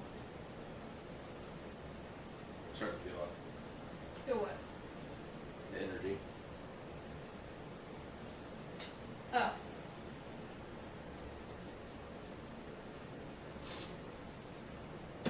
Alexa, play Childish Gambino. Okay. This is Childish Gambino from Stompy.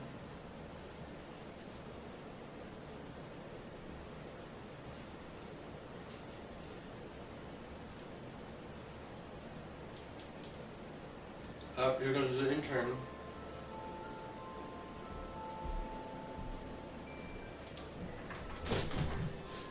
What's up, intern?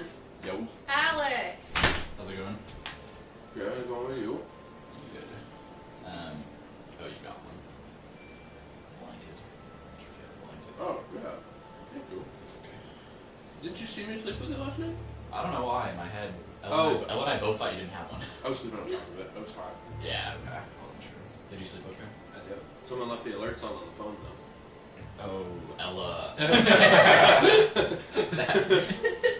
sorry about that. Did you just No. under your breath say that, bitch? What? Did Alex? No. No, it was rat-ish. Alex! Oh my god. Okay, I will remember not to do that. Sorry. That really wasn't a big deal. I hope y'all harassed him, guys. That's funny. Okay, I'm gonna go turn in my keys and stuff. I'll text you when I'm on the way. Could you look for Bean Boozled at a store somewhere? Yeah. Yeah, I'll send me a list of anything you need food-wise, and I'll pick it up. Bean Boozled. Okay. Sounds good. I have it on order, but I won't be here till Wednesday. Can you give him Yeah. a card? Does Ella have one still? Yeah, he still does. Yeah. Okay. I I maxed out my other credit card, even though we paid it off. It won't let me use it. Chad, you do not want to know what the credit limit is on that card. Connor maxed that out. So you can only like we paid it off. Oh, it was all the wire. Pipe. Yeah. Wire, pipe. Yeah. What else? Georgie's enclosure, Noodles enclosure, Patchy's enclosure. So. Alright, I'll grab those. But yeah, I'll text you on the way back. Cool. Thank you. I appreciate it. It's gonna be fun. We're gonna be nice and clean. Got more dishes in here. I don't think so. Okay, cool. Have See you fun. later. Yeah.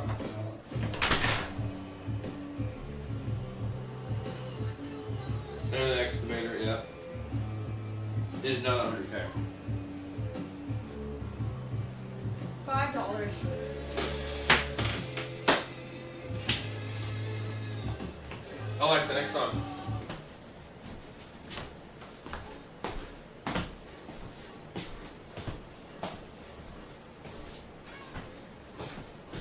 Guys, Turka came up with a bunch of vegetarian recipes for me for Meal Prep Monday. I love her. She's the best. She's so sick.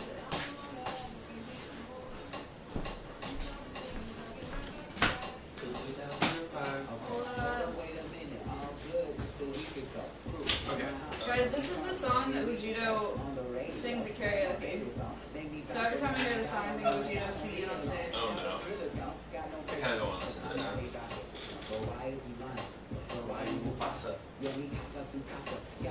Alexa, next song.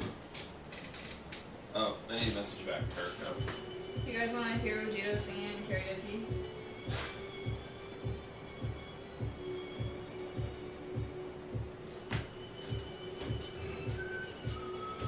He does it, but Russell goes up there with him, so Russell can say the N-word. And Russell just stands there. Alexa, pause.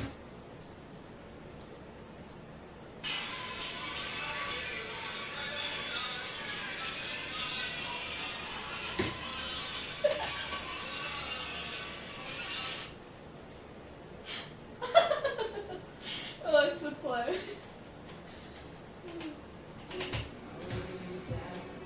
Did you hear it? But I kinda hope they catch us. Anyway. A New York 9s and everywhere else 6. Time-wise, the opposite goes for chicks. I'm in a taxi, texting with my best friend. He's sleeping with this girl that he met up on the West End. He's lucky, she's a career woman, no kids. Most girls see the clothes and try and go did. Most hoes, poke holes, and Trojans. Most people don't fucking hit the lotto, but my folks did. I'm a mess. That's anonymous shit. It's true. But bring your girlfriend here. It's just Okay. when I'm depressed with someone I love, but you guess me at pianos. The frostbaiting off I pianos. still love on that hits Microsoft shit. We don't use it. I- Me and Turka, I go so hard on Microsoft. You ain't living out BK. Like, Because of Caleb and how he's helping me now, I've moved to physical note cards that he can grab and take with him. 'Cause if you tell him to do something, he remembers like half of it. So note cards is easier. I get him to do Microsoft to do. I think it's that. When I start getting back to more computer stuff, I will definitely do that.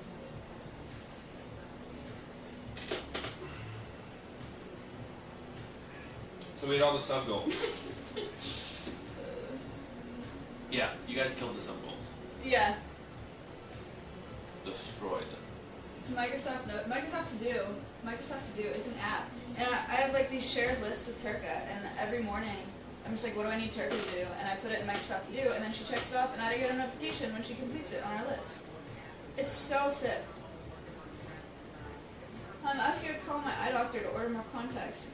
If they ask if I need another appointment to see how it's going or something, just say no. LOL. I've had way too many appointments with that eye doctor. I'm pissed. You like your dentist? Yeah. They bullied me for having small mouth.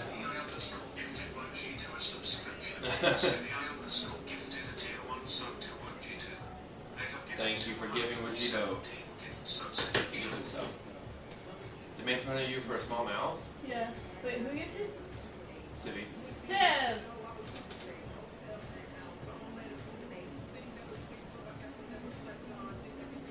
There's a... Oh. I was like, why is there a vehicle? It's Alex again. Goodbye, Alex. I feel so bad I forgot to tell them about security yesterday. I thought they knew. So I thought they knew too. I don't know why. Ella looked at me like, Connor, why is there a police officer outside? She was way calmer than I would have been. I would have freaked the fuck out if I saw that man out there. You guys didn't see him on camera. He just scared like a guy. I was like, we're back to sleep.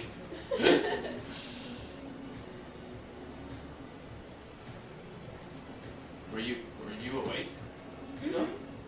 Well, I was staying up because I was waiting because I thought I'd go meet him. I thought they would call me. I didn't think they'd walk up to the fucking studio. You gave him the gate code? Yeah. Okay. Cool.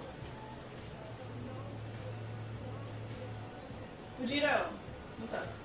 Was he just checking in? Yeah, he was just checking in and asking where I wanted him to be all night and whatever. I just thought that I would go out there to meet him, so it would matter. Yeah, cool. Alex went to BRB immediately. I didn't even know he knew how to do that. Smart. Yeah. I mean, they weren't muted, but it's damn close. Damn close. I'll get the stream deck up and going too. Configure the stream deck. Nice. Dude, that sounds like the FaceTime call. It does. It stresses me out. You hear that? Chat. That thing? Is it not? It does. Oh, you're gonna see Whitney. You're gonna see all sorts of animals today.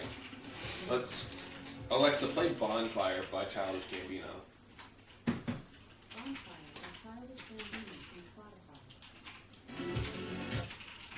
Alex would be a great streamer. He's so entertaining. I hate how funny Alex is because he's a little shit, but he can be really funny.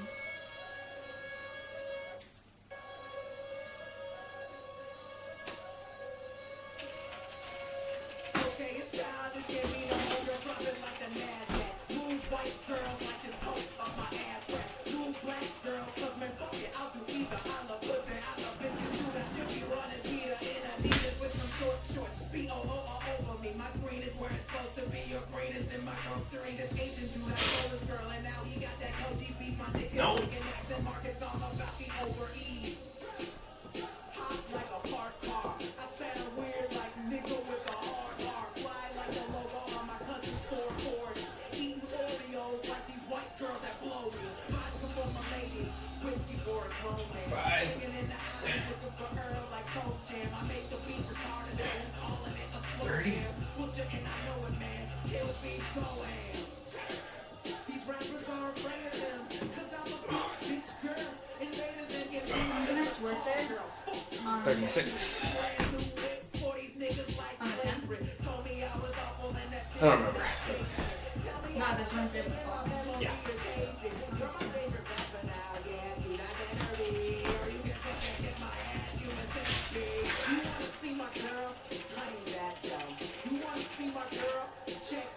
I've never been able to touch my toes.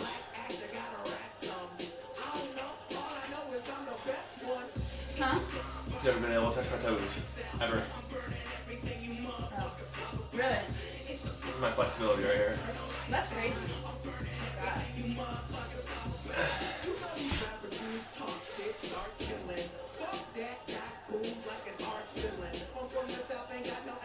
feel like I've been really mean the past few days. You have? Not to you. I feel like I've sent some like mean emails and mean texts, like mean voicemails and like mean DMs. I don't know if this is mean. There's like, chat, you tell me if, there's too many people here to talk about this, so I'm gonna talk about it. You tell me if this is bad. There's like, there's these people that I don't know well at all. At like where I'm not friends with, I've met them like a few times, but we've never had a conversation, right? And like, one of them, nice, the crop tops are sick. And it's one of their birthdays coming up, and they asked if they could like come to Alveus for their birthday. They want to like and they don't want to do like a party. They just want to like be here because they love animals. And I was just like, if it was like simply, you know, or like one of my friends or something, right. then like yeah, like I'd like get them a cake, you know, and like be out here with them. But they're like not my friends. Like I don't know them at all. And I was just like, we don't do that. Like, and it's not that they want a party, so it's not like you have to do anything. But like even like just giving a tour, you know, is like I don't have time to do like a bunch of private tours. Right. Unless it's like someone from another organization or something for Alveus. Sure. So I just sent a DM where I was just like, I am gonna be pressed for time and giving like a tour or like hosting anything for a birthday, but we have a volunteer day. I was like, we have this volunteer day where I'm already gonna be out here hosting a bunch of people. If you guys want to come out for that, I would love to have you. It's a nice compromise, though. Is it, or is that like fucked up? Because I don't think there's another way to invite them out here without honestly just kind of like wasting my time. It's just really mean. But like I don't have the time, you know. Tell them like I would say like, if you're truly trying to find a compromise, it'd be like you can stay for the tour part of the volunteer day. That's fine. I mean, if they're there for the volunteers, yeah, right. We do tours for the volunteers, so like I'll just like do a tour with a bunch of them. Yeah, and then but like imagine it. They don't have to stay. They found out, they're like, oh yeah, like just go out there, Mom, I'll show you around. You know, like I can't. No, I can't do that with a bunch of people. Dig holes on your birthday? Yeah, no sorry. Only visit if you work for free? Right. Why do you feel guilty if they're not your friend? I don't know, because it's their birthday.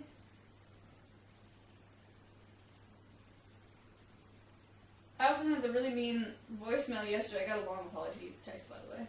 Oh. After that voicemail. I mean, there's only so much apologizing you can do, though, you know? Yeah. And then I sent another email that I thought was pretty mean. And I thought I was in the right, but then I talked to an agent, and like apparently that. So guys, I talked to this. I talked to a PR agency, and I've never talked to a PR agency in my life, right? I've never worked with a PR agency. This is real behind the scenes shit, everybody. I've never worked with a PR agency. Ella.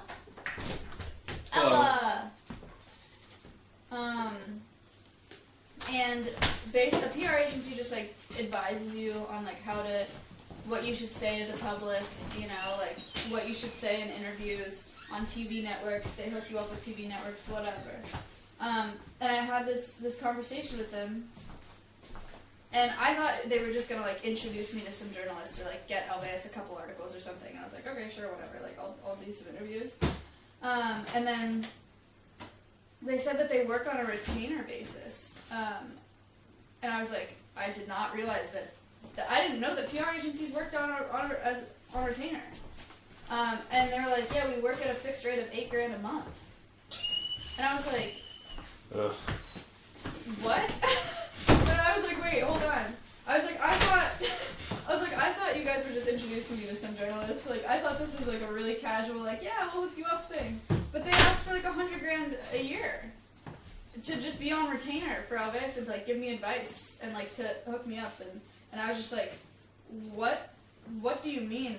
And so I sent this email. I mentioned on the call I don't have any experience with PR agencies, so this is all new to me. That being said, I am extremely confused on how this rate was calculated or what typical industry rate is. This just seems absurdly high to me. Unfortunately, I don't see a near future where Alveus can dedicate funds to obtain services like what you guys provide. Wish you the best, blah, blah, blah. That's not bad. And then the next step, it's a very corporate way of saying, like, what the fuck? Yeah. And then I talked to an agent, and they were like, yeah, no, I've heard of some PR agencies. People pay $20,000 a month. Yeah. And I was like, oh, well.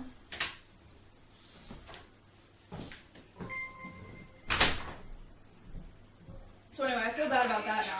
Subscribed for 3 months. Thank you. I'm extremely confused on how this rate was calculated. Or what typical industry rate is. Apparently, typical industry rate is somewhere around there. I just can't imagine a non-profit paying a PR agency $8,000 a month. I mean, what the heck? I was so confused after that call. I was so confused. Did they reply? Yeah. Were they nice about it? They were really nice about it, yeah.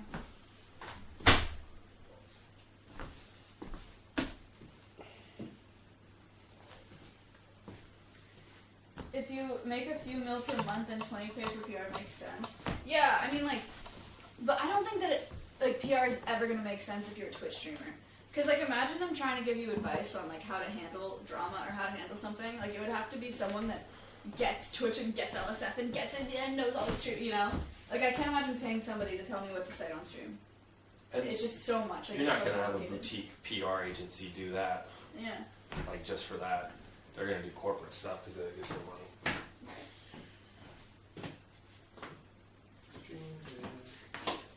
No more tutorials and the 2 wires.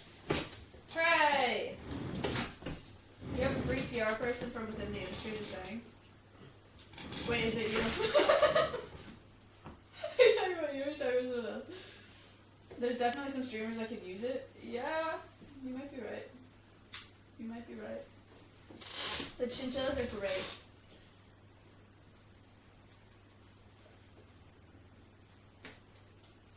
Tara, I will start paying you $96,000 a year to be my PR rep on retainer. That's a little cheap. Oh! Oh my god! Right! Chase is PR! I forgot about Chase. He got me verified. Frick. What the hell? Alright, never mind. I'll pay Chase $96K.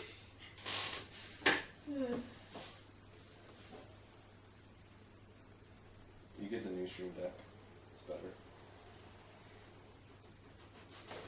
Aren't there engineers at Apple that, like packaging engineers, that spend their lives just making it so boxes open like that? I don't know. But this one...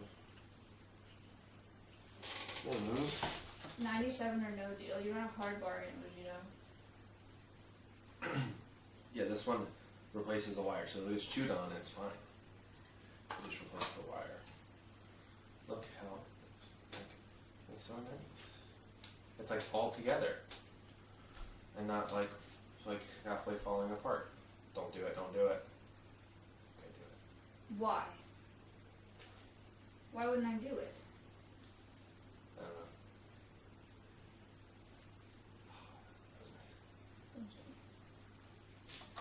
Animal interviews anytime soon? I'm doing a Tiny Mike in September.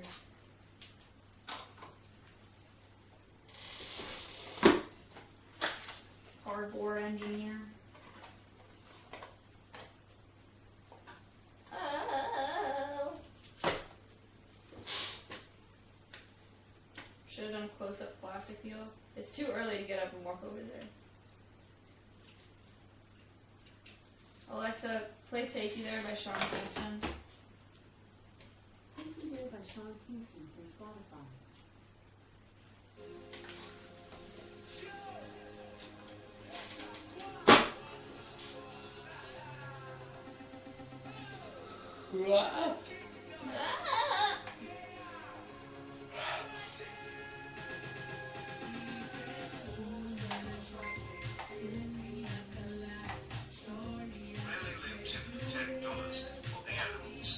Thank you. Thanks.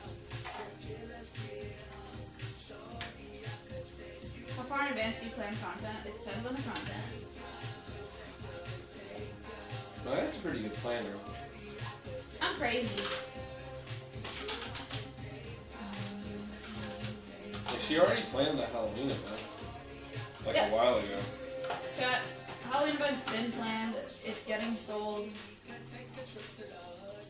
When I say it's getting sold, I mean, my goal for the Halloween event this year, now we're on a Alveus stream, my goal for the Halloween event and all Alveus fundraising events from this point forward, because we only do 2 annual big ones a year, and now we have numbers to sell, is I would love to make more in sponsors than from the community. Because we can only live off the community for so long, you know? So we're reducing the goal of money raised from the community and trying to make up for it with sponsors. Shorty, I can take you there. You found sponsors? Not yet. No. Working on it. So I'll take you there. Stuffed sweet potatoes. Whoa!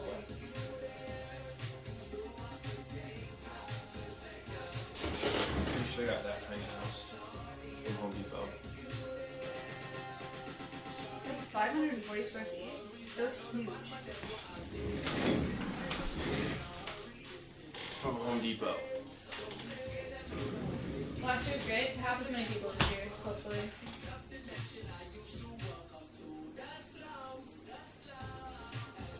It's only $44,000.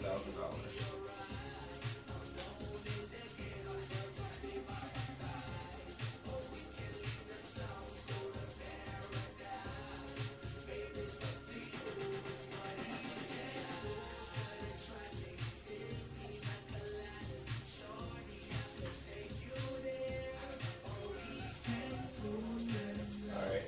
Is it like 50 grand? Yeah. How many square feet is your house? Is it? No. It's. Is it? Oh, it is 50 grand. That was actually a guess. Oh, it's 44. Oh, with taxes. Right. How big is my house? Yeah. Like 400.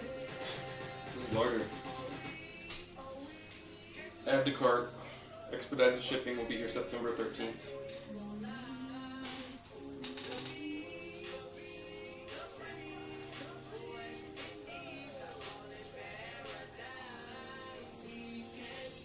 Hey, don't look at that.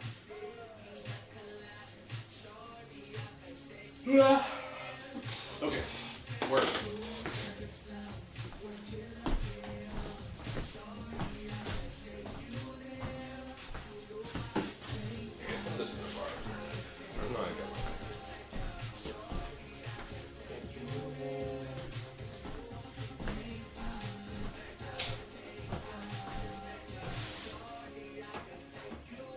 Sleep situation door. I don't want to get up.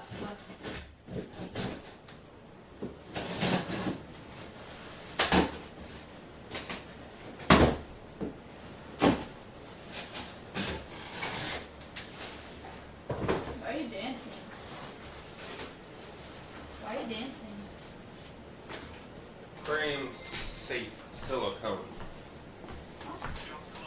Oh. Thank you. Frog Twitter video doing. Wow, take $20. Thank you. Big wow, thank you for 20. Frog video has 67,000 views. Famous. That singing video made 509. The ferret video made 185.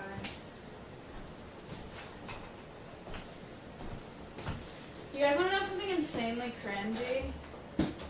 One of the things on my actual list for today, like my typed out list of what I need to do, is fucking take a selfie. Can you believe that? I got new frames, I got new glasses, and I need to farm my Instagram and Twitter. I post on Instagram once a week. So I have to like do my makeup to take a picture of myself in glasses and then just sit at my computer and work the rest of the day. It's pretty sick. The life of an influencer. Ew. It's cringy saying that word. Why not ask someone? Because it's so awkward, dude. No thank you. Not using wine about pictures? I have wine about pictures too. Dude, I'm stacking them up. I have the last wine about it photo shoot. I have the last wine about it photo shoot. I have 2 Instagram reels that are being edited.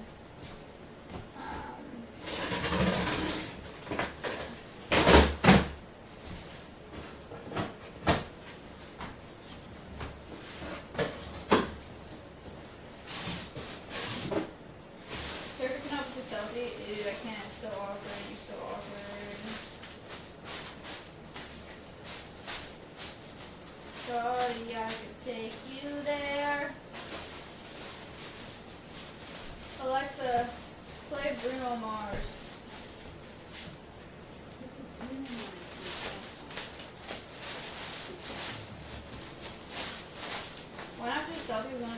Guys, get everybody relaxed.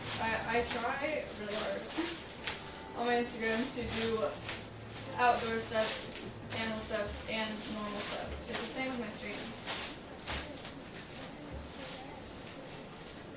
I also try not to use our ambassadors as props. I like that.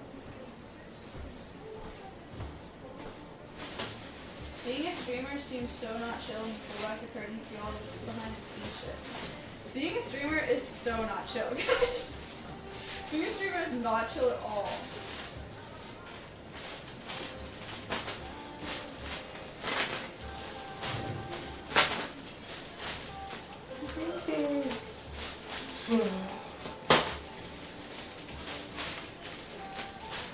Actually, being a streamer might be chill if you don't have a nonprofit.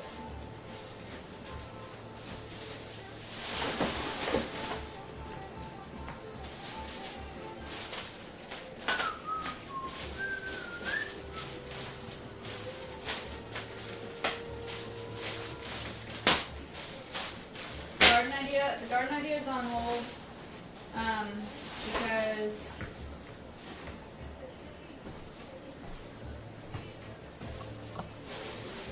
Garden idea? because it's the garden idea is on hold. Sorry, because it's some like vegetable garden, pollinator garden situation. We can't plant anything cool. We could build it though, right? Set a reminder to text vet at 7 p.m. I don't see it now. Bitch.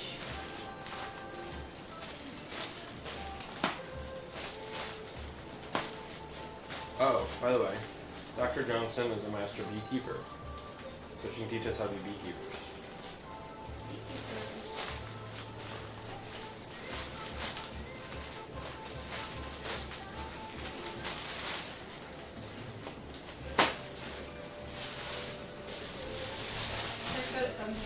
Do you want, should I test Tina to do the CBT, or should I call it vet?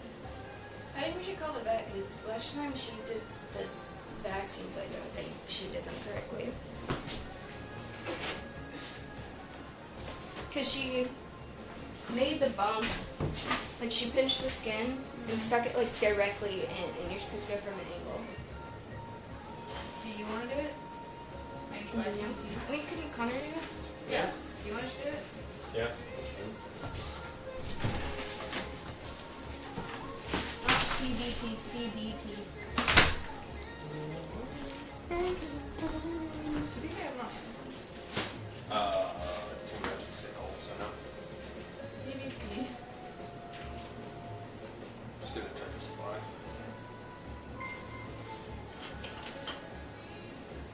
Thanks, Tim, and who just subscribed. Thank you, Sam. Alright, I need to pick up CDT.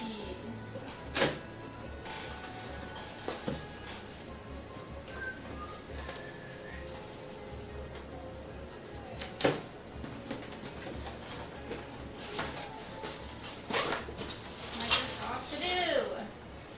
Oh, I'll have Amazon ship me a broken bowl. Huh?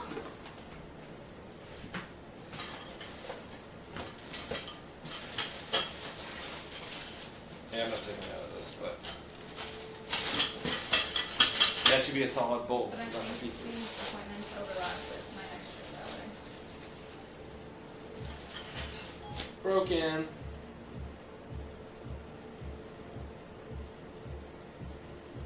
This was for the chinchillas. Send me their backs.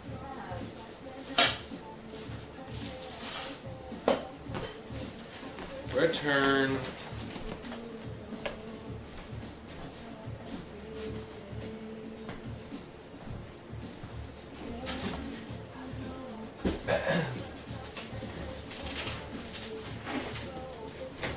Maya's not doing the tequila tasting today because Melena's brother has COVID. So I'm not going.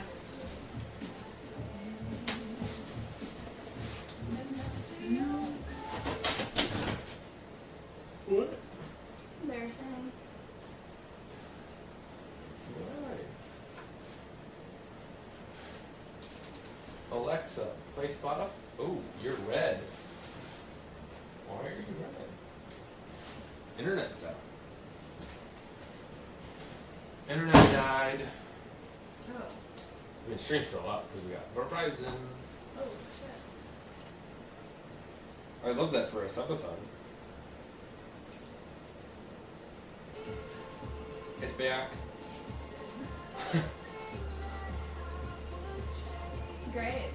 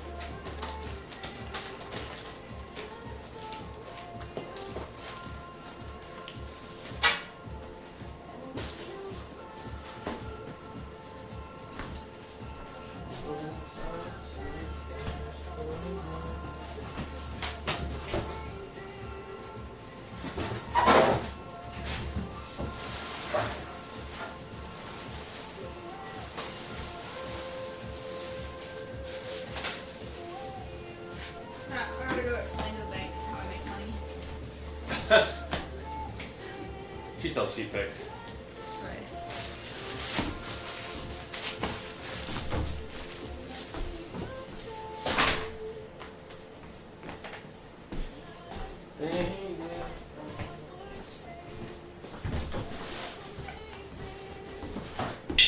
Oh, this is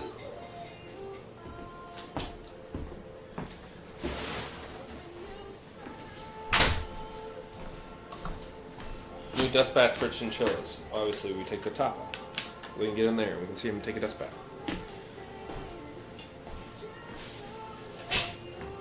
She's a professional bozo. Yep.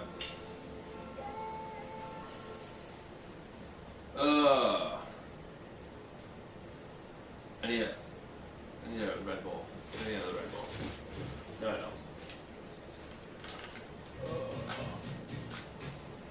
don't. I've got to rewire Maya's PC, so she can't be on while I'm rewiring it. Yeah. I gotta rewire everything. Was that the same that perceived broken? No, this one's different. We were trying out two different types for the chins. More open bowl concept, and then this. But I thought this was plastic. Because the description said plastic, but it's glass. So I'm happy that's glass, it's heavier. Rewiring, I've got to get, gotta get in the attic, gotta do a bunch of stuff. So I guess I can start tearing stuff apart, get the wires to the ceiling, mount the camera mount.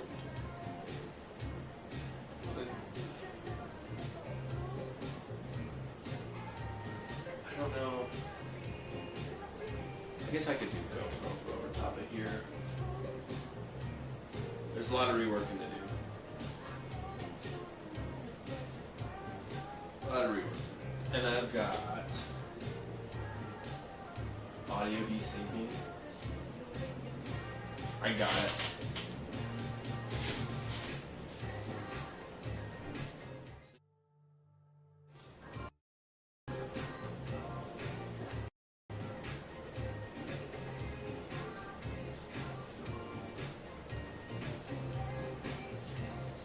Audio check. 1, 2, 1, 2. We've got 6 hours. Sorry, no, 6 days. 9 hours, 32 minutes. Let's go.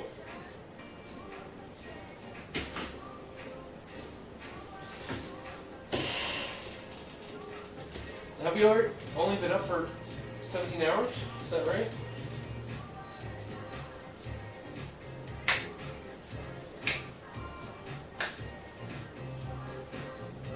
Need to reset audio to fix it. I don't know how to do that.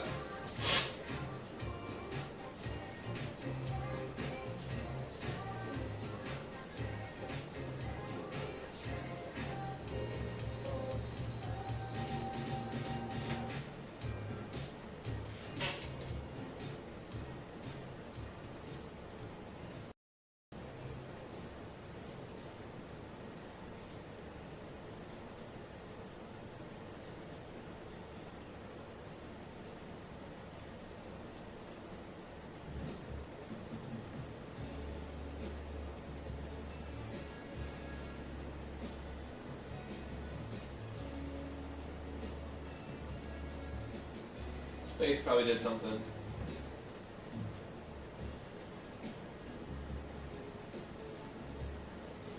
Guys, we might beat Maya in subs.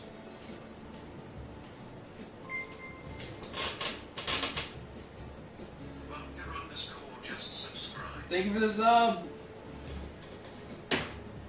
Okay.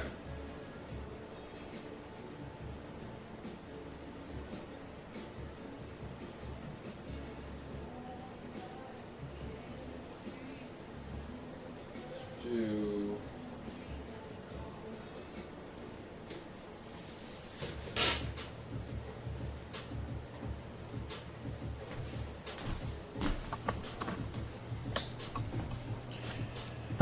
rewiring time.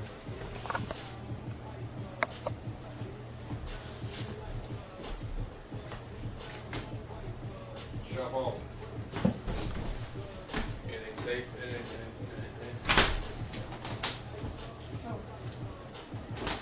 I'm rewiring.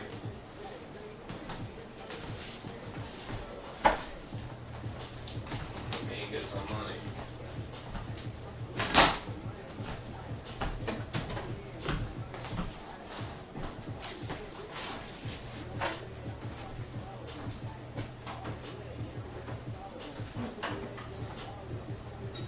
Bank didn't pick up. Match.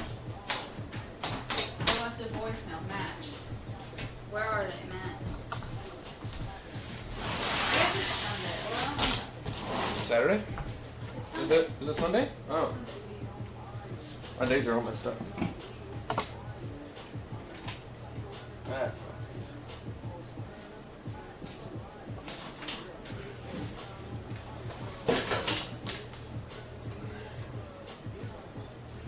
You know what's nice, Maya?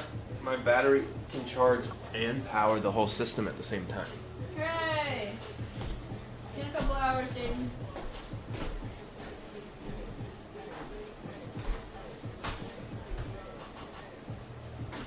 Fuck with me and get some camera. Here. Hooray! We're gonna go get tools.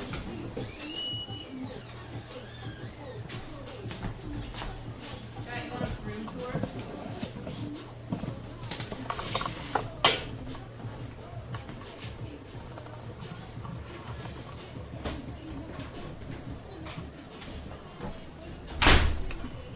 This is where I slept.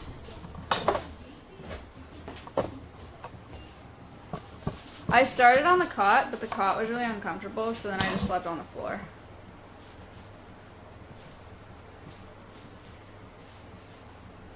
Georgie didn't do anything all night, and neither did Noodle, but the crickets were kind of nice.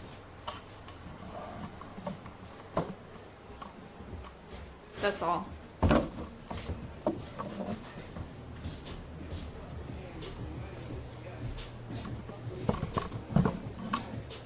I think Connor's gonna need a different set.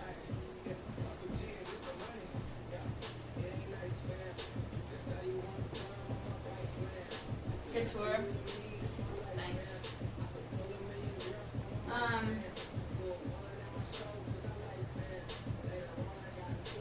I'm a little thrown off right now because I'm like, are any of you like mega routine people? Like, I'm very much a routine person. And I feel really confused and like lost waking up here. That's why I hate traveling so much. I don't do well when I travel. I have such a hard time working when I'm traveling. Because it just feels weird. And I don't feel in my element at all. And so normally I wake up and I like eat, I have like and I get on my PC at home, and then I come out to Alveus, I get something on the way, and then I work at Alveus all day, and then I go home. But now I feel weird and confused.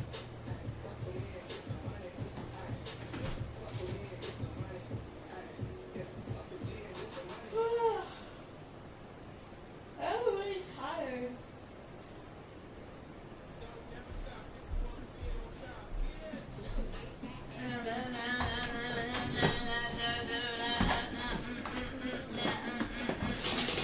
What's that jar for? Gin. That? Yeah. We ordered it just to see what it was. Yeah. On the description it said plastic, but it's glass, so it works really well for the chin's dust bath. Okay. Just take the top off.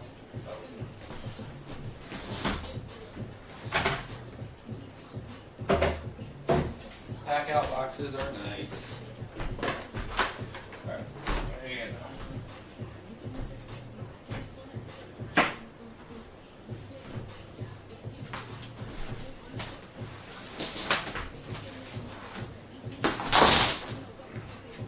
We have to get the fucking giant aquarium on my truck.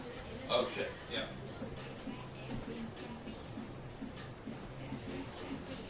I know when you want to do that. Now. Okay.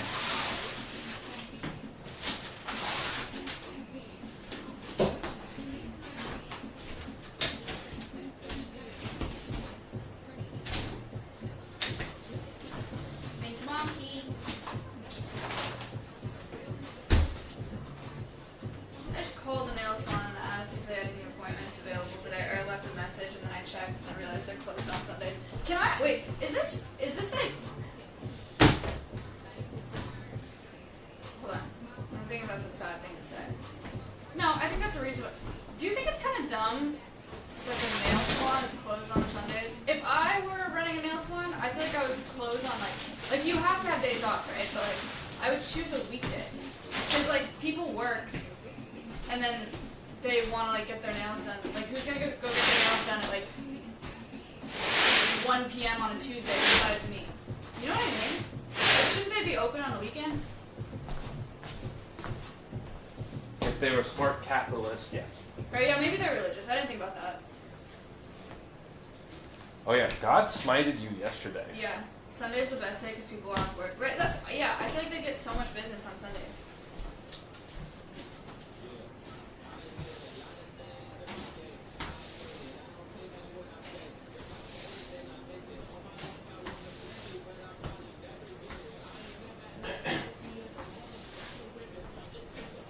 Ribbit.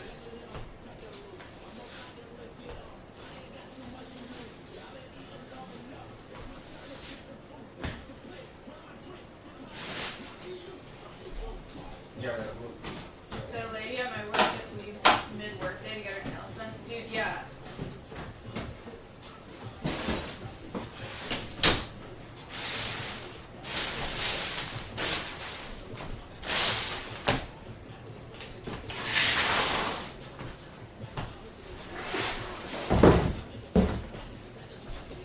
Okay. Let's go move it, Maya.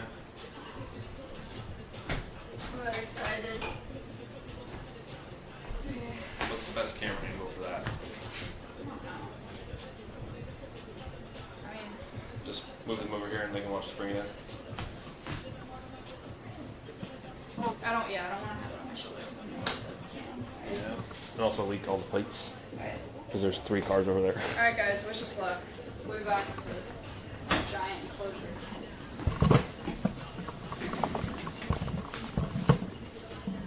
Yep, that'd be a good angle.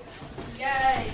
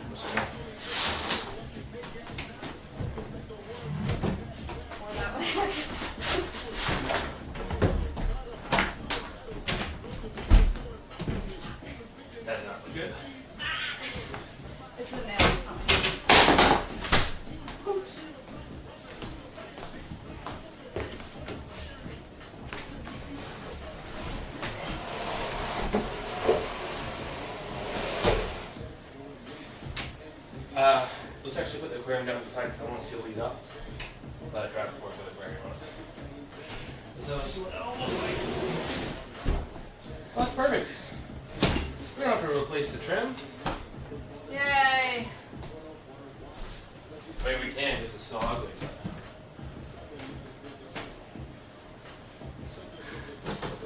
Holy shit. It's huge.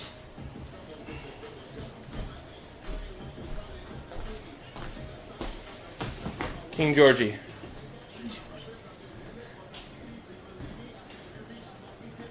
Alright. We will just seal it up later. Hold on, chat. We gotta do the actual aquarium.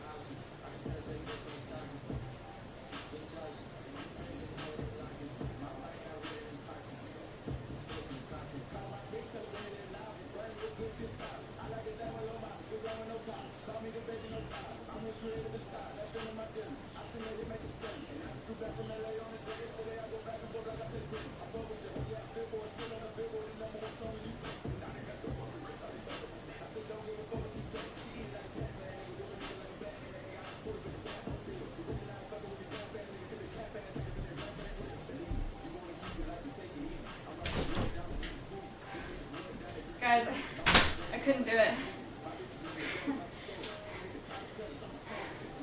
I actually feel really bad. It's too heavy. I was like, it's not even far. Thank you. It's not even far, but I was like, I just like did not want to drop it. I feel so bad if we dropped it. Dude, it's 6 feet by 2 feet by 2 feet high of just glass. It's so heavy. So we just took it out of my truck and put it down. Connor said he has to seal it outside anyway. I think he was just saying that to make me feel better because I feel so bad. But him and Alex will bring it in today.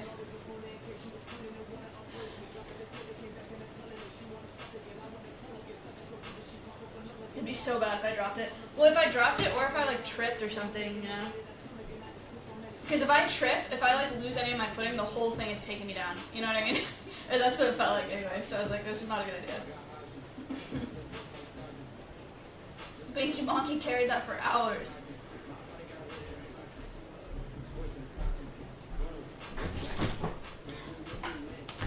What's up? You okay? Yeah.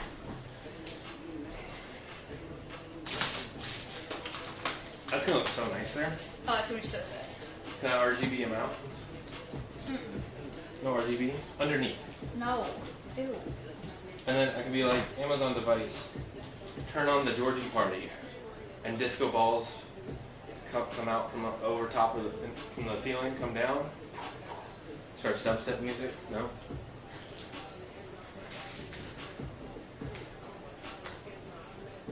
It's gonna look so nice with like real plants in there though. And then every morning we walk into the studio and we just see Georgie.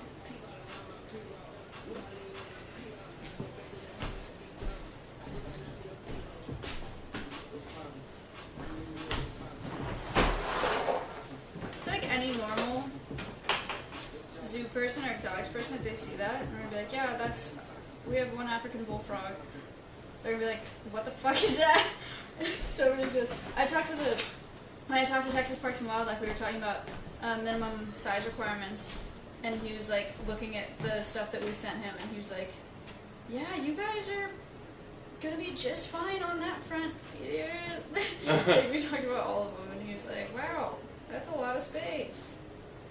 We're crazy.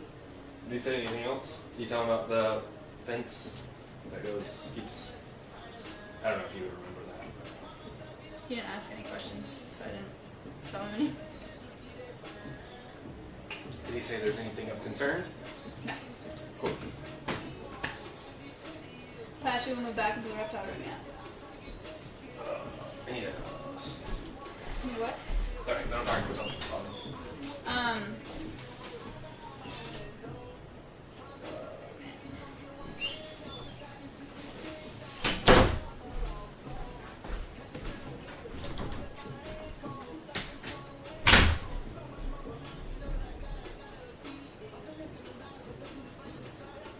If I wanted to, I could pull all these nails off today.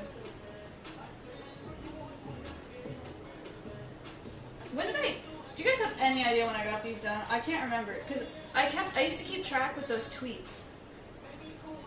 Like the men reacting to my nails tweets, like I would go back and find that tweet and be like, okay, it was 3 weeks ago, or it was 4 weeks ago. But, Space, when did I send them to the team?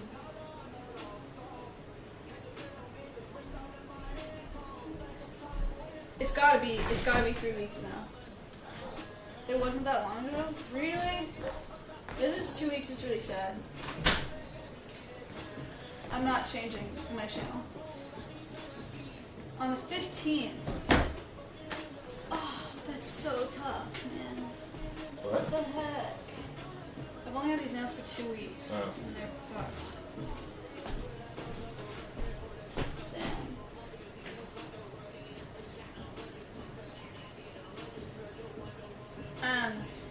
I am probably gonna pull an Alex and leave and come back in the afternoon.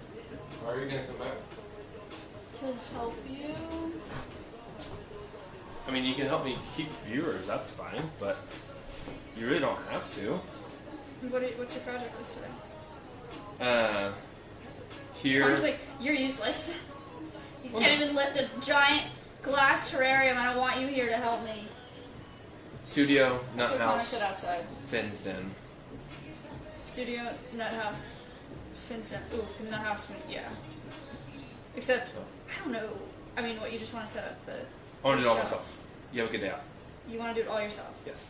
I don't think it's a good idea for you to organize the nut house yourself. I don't think the girls are going to like that. I'm not going to organize it necessarily. It won't be permanent organization.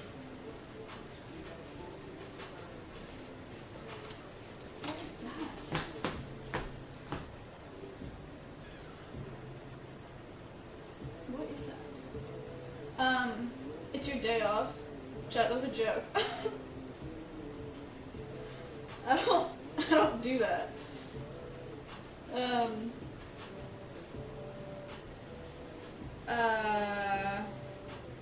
Yeah, I mean, I can help with the shelves. What else needs to be? Are you gonna? I don't know if do I'm going the... to tackle the shelves today. So what are you doing in the house? Maybe I am. I don't know. I'm going to get this done first. Okay. Well, Don't burn yourself out because I'm going crazy. Connor, if I was capable of burning myself out, I would be dead by now. Ow! Frick!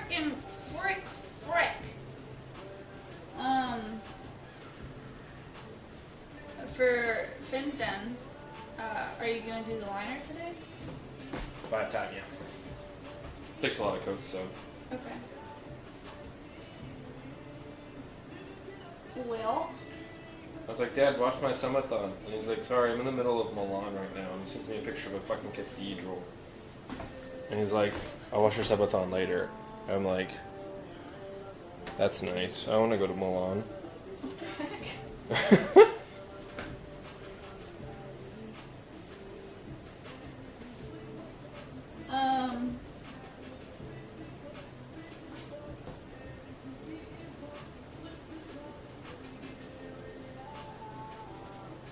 I don't know. I'll go home. I'll do all the computer work that I need to do at home, and then I'll come back, and if it's not projects, then I'll just like help with the stream for a few hours. You can do whatever you want, boss, but you really don't have to. Okay. So, Alright guys, well. if Alex can't find Bean Boozle, I might see if you can find Bean Boozle. Yeah, I can bring you guys dinner too. That'd be cool. I wouldn't say no to that. It's gonna be you, Alex, or at least you and Alex, so I can bring you guys pizzas later. Okay. Alright, I'll do that. Alright guys.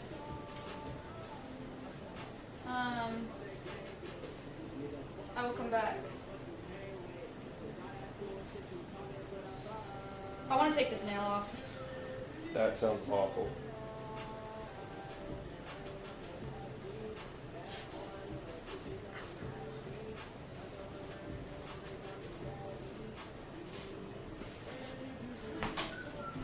Never mind.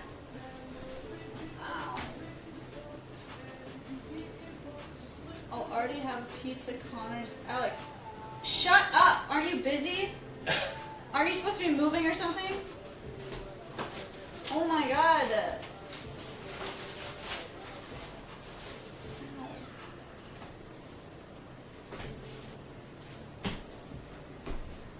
I still can't imagine working with long nails. These aren't even long, dude.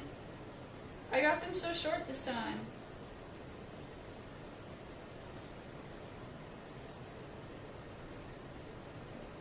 I'm gonna get them even shorter this time. They're longer. They were like down to here. I don't know. I'll get them even shorter this time. You'll see. Go to salon and remove them. It's closed on Sundays. You can find another salon. No. I like mine. Okay. Do you need me to do anything computer-wise? Oh shit, those W9s. They're super easy. Go natural nails and let them be for a while. Terrible news, Skull. It's been so long that I've been getting dip powder, like, with tips, that if I let all my nails go natural, they're so broken down that they kind of bend inward like water balloons. So it'd be dangerous for me to not have fake nails on at this point. You would have to what? Leave the fake nails on and let them grow out, right? To get back to normal. I think, yeah. Sounds painful. It's not that bad, actually. No, I was being dramatic. That's my phone. Look. Yeah, this one doesn't even bend in that much, but it does like it's just weak. It hurts. That is a problem. Only if I didn't want fake nails anymore. But I do, so like, who cares?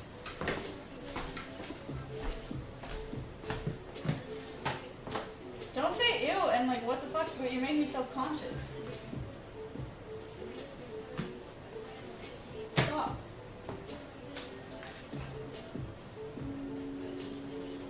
What happens if you don't anymore? I don't know yet. I haven't crossed that bridge. I'll cross that bridge when I get there. I'm gonna go. I'm leaving.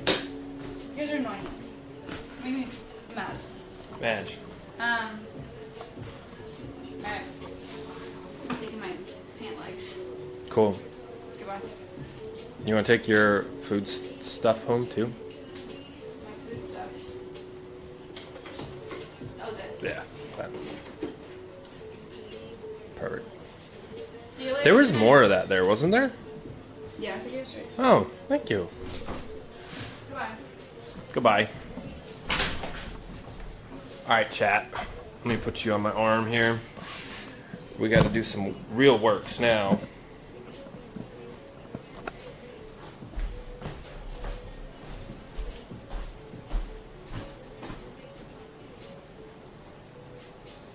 Boss is gone. Boys time. Let's go.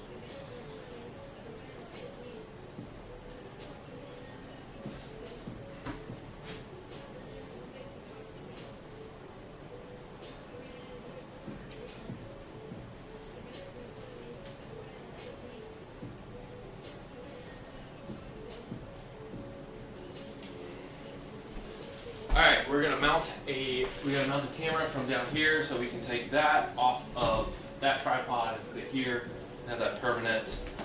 It just it slightly messes it up for Subathon, but maybe not, we'll see. And then I might just mount a GoPro over top of this PC setup so we can go to that. But we're gonna get the main use of the studio up and running, and then we'll adjust it to Subathon later.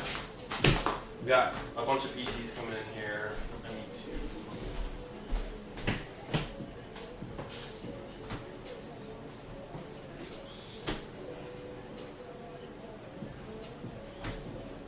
Hello, Martha. Okay. I marked out my studs. I love these pack out boxes, chat. They're so wonderful. Thank you for everybody that's donating them.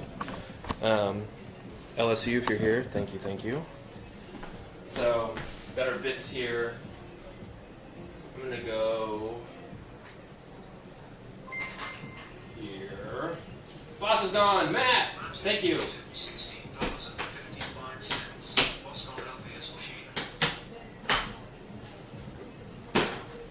Now I can finally speed it up. Alright, we're going to mount it with these. But this is just so nice. Everything's so organized. It's so nice. We're going to have the entire facility organized by the end of this subathon. We're going to build cool stuff too, like a goat camp. I didn't realize Beetle has grown so much since we did the first goat camp. So I think it might fit better now. Or maybe it fits worse. I got Ella here, if I hurt myself. Okay.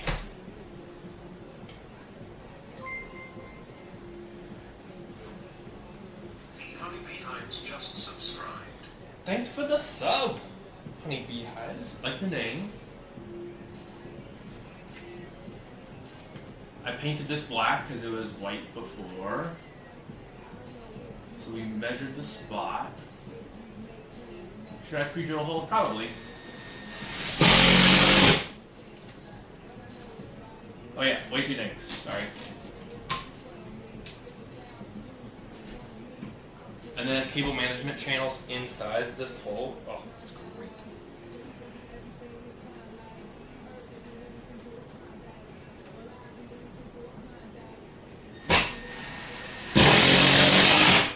Secure. Bailey! Thank you. That's my YouTube editor. Thank you for Window to Wildlife.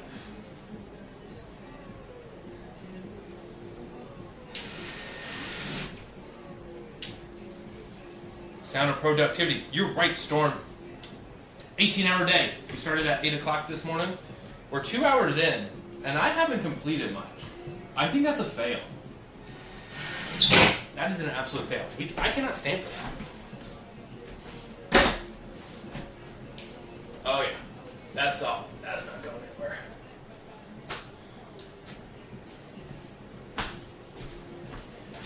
Guys, growing up from 15 till I was 20, I would work a minimum of 11-hour days. At the animal hospital, it was 11-hour minimum shifts.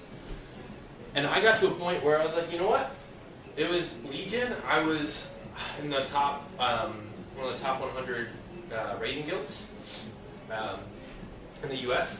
And I would work 20 hours at the animal hospital, sleep for like 4 hours, get up, work another 20, drive home, crash, and then raid for the rest of the time.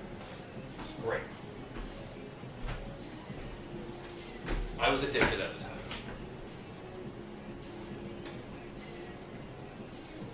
So,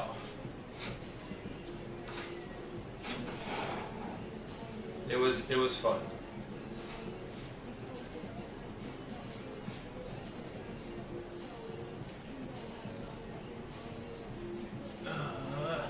It's already scraped. Okay, let's get this out. You still play it all? I haven't had that chance to play as much as I'd like to, honestly, but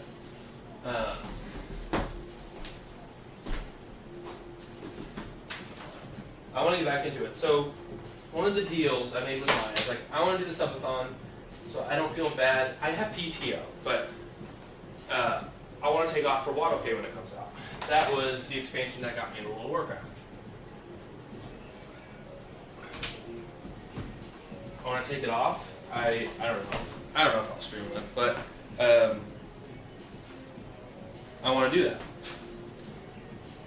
I want to play Waddle K, but I don't know why it just hasn't felt the same recently, because I don't know, it's just been so busy. But I played TPC for quite a bit. Big Asmund fan. Please don't drop the camera. This is sketchy as shit.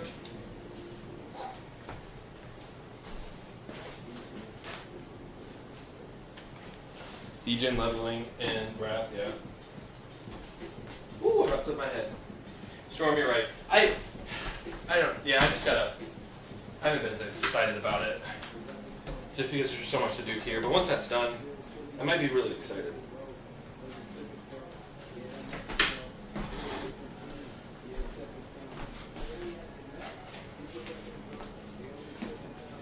I played mostly Resto Shaman for most of my WoW career. But I started off Holy Paladin, so I don't know what I'm going to do. I still haven't figured out what I'm going to do for Waddle K. I wanted to do Pally, but there's going to be a lot of Pallies. I don't know. I've watched, oh, what's his name? I think it's Willie on YouTube. Like, all his class guides, I've been really liking him. I watch almost all of his videos, and I'm just so undecided what I should play. I don't want to play Death Knight. I'm just not a big DPS person. I like healing personally. But. I've actually hardly, or very much considered going through it.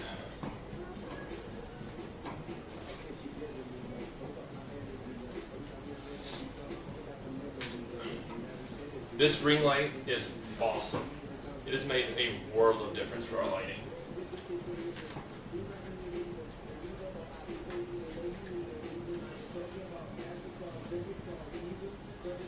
So we have to get the cables off the ground because when we have animals in here, especially like the chinchillas, they like to chew on cables, and that sucks. They killed our stream deck. So I'm gonna rewire everything since Maya's gone. Let it hang level.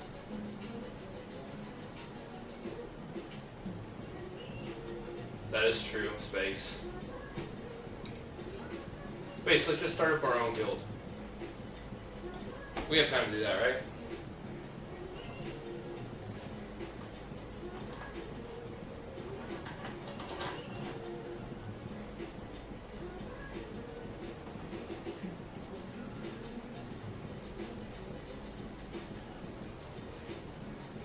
Okay. Looks pretty good. Alex.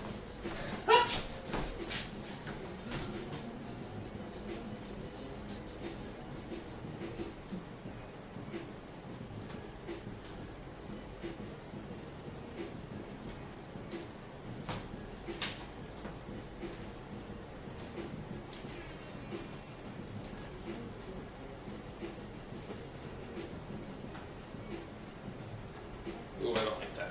I don't like that. I'll play Dragonflight. I will, but I don't know. WoW just hasn't been hitting the same these days. Like, I've been enjoying Apex more. I just haven't.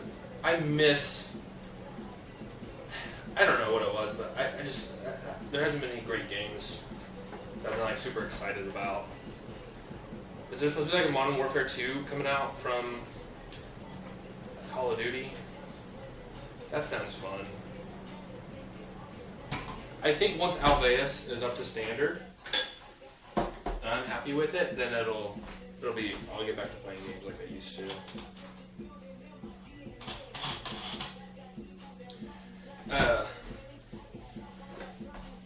I want to play Frostpunk 2 when it comes out. Excited about that. Big Frostpunk player.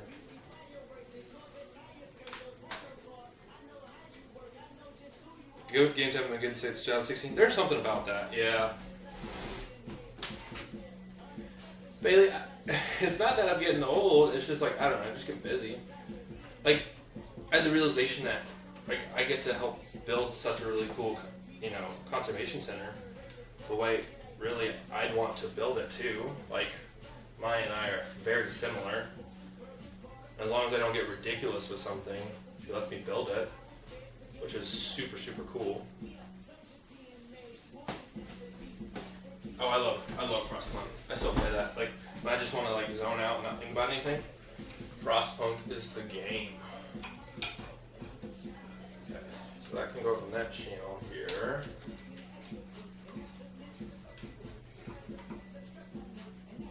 Okay, we will figure that out.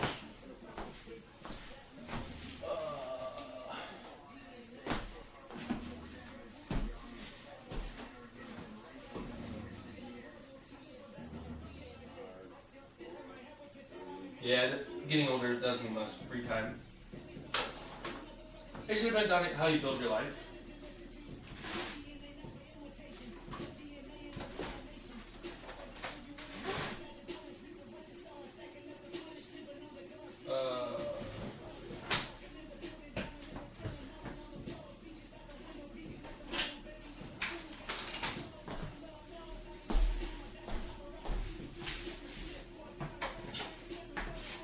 Alright, so we're going to run.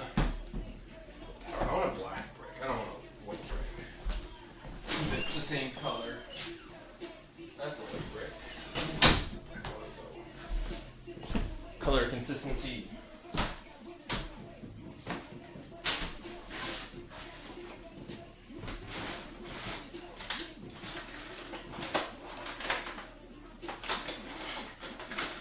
break?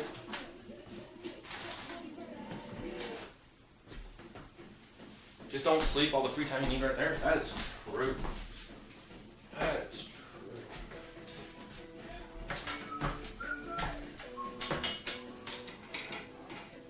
Cable management.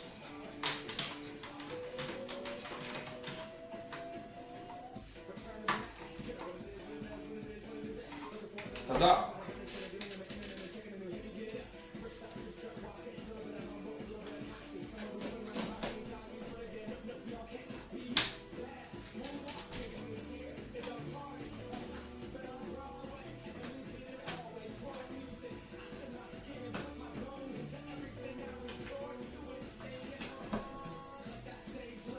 On.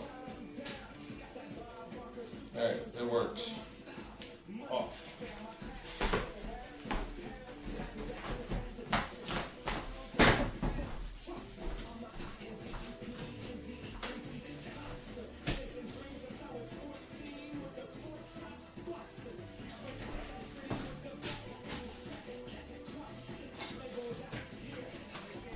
Alright, gap, tape.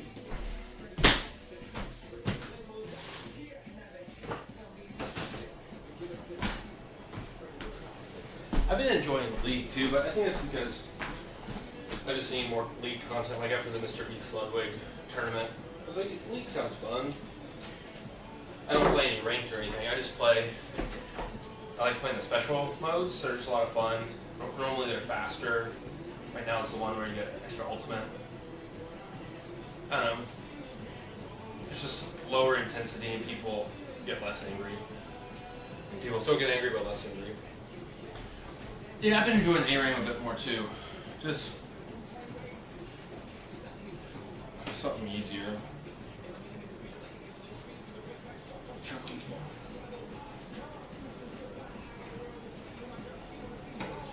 Alright, I need a little bit of slack on that.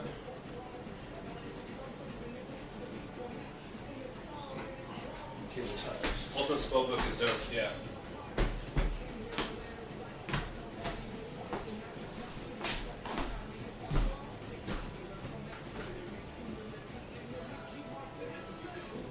Cable ties. Go. Up the ceiling.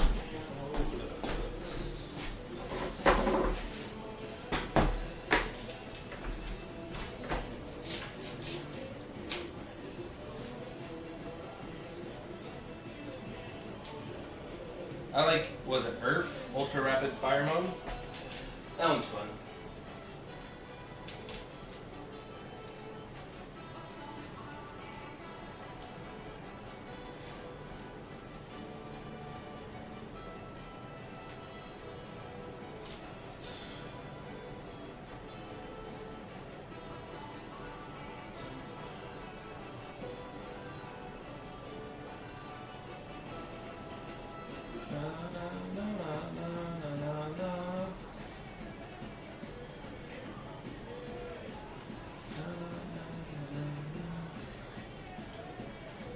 Slim this down.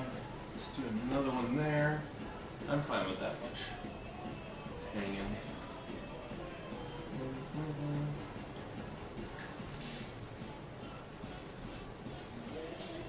I might stream.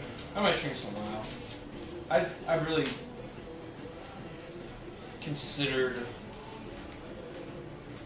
practicing being more entertaining on my own personal stream, so I'd have Window to Wildlife stream, which does wildlife cameras that I install in remote places, stream those, and then my account with Connor O'Brien would be the one where I would stream some games, just learn to always have conversation, just get into it so I can be a better streamer. Because it's a little bit harder than you guys think, because like, if I just talk about anything and everything, I'd probably get canceled, because like, you just go off on tangents, and I guess that's what a lot of streamers do. But keeping relevant, fun conversations going the whole time while you're working or while you're playing games can be a little bit difficult. I used to be really bad at it. I'm a lot better now. But yeah, just get more practice in so I can do better for the Alveus streams.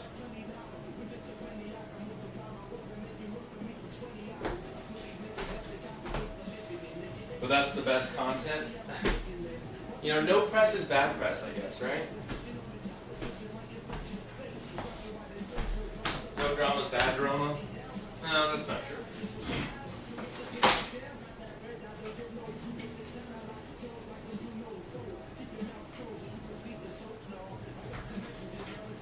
Alex, yeah. Alex should stream. Man, Alex, you always have something to say. You're always high energy. Like, if you need extra money for college, man, start streaming. You're entertaining.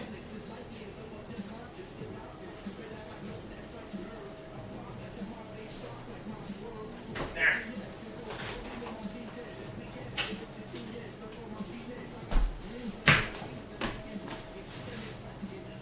Alex would get banned day 2 streaming. That's true. But you make a lot of money the first day.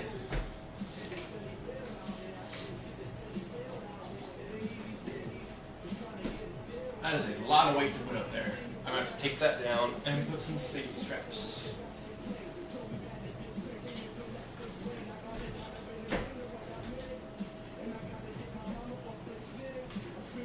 Yeah, Alex talking about the fake backs. Spreading information day 1.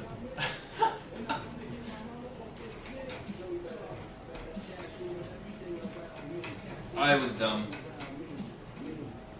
I should have known not to try to put a second cable through when there's already a cable there. But you know what? I got Velcro straps.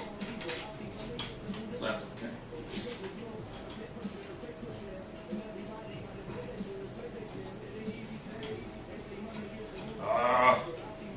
Redo it.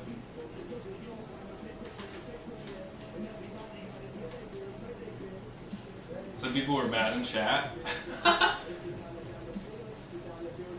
for the fake information.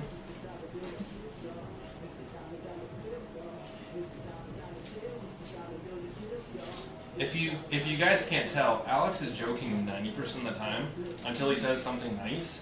When he says something nice, he's not joking. I don't think he's... Maybe rephrase that. I don't think he's joking when he says nice things.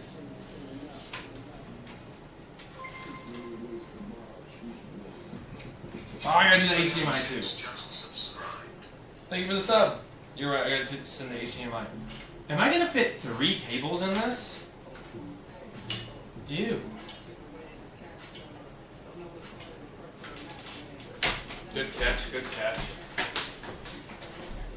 Guys, I need to fix this situation. 1 second. I'll be right back. 2 seconds.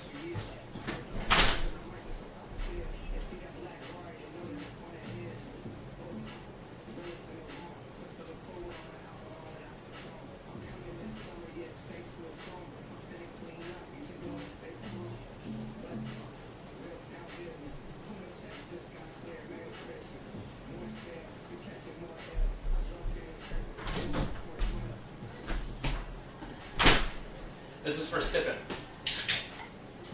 Sipping.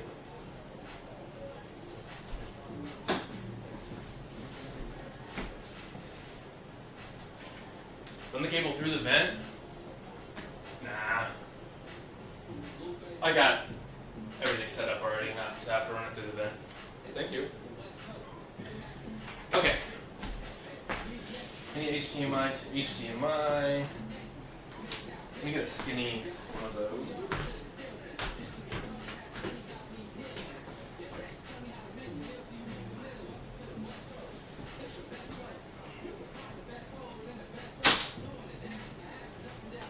I do have a skinny one somewhere.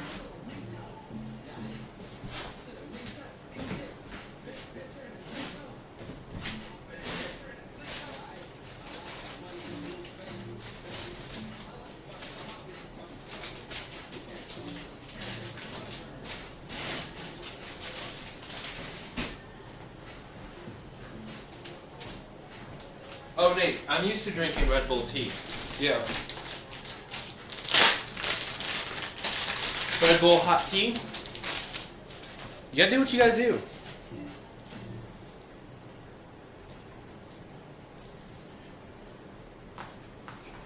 That should be long enough. So I think you guys can see it, but up here are HDMI ports, and then I've got to connect 1, 2, 3 HDMI ports. I think I have enough HDMI cables.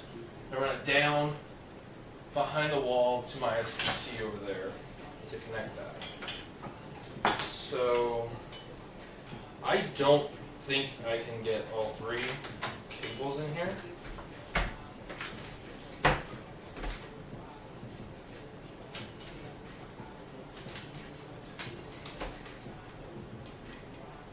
One, 2, 3. Alright, let me take them up. I actually have to do like cable runs. No, Melena's brother has COVID yet. Maya does not have to drink tequila today.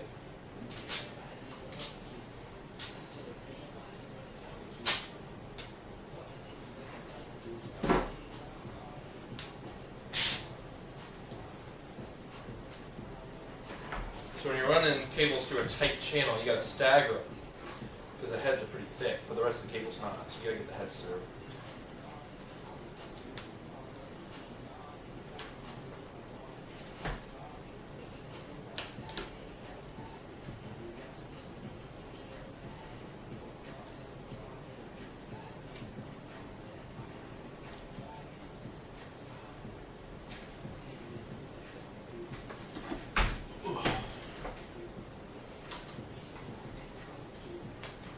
Get in there. There we go. So far, so good. Already down? Yeah.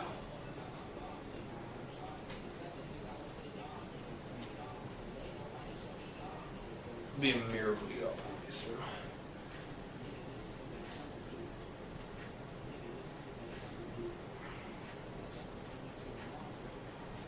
Spin. Come on. Alright, 1, 2, 3. Let's go. All 3. Cable managed.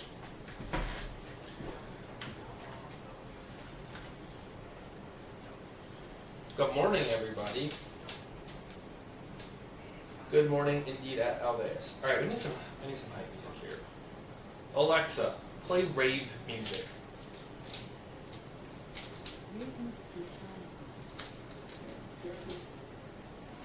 Alexa, volume 4.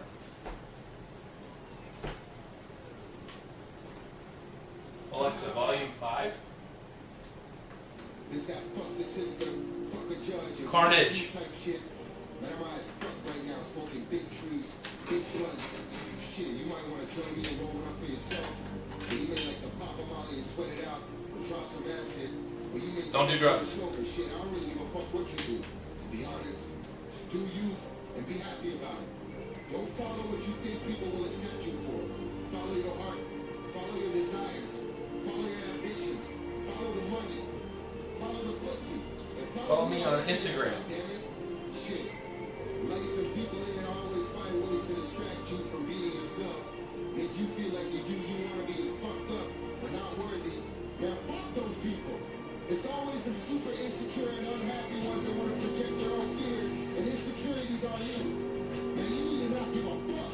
You need to wait your dick out and fuck the world extra hard. Extra hard. The only way is to fuck, let's go.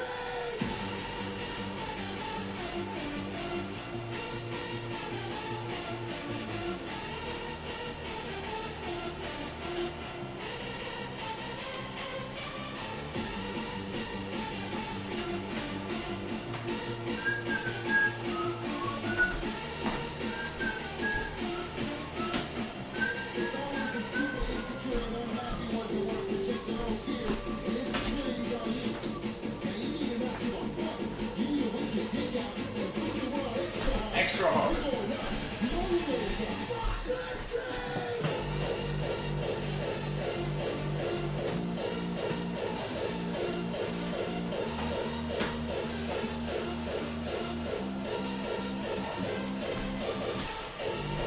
Where's that screw?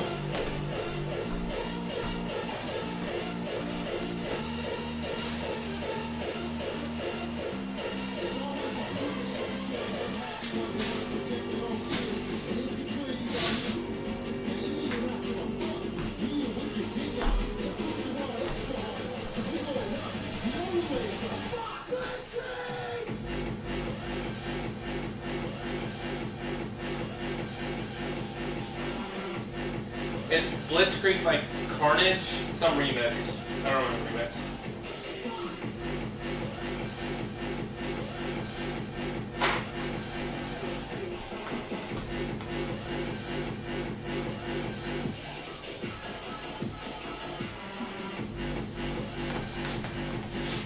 Cable clamp. Oh yeah.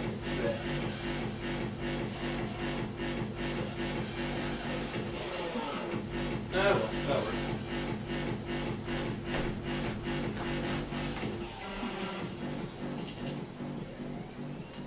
And follow me on Instagram, goddammit. Shit.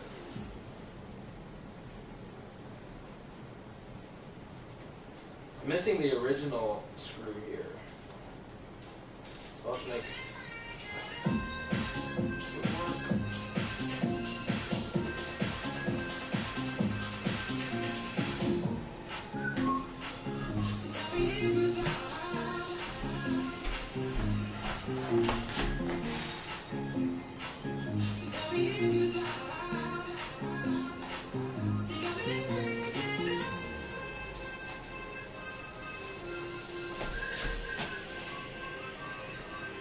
That's getting weird.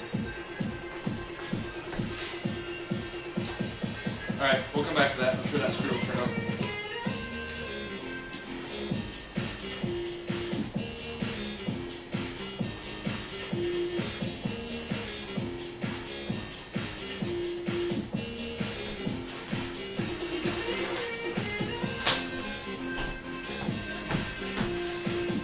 Yeah, we got lots of days. 6 days, 9 hours, 20 minutes, 30 seconds.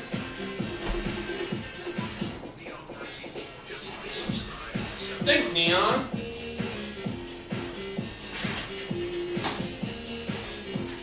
We got 3 days until it swaps to $1 a minute.